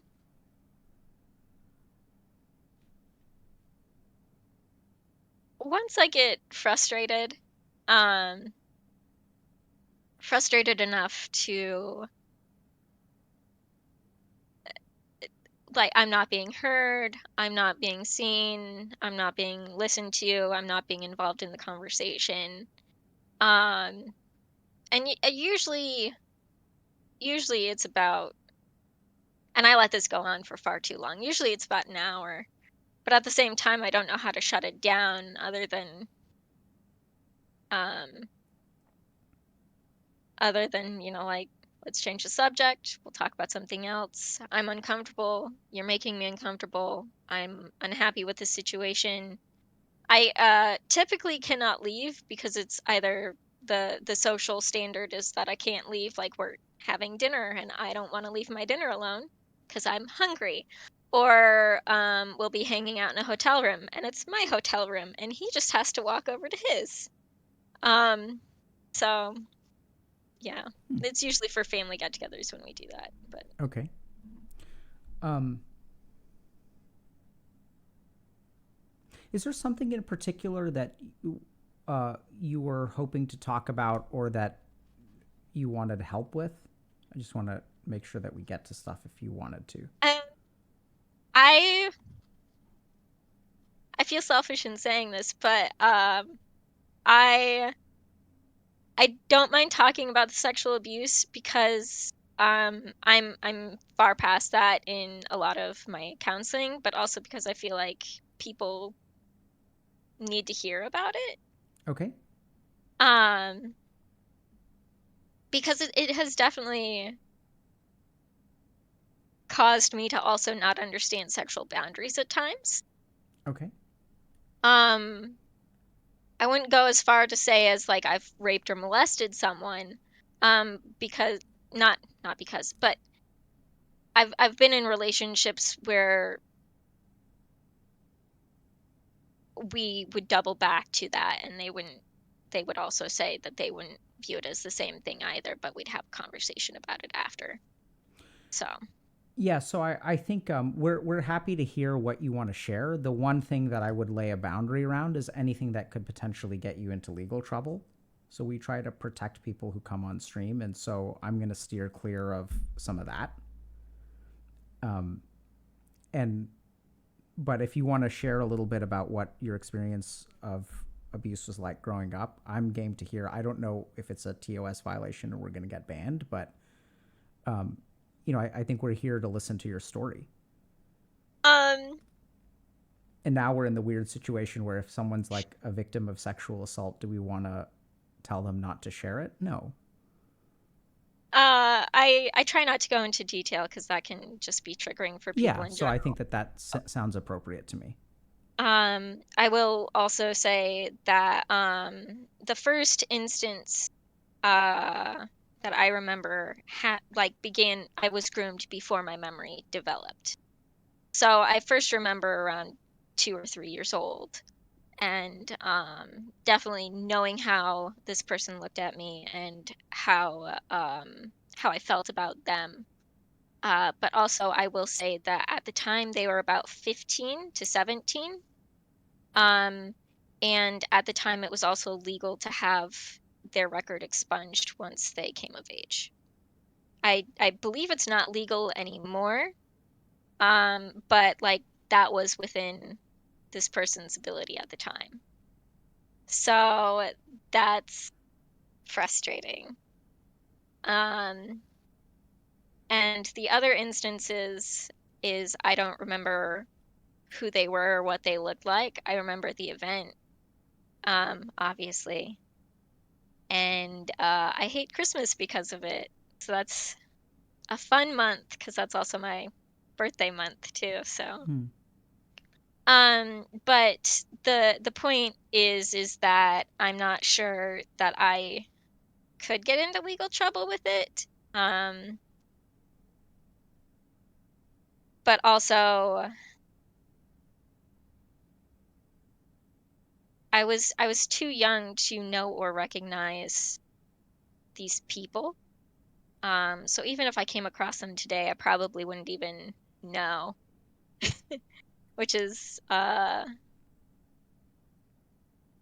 both grateful and incredibly upset about it because I want justice, damn it. Yeah. Um, So I guess we can assume that you haven't had justice. no. For the initial thing, for like the events that happened from till I was 3, I suppose. My dad was the one who reported it. And so I guess I'll have to tell my dad not to watch the stream because it's triggering for him. But I had talked to my brother about it recently. And I suppose this is also where some of that resentment comes in, is he knows that this boy abused me, and I call him boy because he was boy at the time. Not my, I mean, my brother was, but whatever.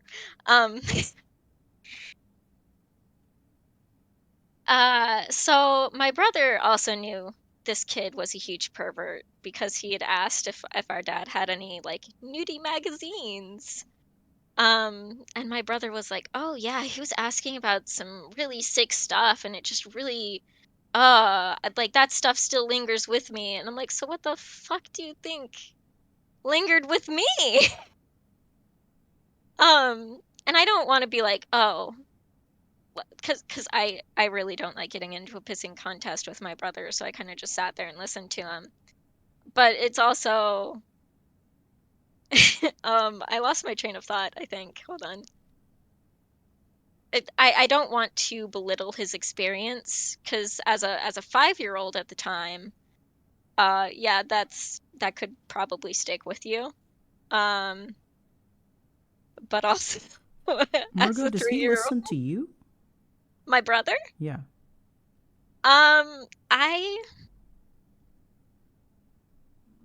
I don't talk to him anymore because I don't talk to him about this stuff anymore because he just tells our mom, and then our mom gets defensive with me or starts um or she'll message people that she used to be in contact around that time and be like, I know what you did. And then she'd message me like, I messaged them and they're pretending this. And I didn't ask her to do that. I didn't ask my brother to tell our mom. So I'll ask again. So Has your brother listened to you? Enough to repeat it to other people. Okay. So it sounds like he's not able to hold what you share with him. Yes. Yeah. I think he also emotionally doesn't understand the severity or complexity of the situation either. And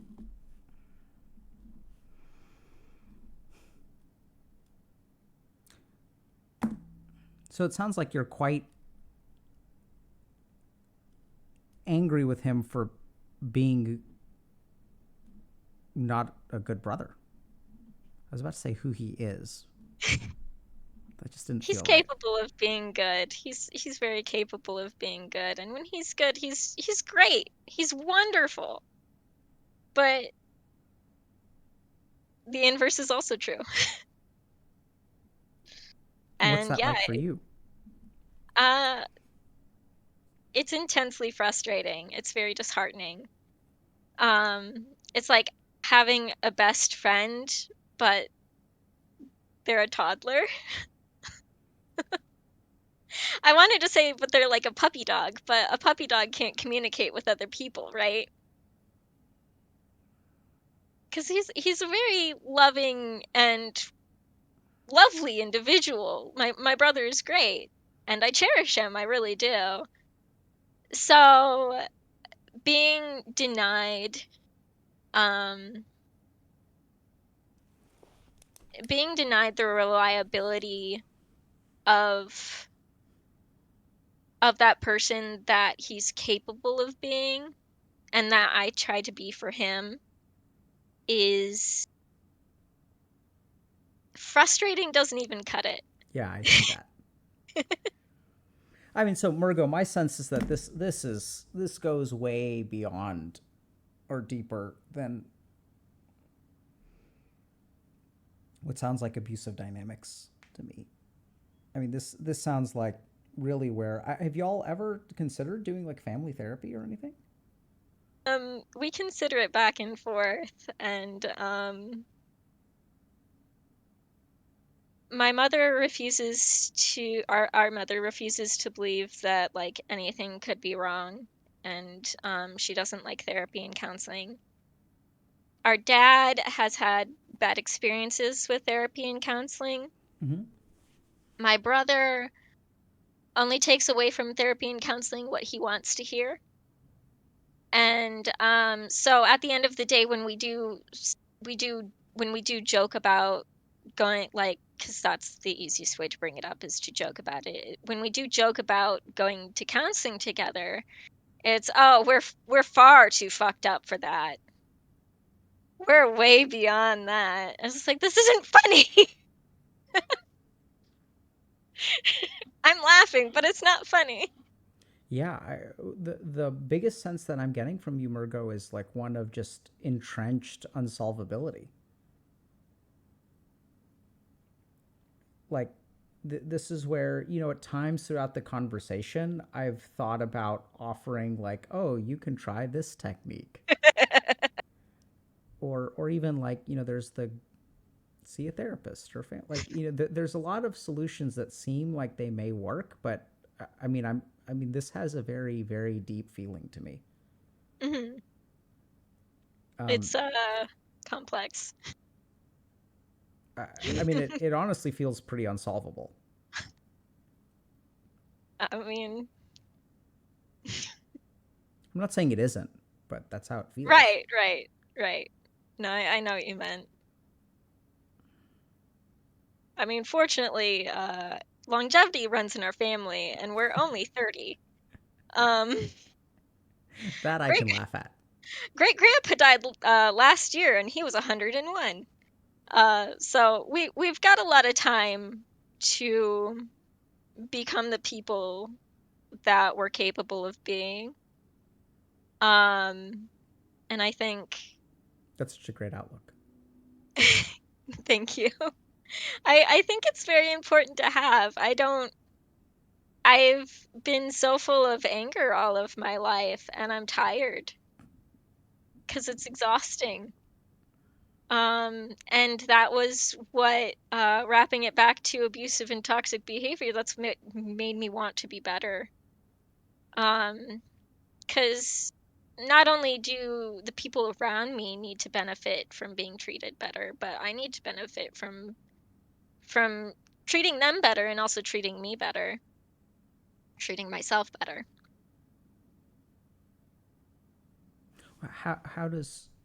What is kind of letting go of that anger? What does that look like?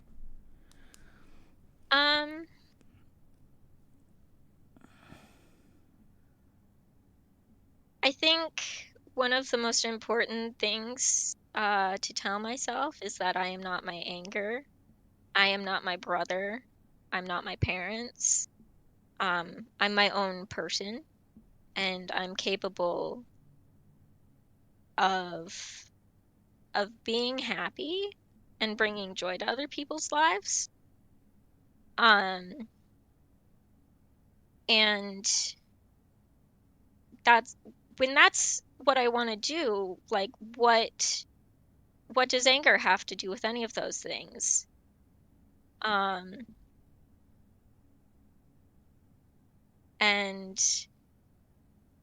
it's like I can feel it now as I'm thinking about it, is like there's a lot of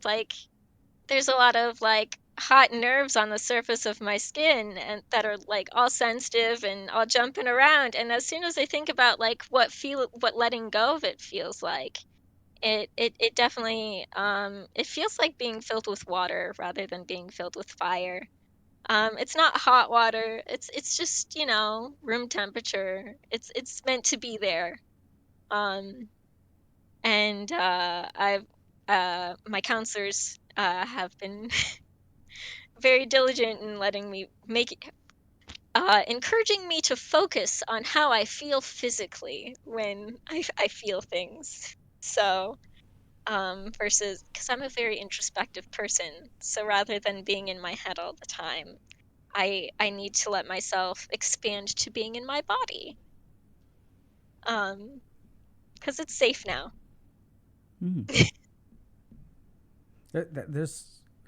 I see a lot of wisdom and progress, Margot. Thank you. A lot of good therapy speak too. And It's working. There's some good nuggets in there. Expand into your body because it's safe now. That's some good. Yeah. Okay. How's it going? How's it going, Margot? Did you tell people that there's a limited time offer? Nope. Okay, because we're turning it off this weekend for like the premium coaching. Now is not the time. All right, bye.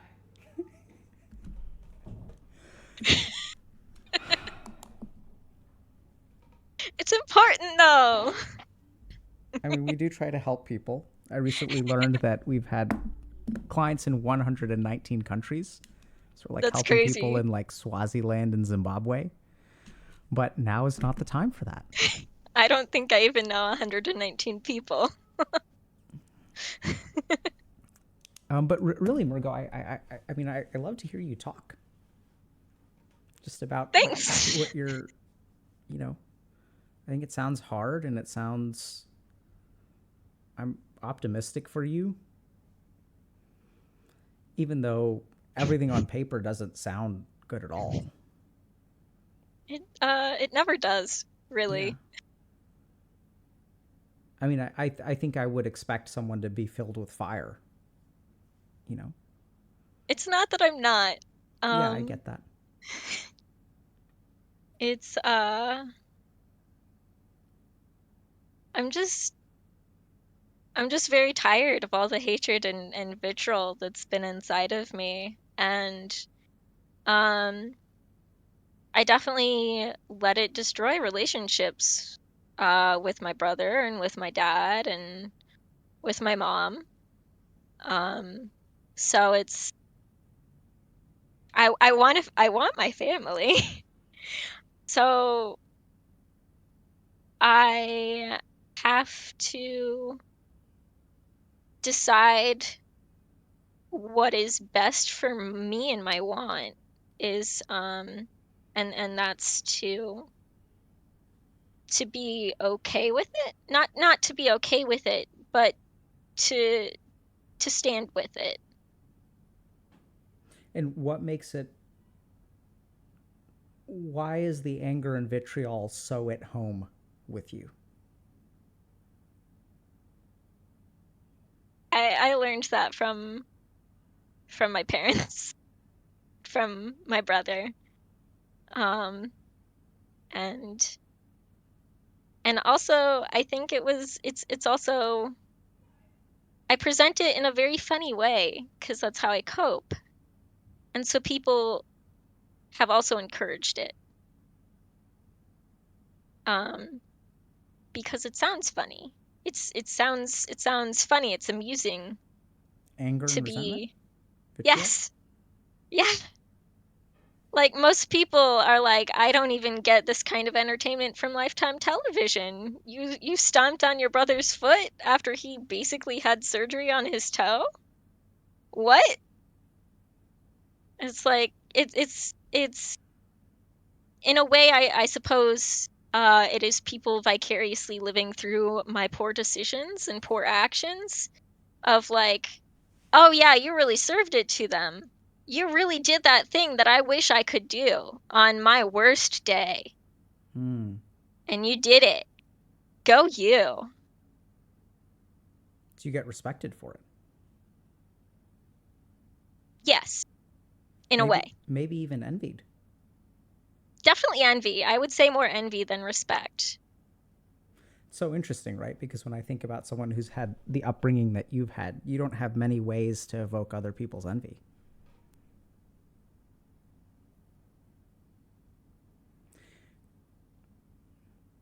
Go ahead. Sorry. Oh, I was just thinking. I mean, what do you think that the anger does for you? You say it's exhausting, but you know there's got to be something. It takes up a lot of energy, but it also produces a lot. So I can use that to like clean my apartment or do my chores.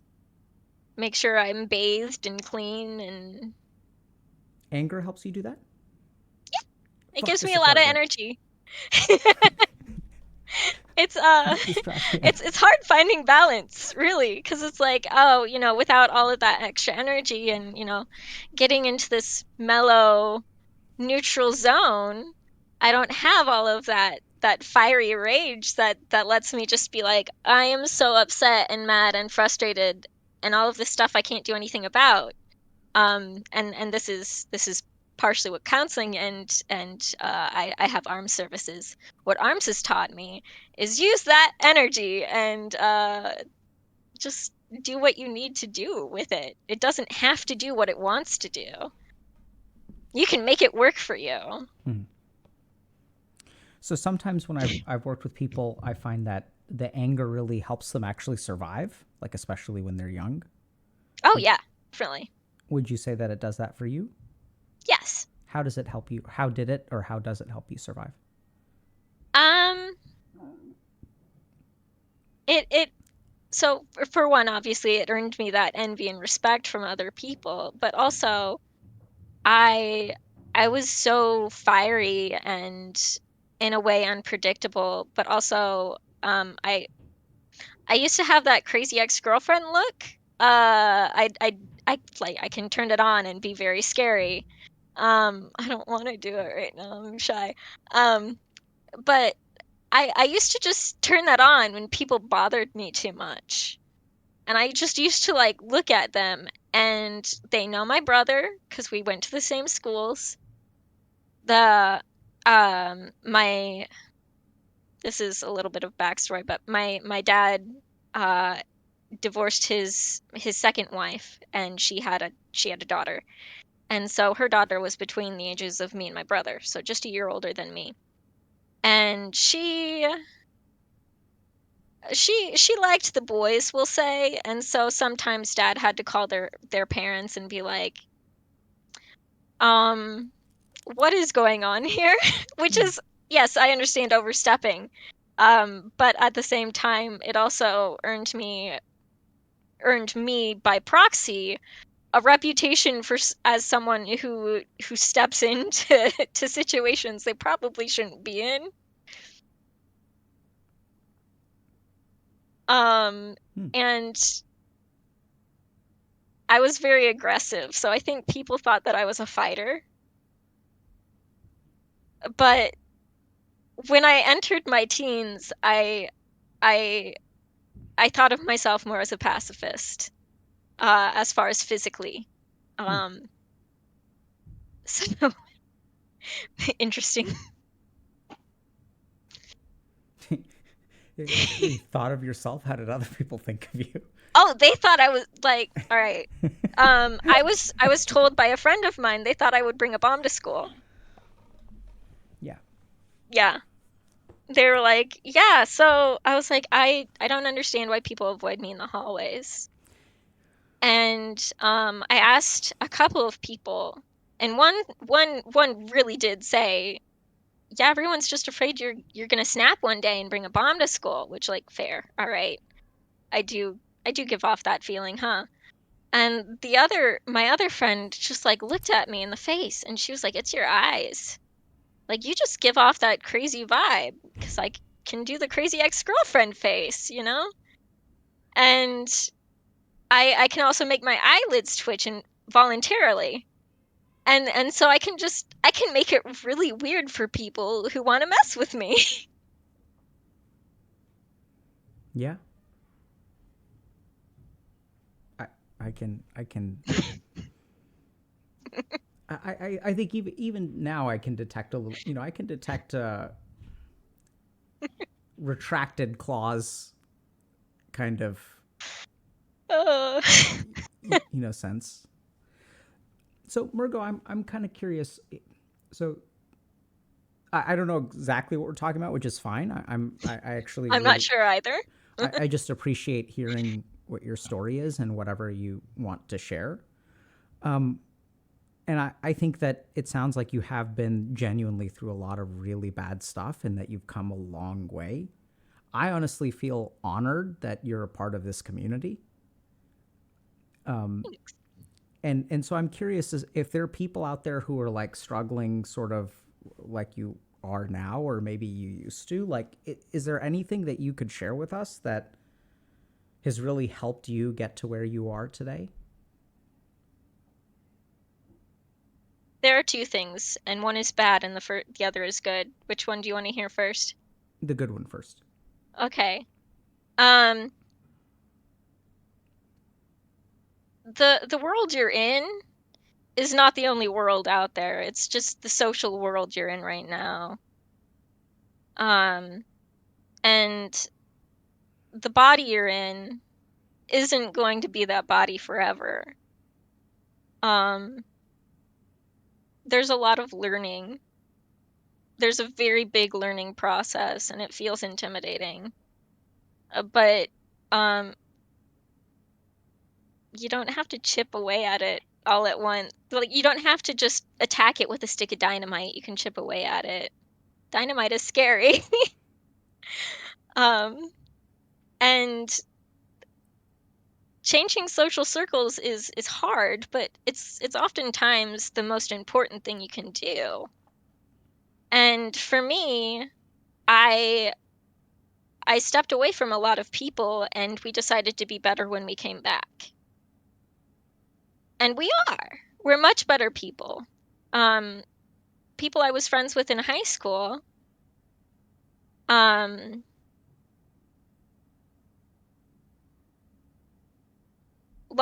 story short, she was my ex-girlfriend and she's my best friend now. And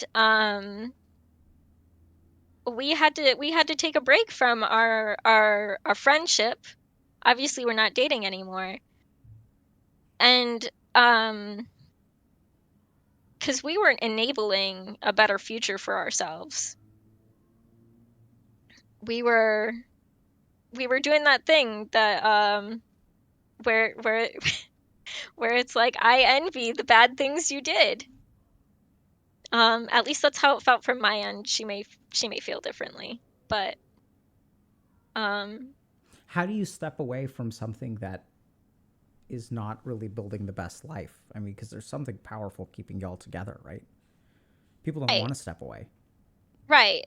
And I think it's important to, in a way, get lost in yourself. I understand that, like, in my case, being too insightful and over insightful has developed into a bad thing for me, but some insight here and there doesn't help. But also, we when I believe when I last messaged her, I was doing this very back and forth thing where I was like, I'm absolutely hurt and I'm spewing vitriol at you and I'm spewing hate, and then the next day I would, love bomb essentially. And I was when I was coming down from a love bomb, I was like, this isn't good for either of us. Like, I'm going to keep doing this for a while because I've done this for the last 3 days. I'm going to keep doing this for a while, and I need you to agree with me not to talk to me because I don't want to hurt you. I don't want to hurt myself. And we both want to get better. We both want to do better. We don't want to be in the situation that brought us to this point. Yeah. Thank you for sharing that. And you said there was a bad thing too? Yeah. And I'm gonna preface this with, like, I'm not suicidal. I am healthy. I am okay. You don't need to worry about me. I'm in a good headspace. All that disclaimer stuff. If I am so unhappy with where I am, then at least someday I will die and nourish the earth. Um I'm like, it's also what I tell myself when I do deal with suicide ideation. It's so that way I don't chase the ideation into plans or anything. It's like, I don't have to rush into things. Someday I'm not going to be here anymore, and it's all not going to matter anymore. And it'll, at the very most, I'll just be a story that great grandma tells her grandchildren about this one very strange person they met at this early in their life or something. I'm not going to last forever. Yeah, I think that's actually really beautiful. Thanks. I appreciate the disclaimer. But I think actually what's really, what I consider really beautiful about it is that I don't think you're just going to nourish the earth after you're dead. I think that the really cool thing is that you're going to nourish a lot of people around you while you're alive. And I think sometimes when you're in those dark places, it's really easy to lose sight of. I love the story that you said, because you kind of took the words out of my mouth, that we have impacts on people all around us. Yeah. And I think the Buddhist perspective, I think, actually explains this sort of the best, where they talk a little bit about how, we can transfer like matter and energy to other human beings, but we can also transfer like little bits of consciousness. And so this is sort of how they view karma, but it's almost like, energy cannot be created or destroyed, but it can be transferred from one object to another. And in that way, as we share our stories and we interact with people, as we yell at people, as we set limits with them, as we, are mean to them, we transfer some energy to like other people. And that even when things seem dark, I've seen a lot of people who have been very, very hopeless really do a lot of good in the world. It's hard to see it in those moments, but I think that, you're going to be nourishing things around you long before you're dead. Yeah. And any last thoughts or questions before we wrap up? I think we've got one more caller. I think that sums it up pretty well. Okay. So Well, I'm happy with that. Thank you. Thank you so much for coming on today, Margot. Yeah, thanks for having me. It was good. Good luck. Thanks. All right. Okay, we're gonna take I gotta pee. We're gonna take a 2-minute break. Okay, chat. So we're gonna do chair stream, and then let's move on. Ionized. Do we still have? I think we may have one more. So let's. If they're Yes, one still more. around, but they've been patient, so we're gonna stick with it. I'm just gonna go pee.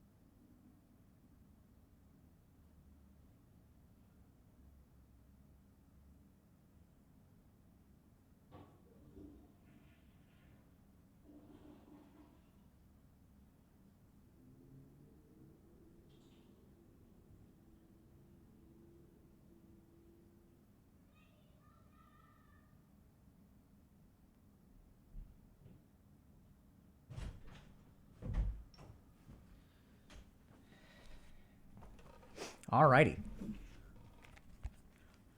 Let's go, chat. Wash hands? Hell yeah, dude. Smells so good. My biggest problem is I didn't dry them properly. Ionized, we got one more? Yup. Let's do it. All right. Hello. Hold on. Holding on. Okay, can you hear me? Hey, how are you? Okay, just 1 second. Hi, I'm in my car. This is gonna be scuffed as hell, but It's all hi. good. Welcome. What do you Yeah, go just by? how what? What do you go by? Oh, I go by Carmen. Sorry. Carmen? It's a pleasure to meet you, Carmen. Yeah, just super anxious to be here. Yeah, that seems to be the common sentiment. I was like, I'm super excited to be here. It's such a privilege. It's anxious. Yeah, so thank you very much for coming on despite your anxiety. And what are we talking about today? So, I believe we're talking about toxicity, abuse, and manipulation, something like that. Okay. And And I was gonna talk specifically about some of the people I've heard in the past, and they might be in the audience. I have no idea. okay, I would love to hear about that. So can you tell us a little bit about what's happened in your life and some of the people in it? Sure. I don't even know where to start. I guess I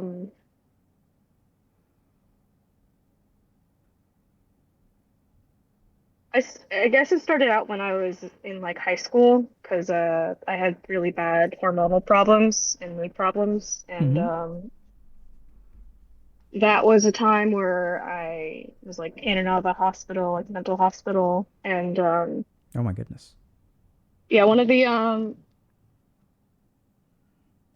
while I was going through all of that, I had like this school project, and I basically flaked out on it because I had all this shit going on, and I kept lying to my group mates, like, yeah, I'm totally gonna get this done. I just wouldn't.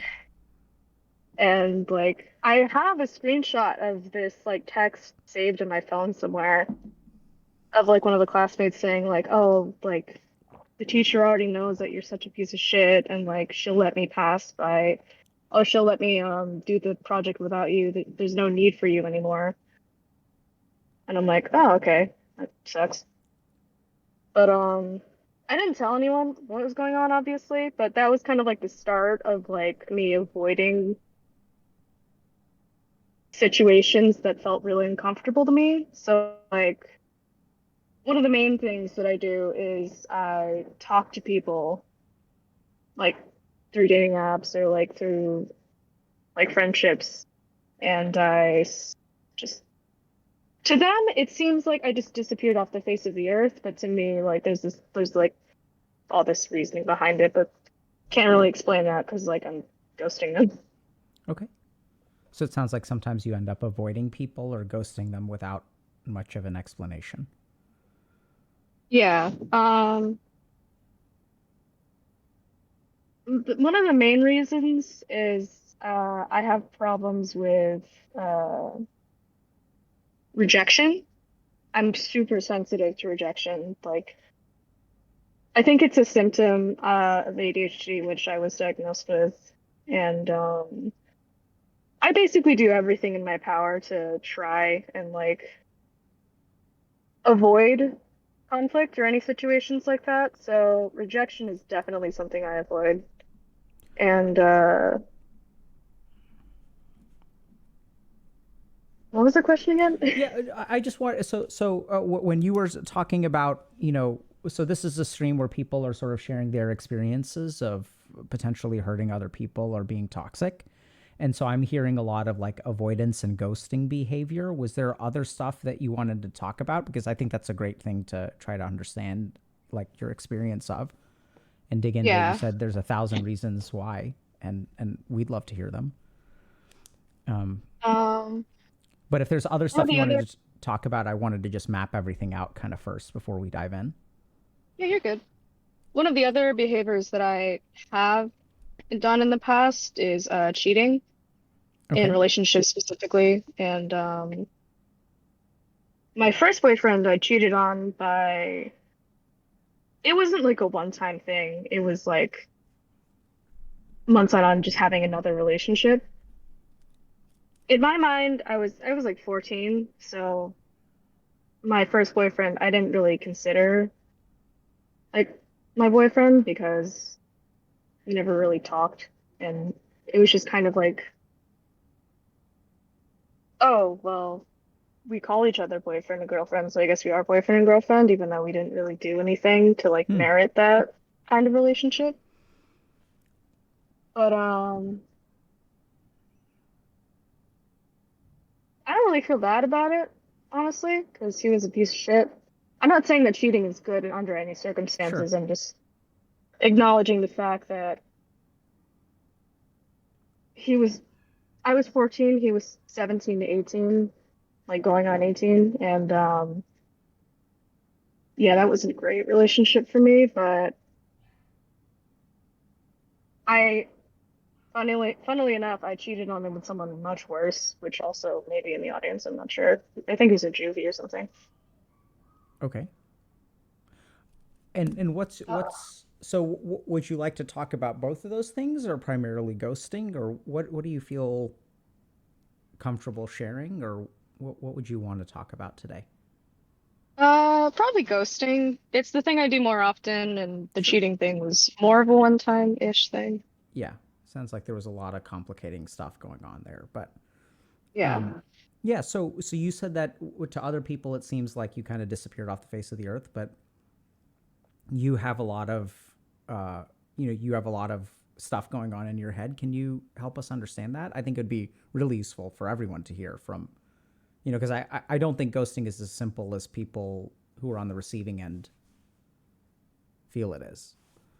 Oh no, yeah. Um, I guess my with friends, I'll meet people on like online friends like Bumble and stuff like that, and unless they're like unless they are really initiating and like basically carrying the friendship, I just I just wasn't interested at the time because friends to me are kind of really high maintenance. What Um, does that mean? Well, I have friends, like, I do have friends, but I'm not like super close to them. Like, having close emotional bonds with someone is, um, it's a huge deal. Like, it's amazing to have someone to have, like, someone to like speak all of your secrets to and spend time with, but it can also be really emotionally taxing as well. Sure. So, at the time, I just felt like I wasn't really just like emotionally responsible enough to handle even friends. Mm-hmm. So, I just broke it off immediately and was like, nope, yep, can't do this. Sorry. Do you feel like you're almost protecting other people from yourself? Oh, yeah. I suck to be around sometimes, a lot of the time.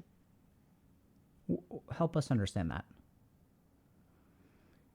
I wasn't formally diagnosed with anything mood related to my knowledge. I do experience hypomania and depression primarily, but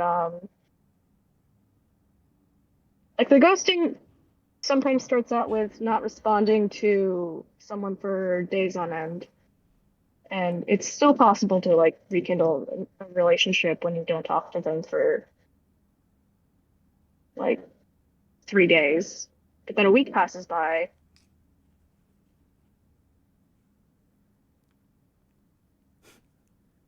Frozen. GG. Is that me, chat?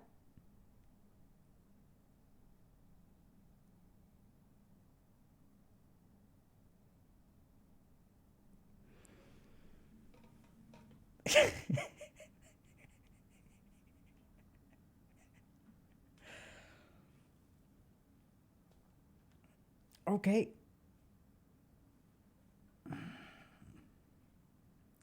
I swear, sometimes it feels like there's someone out there in the universe, some sort of divine being, or like some kind of like, like super powerful, like root user at Twitch who's like screwing with us.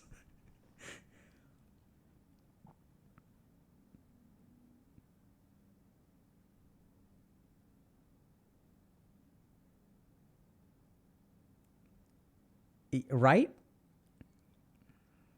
So I'm more concerned about Carmen, where I don't know if she's I hope she's okay.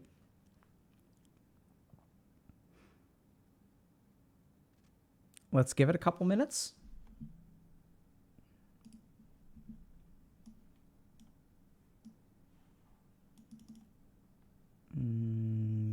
So we'll just hang out in the call. And now we're alone in the call, which is okay. It's okay to be alone sometimes. Ad time.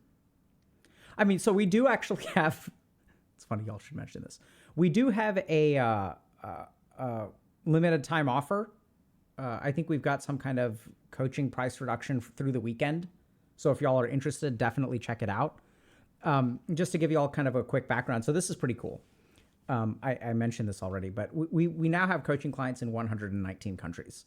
And this is honestly something I'm quite hyped about. That was not the time to talk about it. But we started Healthy Gamer because we wanted to help people. And we wanted to help people who other people don't usually help. And we wanted to help people who have difficulty finding help and getting help. So we started doing stuff like streaming and talking to people on Twitch. We also started by, uploaded some stuff to YouTube, started a Discord server. And then we really discovered that some people wanted more like help, right? So they wanted to focus on their problems longitudinally and really sort of try to find accountability, try to get results. And now we've helped people in 119 countries. So we've had over 12,000 coaching clients, basically all over the world. And we're here to help, everyone from gamers who have difficulty finding people who understand them to people who are even people like engineers at places like Google and stuff like that who want to understand their own mind better, want to understand how to do things like set boundaries, set limits. And a big part of what we teach our coaches, we're back, is sort of this methodology of like first understand yourself and then apply it to changing your behavior. But it looks like Carmen is back. Welcome back, Carmen. I'm so sorry. That's okay. I thought it was actually pretty epic because you were talking about ghosting people and then you like lagged I out. know. That's so. I'm never gonna forget that in my whole life. That's so embarrassing. Oh, I thought it was hilarious. I I don't. mean, it's definitely ironic. I do get that. Yeah. So I mean, I think it's just we're just making memes here. That's all. I I hope I don't become a meme. That's the worst. That's my worst nightmare. Oh, okay. Well, then my bad. No, But it's okay. I think people are more likely to meme me than they are to meme you. But That's fair. but anyway, you were talking about ghosting. Yeah. I forgot what my last sentence was, but I think I had asked you a little bit about whether you try to protect other people from yourself. oh yeah. I used to be terrible to be around. Now I'm a little bit more tolerable, but I was like dripping with edge and fucking insufferable because I would purposefully irritate people to get them away from me. I'd purposely try to be annoying so that people wouldn't bother me anymore. And it worked way too well because by the time I wanted to have friends, everyone knew me as, oh, that's the annoying chick who barks at people. And what's your sense of why you wanted to keep people away? Um, I guess I have a history of trusting people when I probably shouldn't have. Hmm. Like with my first boyfriend, there were like red flags going off everywhere, but when you I like this quote from a TV show that I like. When you look through a world with rose-colored glasses, all the red flags just look like flags. So I didn't really recognize what I was seeing. Like I was just like, oh, that's normal, right? You What were know, some of the listening things to that you were seeing? one of the big things that I definitely remember was he tried to get me into Ben Shapiro, and he he said something super terrible. He said something like, uh, "If you were any tanner, I wouldn't be attracted to you anymore." Yeah, it was so bad. And my like 14-year-old brain was like, "Oh, that's just the weirdest compliment I've ever heard." Like, that's fine. Yeah. Okay. So certainly some flags of some sort. Yeah, Um, I'm so but curious about the Ben Shapiro thing, but I'm not going to touch that time bomb. no. Okay. So and so you wanted to kind of keep people away because I'm hearing you kind of say that you trusted people before, and what did people do with that trust? Well,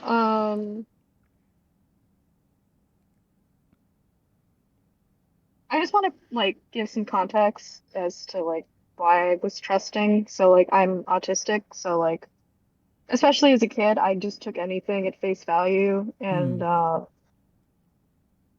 whenever like someone showed like any kindness to me, that in my head that was like, oh, that means they want to be friends with me. That means that we're friends. So when people would like be friends with me, um, they would like, let's say this. One of my first friends was in elementary to middle school, and she had this plan to go to a convention, like an anime convention. And at the time, I had all these school supplies from my parents because, like, uh, we went to the dollar store all the time and had a bunch of school supplies and money. So I gave her like $200, which was like a lot. in like kid money and all of my school supplies and was like, here, let me put this in the LAX anime convention fund. And she's like, okay, I'll keep this really safe. And then like a month later, she's like, oh, my little sister stole it. And her little sister's like 7. Like, I don't know where she could hide that. But at the time, I believed it, even though my parents were like, no, she's manipulating you. Hmm. But I wanted so badly to believe that this was my friend that I didn't want to even comprehend the possibility that she could be mean to me. Yeah. So it sounds like people have just really, maybe you were a little bit too trusting, and then people sort of took advantage of that trust. And so Yeah. can you help me understand a little bit about what goes on as you're thinking about ghosting someone? Uh, I guess one of the things that I think about is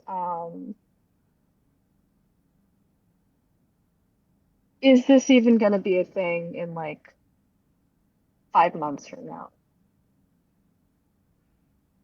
Like, it's like a weird rationalization of like, oh, I'm not even like this won't even work out, so there's no point in trying anyway for this person.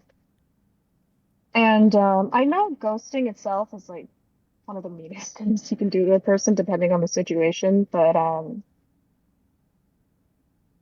to me, like at the time of ghosting someone, I'm like saving you from even knowing me in the first place because like I'm just gonna dump all of this emotional information on you, and then what are you gonna do with that? Like you're not a therapist, like you can't help me with that. I So don't know. Oh, what were you saying? no, go ahead. I guess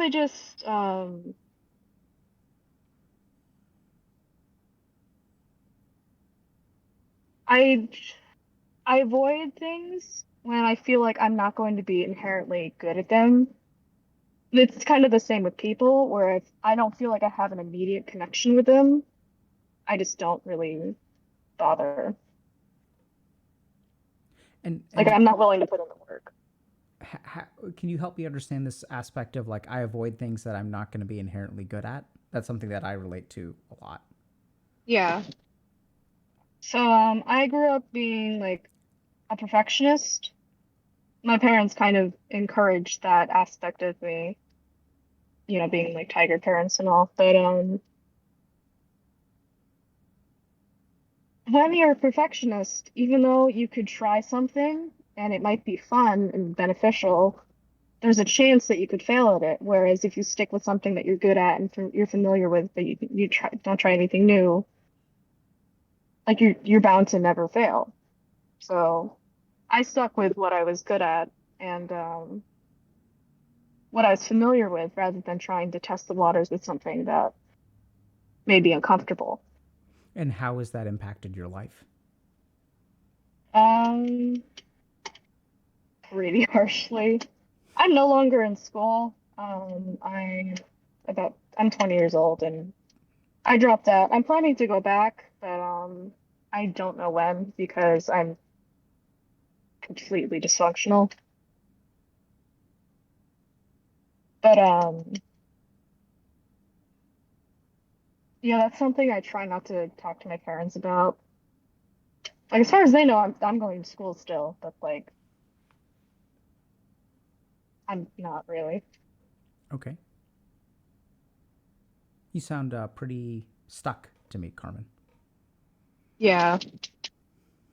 Like last night I kind of thought about like going on the stream and I'm like, I'm in a hell of my own making while I was like in a spiral.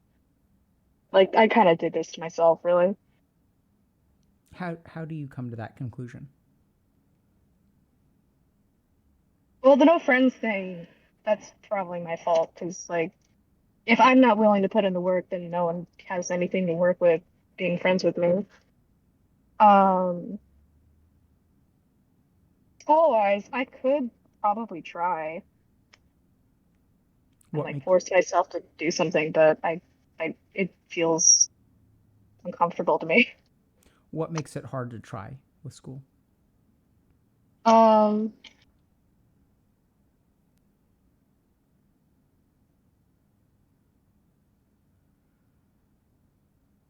when I miss an assignment at school, everything goes downhill. Like I can keep up with school for like a few weeks, but as soon as like I start becoming behind, my brain just goes like, oh, you're gonna miss that, and you're gonna miss the next assignment, and you're gonna miss the next project, which means you're gonna fail the next test, and like so it just spirals out of control. And so might as well just give up now, right? Yeah, that's why I didn't even try with school because I'm like, well, I tried last time, I failed, so better luck in like next year or so. I don't know. So, Carmen, I think we're also moving away from ghosting. How do you feel about that? Yeah. Um, I mean, for me, it kind of ties in with just avoidance in general because I know for some people, ghosting, it's just like, oh, I don't even care about you. Like, I dismiss your entire being and just I forget about you entirely. But I remember most of the people I've ghosted, and I feel really bad about it still. What do you think you're avoiding by ghosting someone? Um,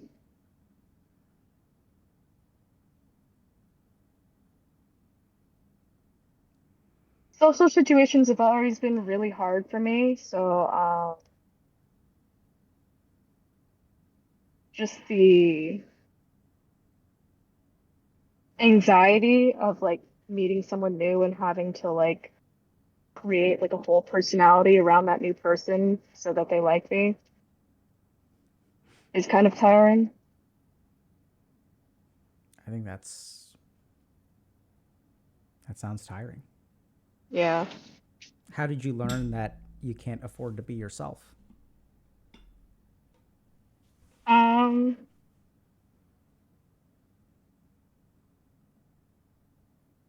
when you're like, I'm autistic, so I didn't really know that until I was around 19-ish or so. And what I did was I masked a lot, which means I put up a front of like a normal person, and I try to, for at least the superficial people around me, I try to put the mask up and make them think that like, oh, you're just a regular person who has regular beliefs and ideals, and yep, normal person. And when people started actually liking the mask, I started to do it more, and it became like this whole entire other persona of like another person, basically. Mm-hmm. Yeah, that's tough. And I guess, Carmen, what I'm kind of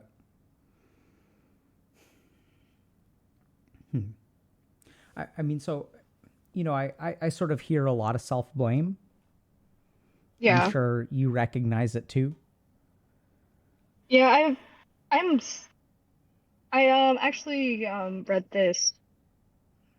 I watched half the video. I didn't finish it, but the video was about how self-hatred is a form of narcissism, and I don't believe that it's like a just because you're self-hating doesn't mean you're a narcissist, but like there's some form of self-obsession when it comes to self-hatred and self-reflection. Yeah, I mean, what I'm kind of hearing is that you have a lot of reasons to blame yourself, and I think those are actually pretty valid. Like, if you ghost people a lot, like, can you really blame yourself for being lonely? But Yeah. but I think that what I usually hear with self-blame is not that people are wrong, but that they're incomplete. Mm. So, I mean, can you blame someone for not trusting after, giving someone $200 and a set of art supplies or whatever for like an anime convention, and then like being taken advantage of? Like, you could even argue that, oh, like you were a little bit too naive, but can you blame that person for like having difficulty trusting after that? Yeah, I like looking at it from like a second perspective, it kind of makes a bit more sense. Yeah. So I mean, I can see, and what I'm really hearing, I'm hearing a lot of this kind of aspect of loneliness, which is like, if you really kind of think about it, I don't think you're callous. It sounds like it kind of bothers you, but it sounds like the reason you ghost people is because you're looking out for them. Yeah. That's like my main motivation anyway. For ghosting. Yeah. Yeah. And what do you think about that? Um,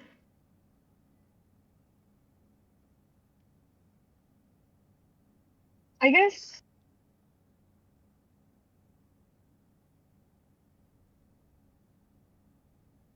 I read this kind of sounds off topic, but I read in the chat that earlier, but I read in the chat that people were looking for like a super villain at the end of the chat because everyone seems so nice. And I kind of believe that. Like at the time, I'm like, oh well, all the shit that I've done is probably way worse than what all of you did. Like not being like trying to be all high and mighty, like, yes, I'm the worst person, but Sounds like you feel like the worst person. yeah. Yeah. But in terms of like saving other people from me, it's kind of like in a weird like efficiency mindset where like it's just better for both of us in our time to just not try. Like you can feel bad about it for a little bit and like feel bad that you missed out on this person, but like there was really nothing for you to look out for. Like there's not much here to like work with. Yeah. I mean, I think all that stuff is honestly kind of valid. I think the one. So, two thoughts I have. One is I think what's amazing about you coming on today is that everyone feels like the supervillain. Yeah. Right? That's what when our head gets the better of us, we do feel like other human beings deserve second chances, compassion, help, right? But we don't. Mm. And because what we're dealing with are problems of our own making, which I think is somewhat fair, because I think when we start removing all responsibility from ourselves, that's when we really actually disempower ourselves and we start blaming everyone else and whatnot for our problems. Yeah. I think the one thing that I would really encourage you to do, and maybe you've already done this before, but whose choice is it whether someone wants to make their life more difficult by being friends with you?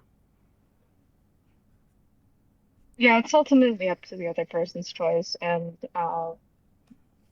if anyone like in my current life, in like my life right now, is watching this, like you guys put up with so much. I feel so bad. Um, I do have other people in my life that do tolerate me. Well, more than tolerate me, they actually like being around me. Um, I have a partner, but which I didn't really expect to have, like at all, at least long term. But yeah. I do get. Um, Yeah, sorry, go ahead. oh no, you go ahead. I Carmen, I do get the sense that you're almost talking to specific people today. kind of, because I honestly expect someone in my life that has interacted with me once to like see this. What I know this sounds kind of weird, but I almost hear you offering an explanation and an apology, taking accountability for your actions to the people that you hurt on the internet. Yeah. Like, I recently downloaded TikTok and I try to avoid it like the plague for like most of the time it's been alive. But I finally downloaded it and I'm like, oh shit, you can actually reach a lot of people by just talking to a camera. And are you hoping that someone is listening today that you've hurt or that knows you? At first, I was dreading it because I'm like, oh shit, what if they recognize me, like try to talk to me? But another part of me is like hoping that someone else maybe is listening to this that I've hurt and maybe wanted to be friends with me at some point and at least understands that it wasn't really their fault. And what makes it hard for you to have these? So the conversation you're having with me, the perspective you're sharing, the accountability you're taking, what makes it hard for you to have these kinds of conversations with other people? I think other people can kind of agree when usually people have like a different internet persona rather than like a real life persona. Like I've seen like YouTubers like they're super goofy and like super extroverted on the internet, but like in real life they're super reserved and they don't really talk to people that much. Like I kind of wanted to fill in the position of supervillain for like the stream a little bit, kind of. So it was kind of easy for me to admit all my faults because I'm like, yes, I have this super evil plan to like manipulate everyone at Ghost thing. It's super evil. Do you think people think you're a supervillain if they're listening to you now? Some people might, but probably not What most do you people. what do you imagine people are hearing from you?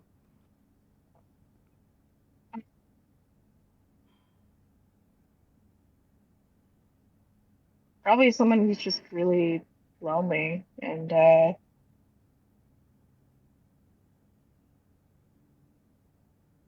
trying to make amends to people that they can't really talk to anymore. So Carmen, I really wonder. I mean, what I'm really hearing is actually like the first step in a lot of healing today. Yeah.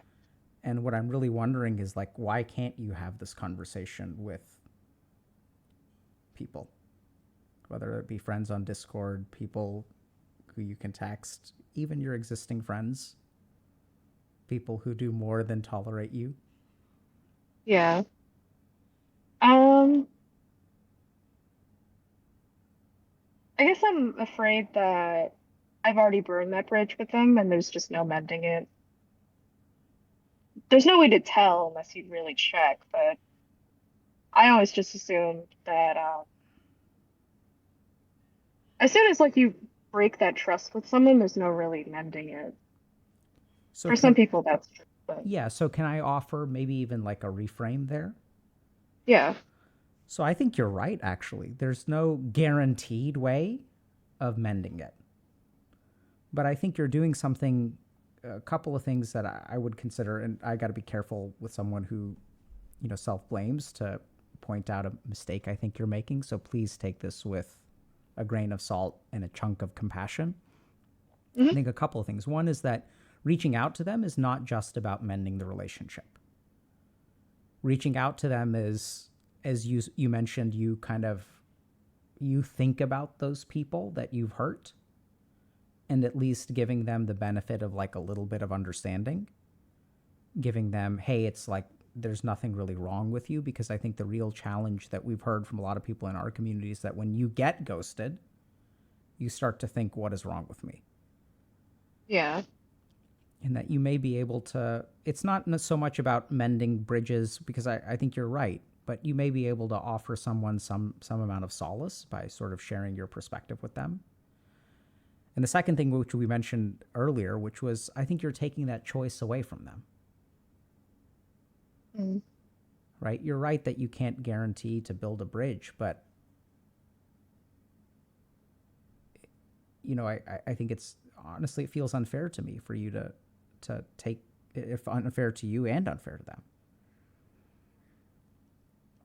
Because yeah, I hear someone, and I'm sorry, I don't know how you feel when I say things like that, because on the one hand, I don't want to contribute to your self blame. And at the same time, what I hear right now is someone who's really taking responsibility for their actions, someone who acknowledges that they're not perfect and is very thoughtful and actually very caring.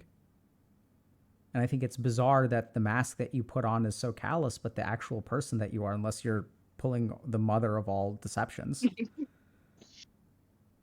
But I feel like I'm talking to someone who's incredibly caring, maybe struggles a little bit with social relationships because you're on the spectrum. Fair enough. And that's the other thing where the self-blame comes in. I see a lot of good because I don't see you factoring in the negatives. You factor in all the things that you've done wrong, but I'm not hearing an honest integration of all of the things that are genuinely challenging about your life.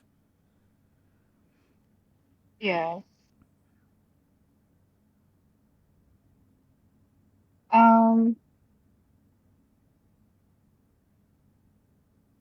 That kind of makes a little bit more sense thinking about it. Like all of my therapists have pointed out to me that like even though you pretend that you're mean and like uncaring, like you're really not. But I used to not believe in it deep down. I used to believe that like all of your actions are just like the sum of your characters, the actions that you do. But there's always like a core of someone who like sometimes they really want to do good things and they just don't know how. Are you one of those people? I think so. But I learned a lot of like stuff from TV and movies. Like that's kind of my special interest is like over analyzing like TV and movies. And like one of the things that helped me learn about how people actually work is BoJack Horseman, which I don't it's Sad Horse Show. I don't know if you heard it. But I mean, I've heard of it. I haven't watched it. yeah, I've heard it's brilliant. highly recommend. But one of the things I learned about people like with the main character is even though someone can like someone can excuse all of their actions by like just saying like, oh, I'm a bad person, but they actually if they keep saying that they're a bad person, they're trying to hide something else that, you know. I'd agree. So I recognize that you're somewhat avoidant, but I would strongly encourage you to think about just share with people what you shared with us today. Hell, even send them a Yeah. link. I actually I sent one of my therapists like a message like, hey, I'm gonna be on this stream if you want to watch. It's gonna be like 30 minutes or something. What is it with everyone telling their therapists that they're coming on stream? Like, is Well, this it's like a like good new thing now? information. It's like good information to have about someone like opening up. Sure.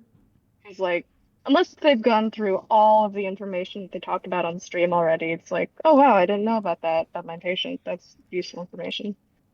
Yeah, no, I mean, I'm not trying to, I'm just surprised that we've reached that point. But, Yeah. and Carmen, I do feel a little bit like pushing you, and I hope that's okay. Like, the last thing that I want to do is push you and then have you kind of buckle down and blame yourself if I don't push you successfully. Does that make sense? Yeah. That's But fair. I mean, I really do think like stop taking all the responsibility of protecting people in the relationship. You know, I think it's like let other people. The whole point of a relationship is that they get to have a say. Yeah. The tiger parents is a whole different thing, though. I mean, that's tough. Yeah, it is. Scrambled my brain. I don't like I was still unpacking that like 10-ish like years later. Oh, I mean, it's going to take you longer than a decade. I know. It's like the best thing. It's like a job skill at this point. Yeah, oh yeah, I'm But I'm unpacking it today, and I'm yeah. 20 years older than you are. But in terms of taking responsibility, that's what my parents always told me to do is like you need to stop avoiding responsibility. And I'm like, okay, and then I just do the opposite what they're trying to say. Yeah, Or- so that's where maybe my tiger parenting is coming through. Are you hearing that I'm telling you to take responsibility? No, I was just saying that they wanted me to take responsibility, so like I took all the Oh, responsibility as like a reaction. brilliant. Yeah, Yeah. that's what happens. And I'm actually advocating that you let other people take responsibility instead of you taking all of it. Yeah. Right? And I know it can be painful for other people to reject you, but that's also where there's a whole other angle of like, if someone rejects you, that is not necessarily an indictment of your value.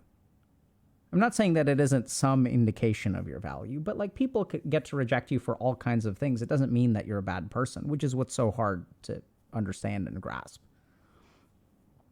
Yeah. Like I used to believe that like if someone rejected me, that means they thought I was like a bad person or something. But that just means that it just didn't work out. Do you really believe that today? I don't believe that anymore, but Don't believe that it didn't work out or that you're a bad person? that I'm a bad person. How did you not believe? How did you learn a different belief there? Um,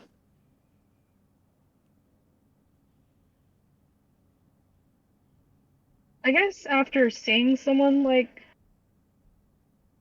one of my friends had to let this guy down easy, and she was like stressing about it for days because she felt so bad for this guy, and like he was like a really nice guy, and there was nothing wrong with him. But she just couldn't be in a relationship at the moment, and I realized that like usually if someone rejects you, they don't feel like callous about it.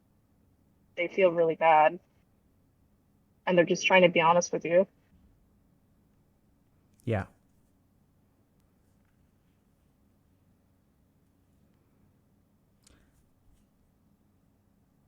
I feel Entire like, stream.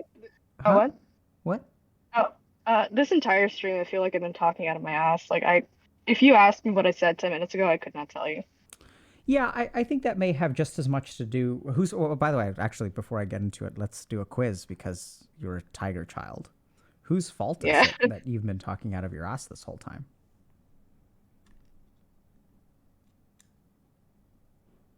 some higher being. I don't know. Well, I mean, so like, I think I'm noticing fatigue in myself. So I've been streaming for 5 hours and 40 minutes. So it's not Yeah, really I've fair. watched the whole thing. Yeah. Yeah, so that means you've also been watching 5 hours of streams. So we're probably not the most rested. And so that probably has a big part to do with it. And I think really what I heard from you is that I do think it's like it's an appropriate thing for the topic in terms of like hurting other people's feelings through ghosting. But I really am sort of hearing in a meandering way, but that there's a lot about, why people ghost. And I think that there's a lot that you carry with you and a lot that you try to protect people from. And it's really sad, but I hear this all the time where it's like, yeah, the best thing I can do for that person is like never be a part of their life. And Yeah. but what I'm really hearing is, depending on what we're getting today, if we're getting the mask, then well played, supervillain. But I think if we're getting what we think we're getting, I think that a lot of people would enjoy having you as a part of their life. Yeah. I hear a That's lot of something that's kind of. yeah. Oh, what? No, go. Will you also just keep talking at the same time, which Yeah. implodes the conversation? So please go ahead.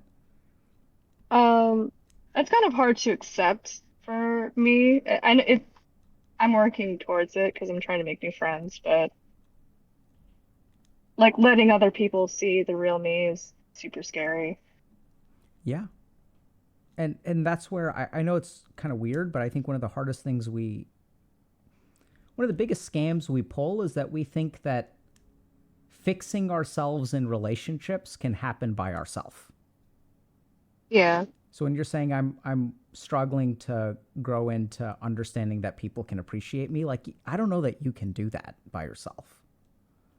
I think you need other people's help. Other people have to actually express, like that makes it so much easier. The challenge is if someone is sensitive to rejection, which I think we recently had a YouTube video about, by the way. I don't know if you saw that, like all about rejection sensitivity.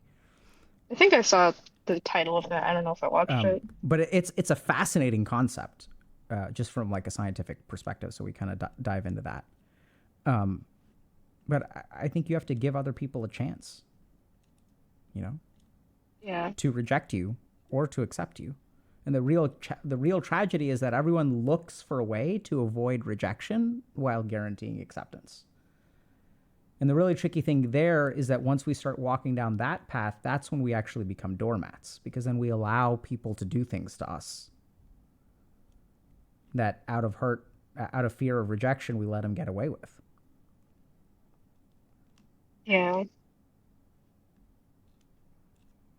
Like one of the things I mentioned in my post was that if someone really likes you, they let you do, like, they'll tolerate a lot of behavior from you, like mean behavior, like manipulative behavior. They'll try to like work with it for at least an extent until they realize they just can't do it anymore.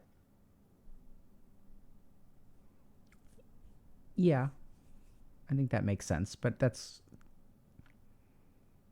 implies that it'll end eventually. Well, the end to like some people is like, if I keep getting rejected by women, then like fuck all women or something. Yeah, I think Like there's like a brick to some people. yeah, that's the experience of a lot of people, right? Is that they give up on a group of people because they get hurt over and over and over again. But Yeah. any kind of last thoughts or questions before we wrap up for the day, Carmen?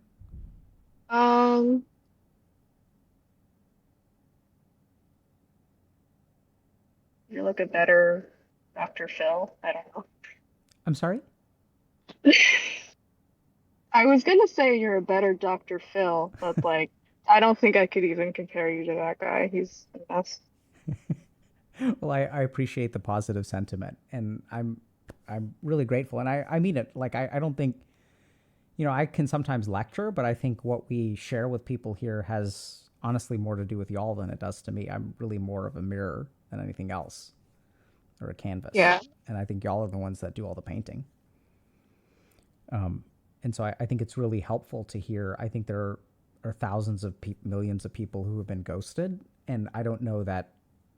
I think it's easy to be angry and resentful, but I think you've actually offered something really substantial and sort of offering an insight into what is going on in the mind of someone who's ghosting other people. Yeah. And so thank you for being you. Thank you. Good luck with everything. And seriously, with the parent stuff, good luck with that. I think you're going to need it. Oh hell yeah. If they watch this stream, I'm gone.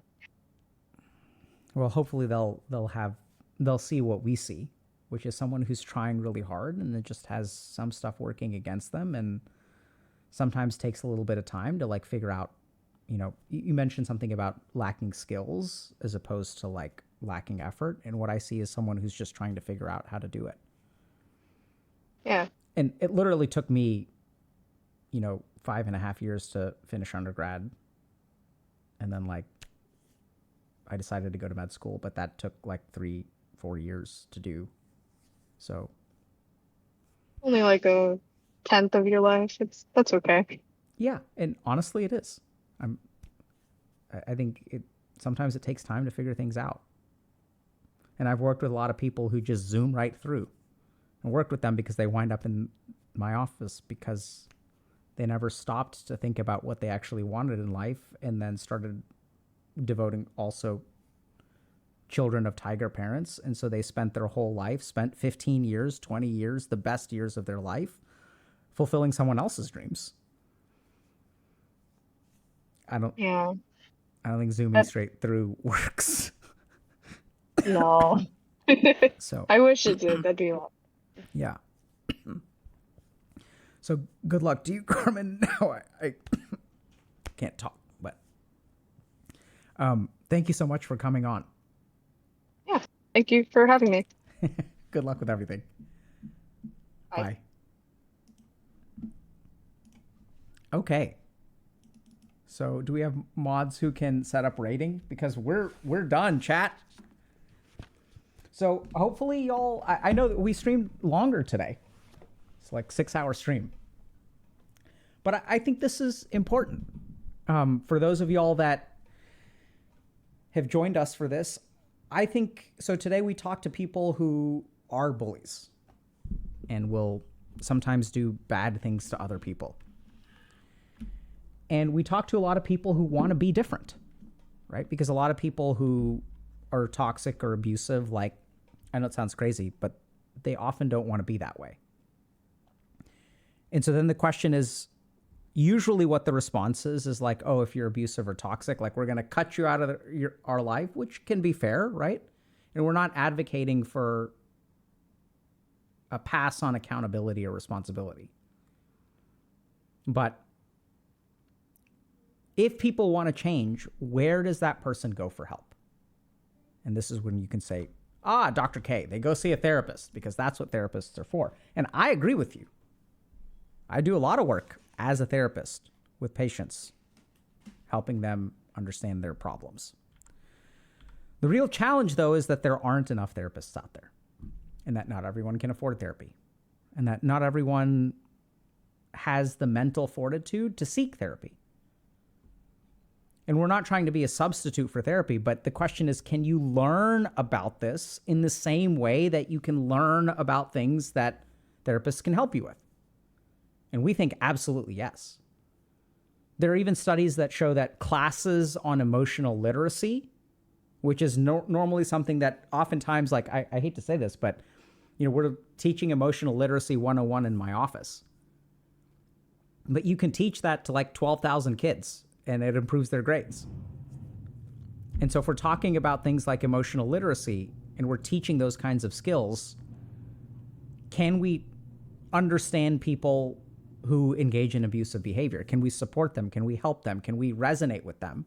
Can we, as even viewers or listeners to their story, learn something about ourselves? And that's what we're here for. And here at HG, what we try to do is like have conversations with people about authentic experiences. And not just the good ones. Like everyone's like all for like feel good conversations about the triumph of the human spirit. And like that's great for the movies, but that ends up in the movies. And then there's real life, where sometimes you're 20 years old and on the spectrum and skipping classes and afraid that people are going to reject you and got taken advantage of. And I don't know if y'all caught this, but like we heard from a lot of people who have engaged in abusive behavior today. And like pretty much everybody was like abused, and pretty bad too. And so that's the other thing that I think we sometimes don't grasp, is that a lot of times people who engage in abusive behavior do so because they were taught that this is how you relate to people. This is how you manage your emotions. And one of the things that really terrifies me about the lack of conversation with people who engage in abusive behavior is like, who's going to teach them a different way? I've worked with people who are convicted felons and like spent time in jail. And when someone, do they deserve to go to jail? Sure. I'm not trying to advocate that they should not bear the responsibility for their actions. But when someone can't control their emotions and engages in abusive behavior, and I'm not saying that you should give them a pass because they can't control their emotions, but then they go to prison, what do you think they're going to learn there? Do you think their cellmates and other people like the prison guards are going to teach them how to regulate their emotions and how to emotionally process? And so what is that person going to do when they leave prison? How are they going to be conditioned?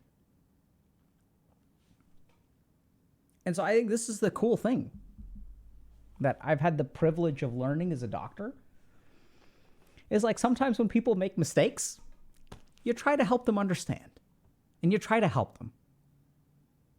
And like you help them be better human beings. And I think part of the problem that we see in the world today is there is no shortage. Actually, that's not true. I was going to say there's no shortage. I think a lot of the progress that we've made is that we are holding people increasingly accountable. And a big mistake that we've made for a long time and still continue to make is that we don't hold people accountable. It's a huge problem. In the financial services industry, when it comes to sexual harassment in various industries, this is actually a huge problem. And at the same time, holding people accountable is really, in my opinion, like half of what we need to do, because we need to prevent that kind of behavior. We need to teach people a different way. And so if you've engaged in behavior that you're not proud of, I certainly have engaged in behavior that I'm not proud of. And I'm grateful to people who have like gone out of their way to like help me with that behavior. Like that's what we hope you find too. And that's what we're trying to be.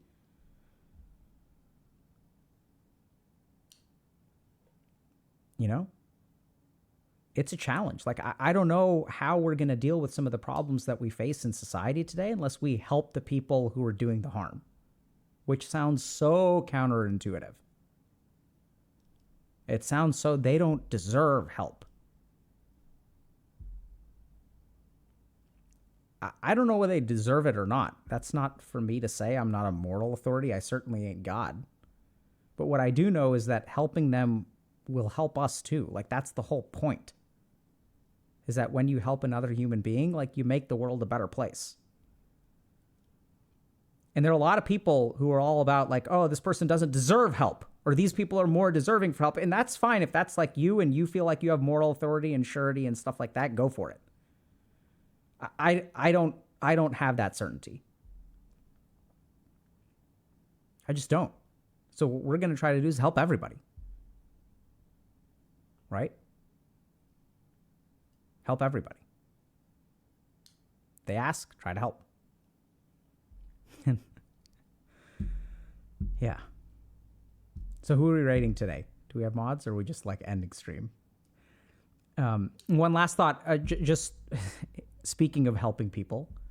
So I made the mistake 4 years ago starting to stream on Twitch. And then what happened is thousands of people were like, Dr. K, can you help me? And I was like, nope, sorry. I'm only one human being. And then I started to wonder, like, well, hold on a second. Do they need me? And that's honestly where our coaching program was born. So I taught our coaches. And every single coach that we have, and we have over 100 now, actually, because the program has actually been incredibly successful, working with over 12,000 people in 119 countries. Everyone I teach for 8 weeks on how to help people. And the way that we help people is we help you understand what is going on with you in an authentic and compassionate way, which I hope y'all heard today. So this is what's also a little bit weird, is like we're not non-judgmental. So we won't be like judgmental for issues of like race or religion or ethnicity or things like that. But I think like this non-judgmentalness actually like makes it harder to keep people accountable. So your coach will be authentic and compassionate and present. They'll be there for you. They'll be honest with you. And they'll compassionately support you to like, first of all, understand yourself, and then secondly, move towards your goals. And unfortunately, what we discovered, and I guess technically this is perfectly sorted out, but what we discovered is that actual change, sustainable change that you stick with, takes time. And I wish that each and every one of you could have an enlightening conversation with Dr. K, but I don't know that the people who came on stream today, I don't know that they've been transformed. I don't think they have, TBH. Right? They're here to help all of us learn a little bit. But if you're interested in like learning a lot about yourself and genuinely seeing change, and you want to be in a different place 12 weeks from now, that's why we have coaching. It's because we recognize that some of y'all may only have the appetite for a Twitch stream or a YouTube video, but also that I don't know how much behavioral change we see through education. That's the real challenge. That's the crux. If education was sufficient to make change or transformation, like the world would be a different place. And so a lot of people are like, well, I don't know if it's going to work for me. Like, we don't know if it's going to work for you either. We know that on average, it works really well for a lot of people. And this is where we also get to all this crap that we talked about today, where if you don't know if something is going to work for you, is your solution going to be to not try it? We heard it 1,000 times today. Oh, this person may not like me, so let me never talk to them again. And so we're going to encourage people to have conversations. And we're going to encourage y'all to like do that thing that you're not sure is going to work. And if it's coaching, fantastic. There's a limited time offer through the weekend. There's a discount. So if y'all are like a little bit concerned about, okay, I don't know if it's worth it or not, we're trying to do what we can there. But that's not it. That's not everything, right? If y'all are on the fence about getting therapy, like go see a therapist. If you're on the fence about, it's been 3 days and I was supposed to get back to someone, but now it's 2 weeks and it feels too late, just reach out to them. Start to take action.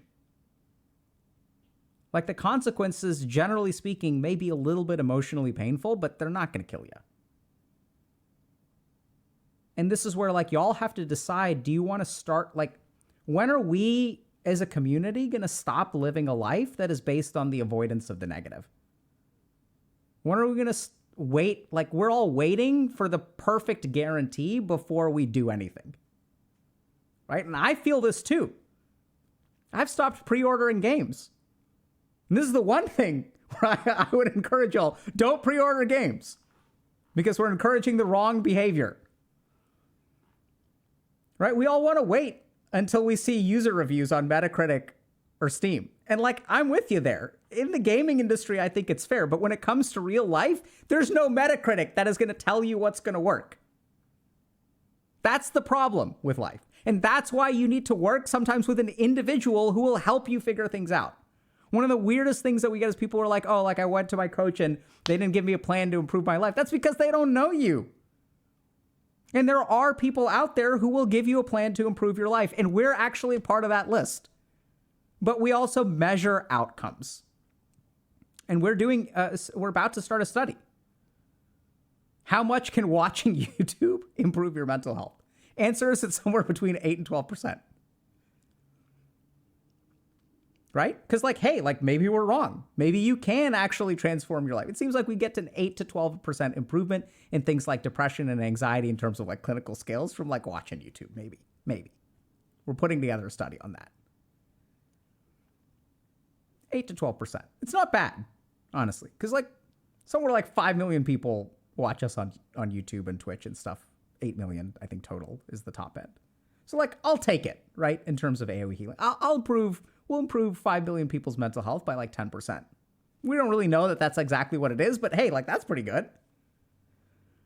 But there are some people who want 35 to 58% improvement in stuff. And that's what coaching is for. We'll try to figure out how to make Twitch streaming more effective. Don't get me wrong.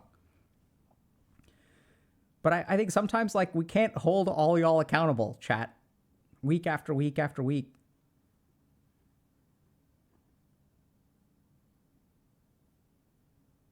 And yeah, so that's great. So in Goblin saying 8 to 10% made me honest with my therapist. That's beautiful, dude.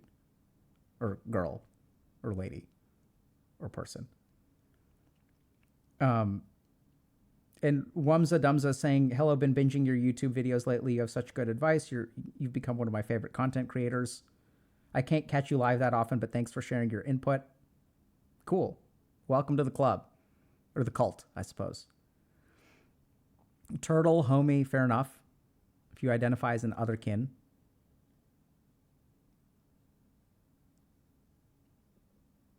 Yeah. So, thanks for coming, chat. It's been fun. Sorry I was out last week. So here's the other... Yeah, there's all kinds of cool stuff going on.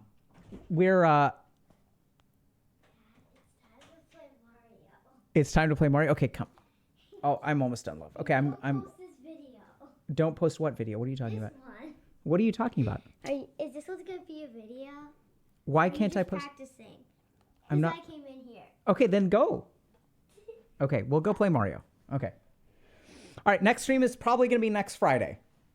Okay, maybe earlier. I don't know. But generally speaking, Friday. And then we've got YouTube uploads. I guess we can't go. No, it's okay. Okay, Vera, I'll be right there. Love you, sweetie. All right, so it's Friday at 6 p.m. I guess I'm going to go play Mario with my kids. Y'all have a good time. Take care, everybody. Can I raid? I can't log in. Let me try. I would love to raid Jen the Human.